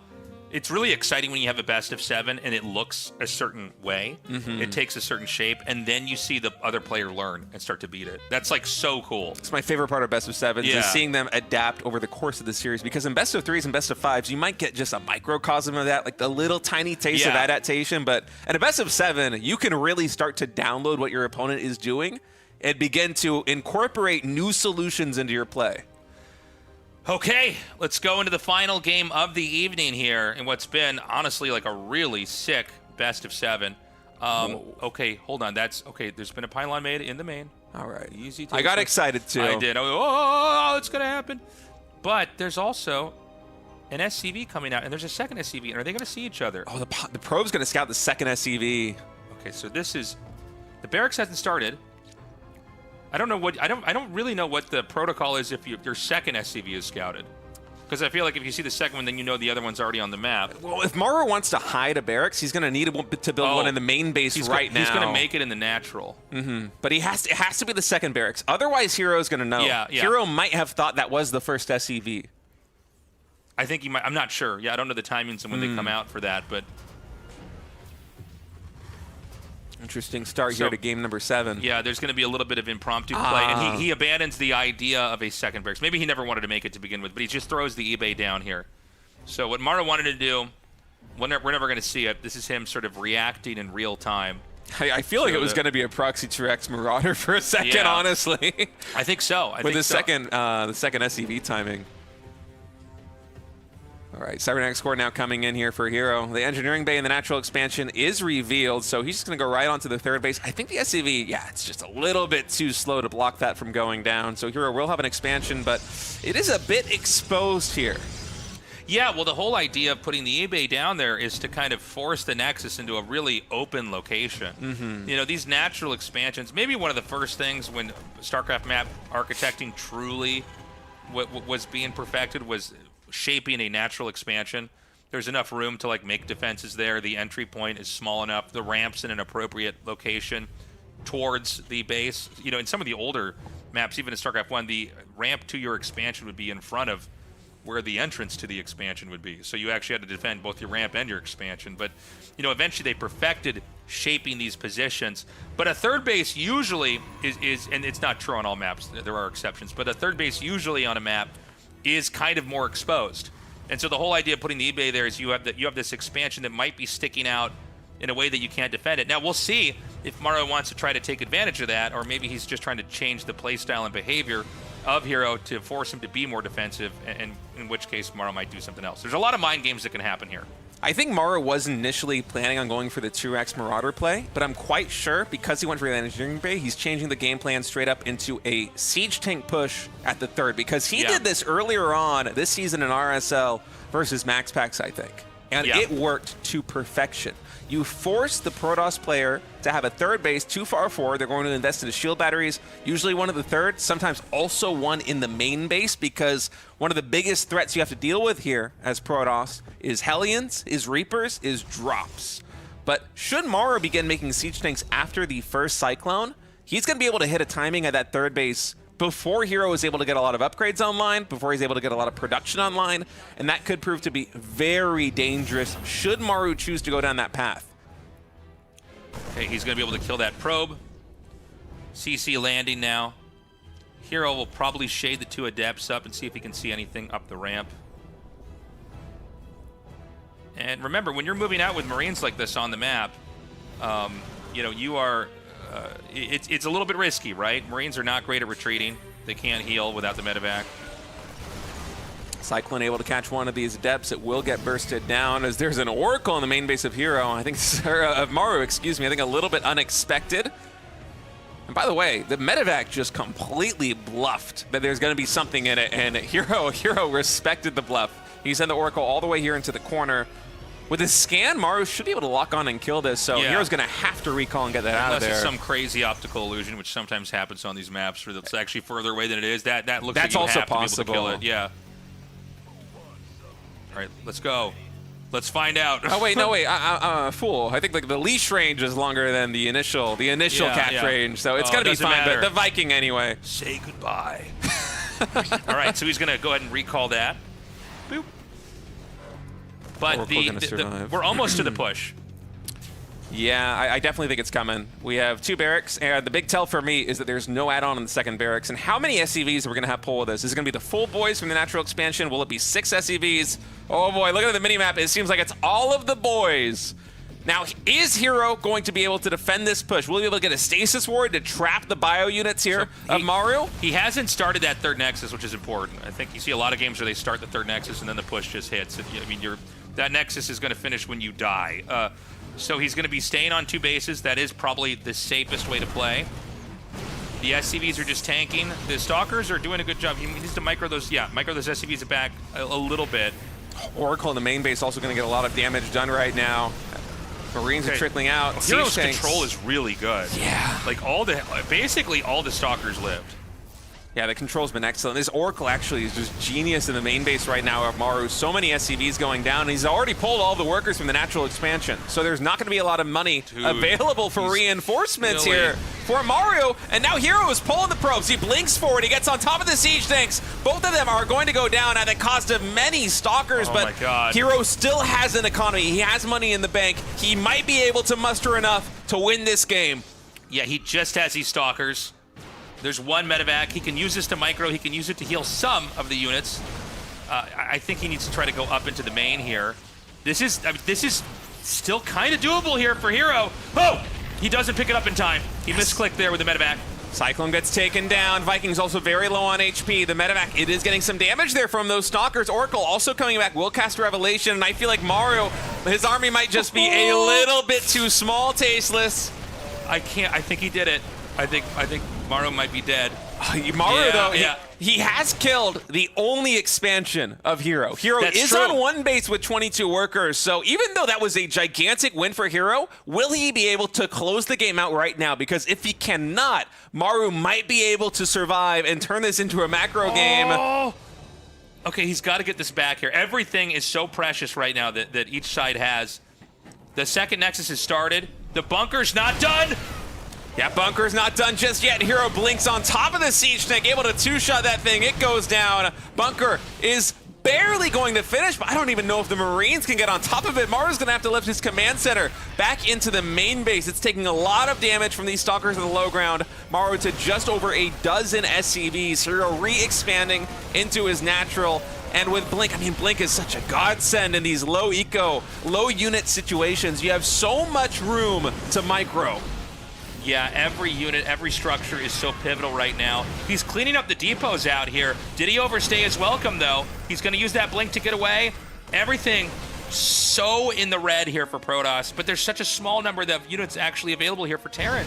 Oh, and I love this move coming in from Hero. He's going for a Dark Shrine because he knows in this low eco situation, there's no way Maru is not dropping every mule the moment that he first can. This game's insane. The Nexus, I think, just finished, so he's going to populate that with probes. Oh my god, this command center's so low! One SCV repairing that command center right now. The siege tank is going to get a little bit closer to that CC, make sure that it is safe. I feel like Hero just barely doesn't have enough to blink on top and close this one out. Some Zealots reinforcing. Charge is done, by the way. And he might just send it once these Zealots get there. Here in the natural expansion, Hero's going to go. Blinks forward again. The siege tank goes down again. These Marines, no combat shield.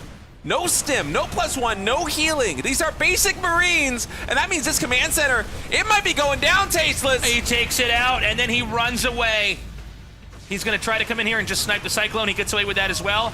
I think he needs to just keep blinking away. I don't know that you... Oh, he's going to try to trade. You got to be really careful, man. You misclick once or twice, and now it's going to be full send here. 3 DTs warped in by Hero, though. Oh, he's so nasty. There's no Raven for Maru. There's no tech lab on the starport, only on the factory. Mules are getting dropped by Maru because he's on 1 CC with 18 SCVs. Of course he's dropping mules, but that means there is no detection. I think even if there is detection, the DTs might just kill it. He has 1 DT over here to fight the army. He scans. Now remember, that's not a scan that you're going to have back home, but that also means the push goes on. Yeah, and it means there's no more scans available for a very long time. We don't even have an engineering bay here for Maru. There is no detection to be found whatsoever, and honestly, with a DT, Hero can even block the starport from landing onto a tech lab. I'm not sure what Maru's going to do to deal with this. I think it's over. I think Hero just won. Look at this. He can just, anything he sees, he can just kill now with the DT. You almost never see endings like this in StarCraft 2. It's sometimes in StarCraft 1. Crazy. Wow. GG. Hero is going on to the finals. Another Protoss. Hell yes! The staff is overjoyed. They're popping champagne bottles right now because we have another Protoss in the finals of the RSL. Honestly, that series was amazing. It was incredible. That was a great ending. Props to Hero for the way he played it. He didn't take that third base when he saw the push coming. Yeah. Yeah, locked in on 2 bases. Did everything in his power to try to fight it. And, you know, eventually there were just enough stalkers. He pushed him all the way back. Maru was barely hanging on. That command center kill comboed with the DT tech was perfect. That was exactly how you want to end a game like that. I mean, just great instincts by Hero to go down for the Dark Shrine, because there is going to be basically no energy available for scan. I'm even surprised there was 1 scan there for Maru when the first DT came in, because he has less than 20 SCVs. He's struggling to saturate even just 1 base. And man, what a topsy-turvy best-of-7 finals. Hero able to stage the comeback after going down 3-1. We'll be going into the grand finals of Season 3. Maru lives on to fight again tomorrow. So tomorrow going to be action-packed. We have Classic versus Shin, the winner of that series versus Maru, and then the grand finals all happening tomorrow evening. Yeah, it's going to be a lot of fun. Join us. We are starting the day early here, like we have every day if you've been watching for the whole time. Let us know, by the way, how you guys like the schedule feeling like this. Like longer days, is it better? Is it worse? I know if you're watching on YouTube, it doesn't impact you at all. I mean, if you're watching the VOD, not live. But yeah, just let us know. We kind of change the schedule around a little bit. So we're going to have 3 matches tomorrow. That's then 2 best of... Sorry, what is the losers bracket?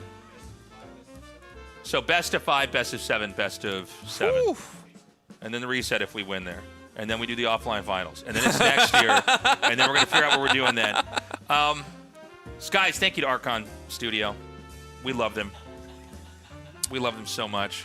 Yeah, supporting RSL Season 1, Season 2, and Season 3. They are making the official StarCraft tabletop miniatures game. They are the premier tabletop miniatures game company in the world. And on it. Here we have the Protoss Zeratul right here. This is actually one of the Dark Templars that killed Maru in that last game. So that's pretty cool.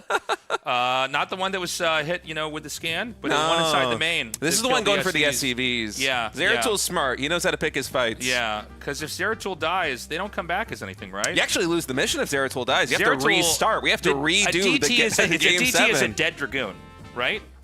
Wait, what? Isn't that an Immortal? Wait, no, the Dragoons are already dead. The Dragoons are already...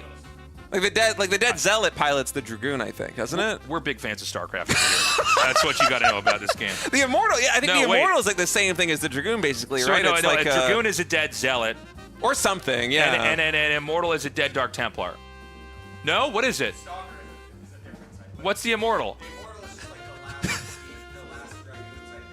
The last Dragoons? They learned pathing! They're unstoppable now. Yeah, they're way better than StarCraft 1 Dragoons. Thank you, Archon Studio. Check out their products, guys. Guys, we also need you to go to patreon.com/ReviveSC2. Pick a tier, sign up, and support our cause here. We've got a big, crazy offline event that we're going to be producing. It's going to be a lot of work. It's going to be a lot of fun, too. Of fun. Yeah, it's going to be a lot of fun. We're super excited for it, but consider supporting us. Continue supporting us if you're already supporting us. We've got merch. You get it. If you want to rep our tournament in any way, feel free to buy some of our stuff. 20% off for all merch. That also includes my merch, anything else you see on the website. But most importantly, on that website are the tickets. Yeah. By the way, when you sign up, you don't actually get a physical ticket. I've had some people message me about this. But what'll happen is if you sign up, we get your name or email, and we'll get you in that way. So we've got regular tickets. We've got premium, which I think are almost sold out. So if you want a premium, I recommend that you go ahead and get that right away. Regular, I think we still have a couple more that we can sell. Either way, look, I would recommend that you buy tickets. We do have a limit on how many people we can fit in the studio. Mm-hmm. Because otherwise, if there's a fire, everybody dies. You don't want that, do you? Okay, yeah. You don't want to die in a fire. No, nobody that's a terrible way to go. Not at least not I yet. want a Maybe in DT to 2026 one-shot after me. the offline finals, I can die in a fire somewhere else, but not for this event. For the offline finals, day 1 is the LCQ. We've got everybody signed up for that. Mm-hmm. And so that's going to be this bloodbath tournament where one player is going to survive, and the surviving player is going to go into the final 4 of Sunday. Yeah, it's a pretty cool format idea. I love this concept because usually you think about the qualifiers for an offline thing and you're thinking of something that's not super hype. It's going to be online. It won't be very exciting. But no, this will be a bloodbath, a single elimination bracket on day 1 with all of the best players from RSL that did not make it into the offline finals already. And only one of them will have the privilege of joining Classic Zaun, the mystery 3rd player from Season 3 who we haven't unlocked just yet. Yeah, probably a Protoss, though. Probably a Protoss. Yeah, I mean, we'll see. Dude, we could have a 4 Protoss finals. I think we haven't had that in the entire history of StarCraft. Please no. Since KSL and StarCraft 1, like 7 or 8 years ago. Like, maybe even longer than that. How long has Remastered been out? Anyways, it's been a long... It's been a while. It's been a while. Also, please do us this favor. This is actually super important. We need you guys to subscribe to our YouTube if you're whether it's your main account or maybe you have like a YouTube StarCraft account where you consume all your StarCraft and esports stuff. Give us a sub over there and like the videos, leave a comment because it is starting to work. We're starting to get more into the algorithm. But it does seem like the StarCraft 2 algorithm for just matches, it's a little bit harder to penetrate than I would have guessed. Yeah, especially with a small channel. If you're just starting out, I mean, the ecosystem is already so established. There are so many great YouTube creators for StarCraft 2 already. That there's a ton of great stuff on there, but we're trying to kind of... what are those little things that feed off the shark's gills? Off the gills. I don't know about the gills, fish, but I know what a leech is. It's not a leech. Well, I would say we're trying to leech, but yeah, there's little fish, and they hook onto the gills, and they follow the shark around. And the big sharks, that's Loco's channel. We're like the little fish that hook onto his gills, and we're trying to go into the algorithm and reach more people. So consider subscribing to our YouTube. I missed you, Tasteless. It's good to have you back. I'm back. My word. It's good to be back. I missed you guys. Sorry I had to miss a couple days of RSL. And so we're going to be on tomorrow, same time, same place. do we have anything else to plug? Are we good? We do it? Tune in tomorrow. We'll see you guys again soon. We love you guys. We'll see you soon. Bye-bye.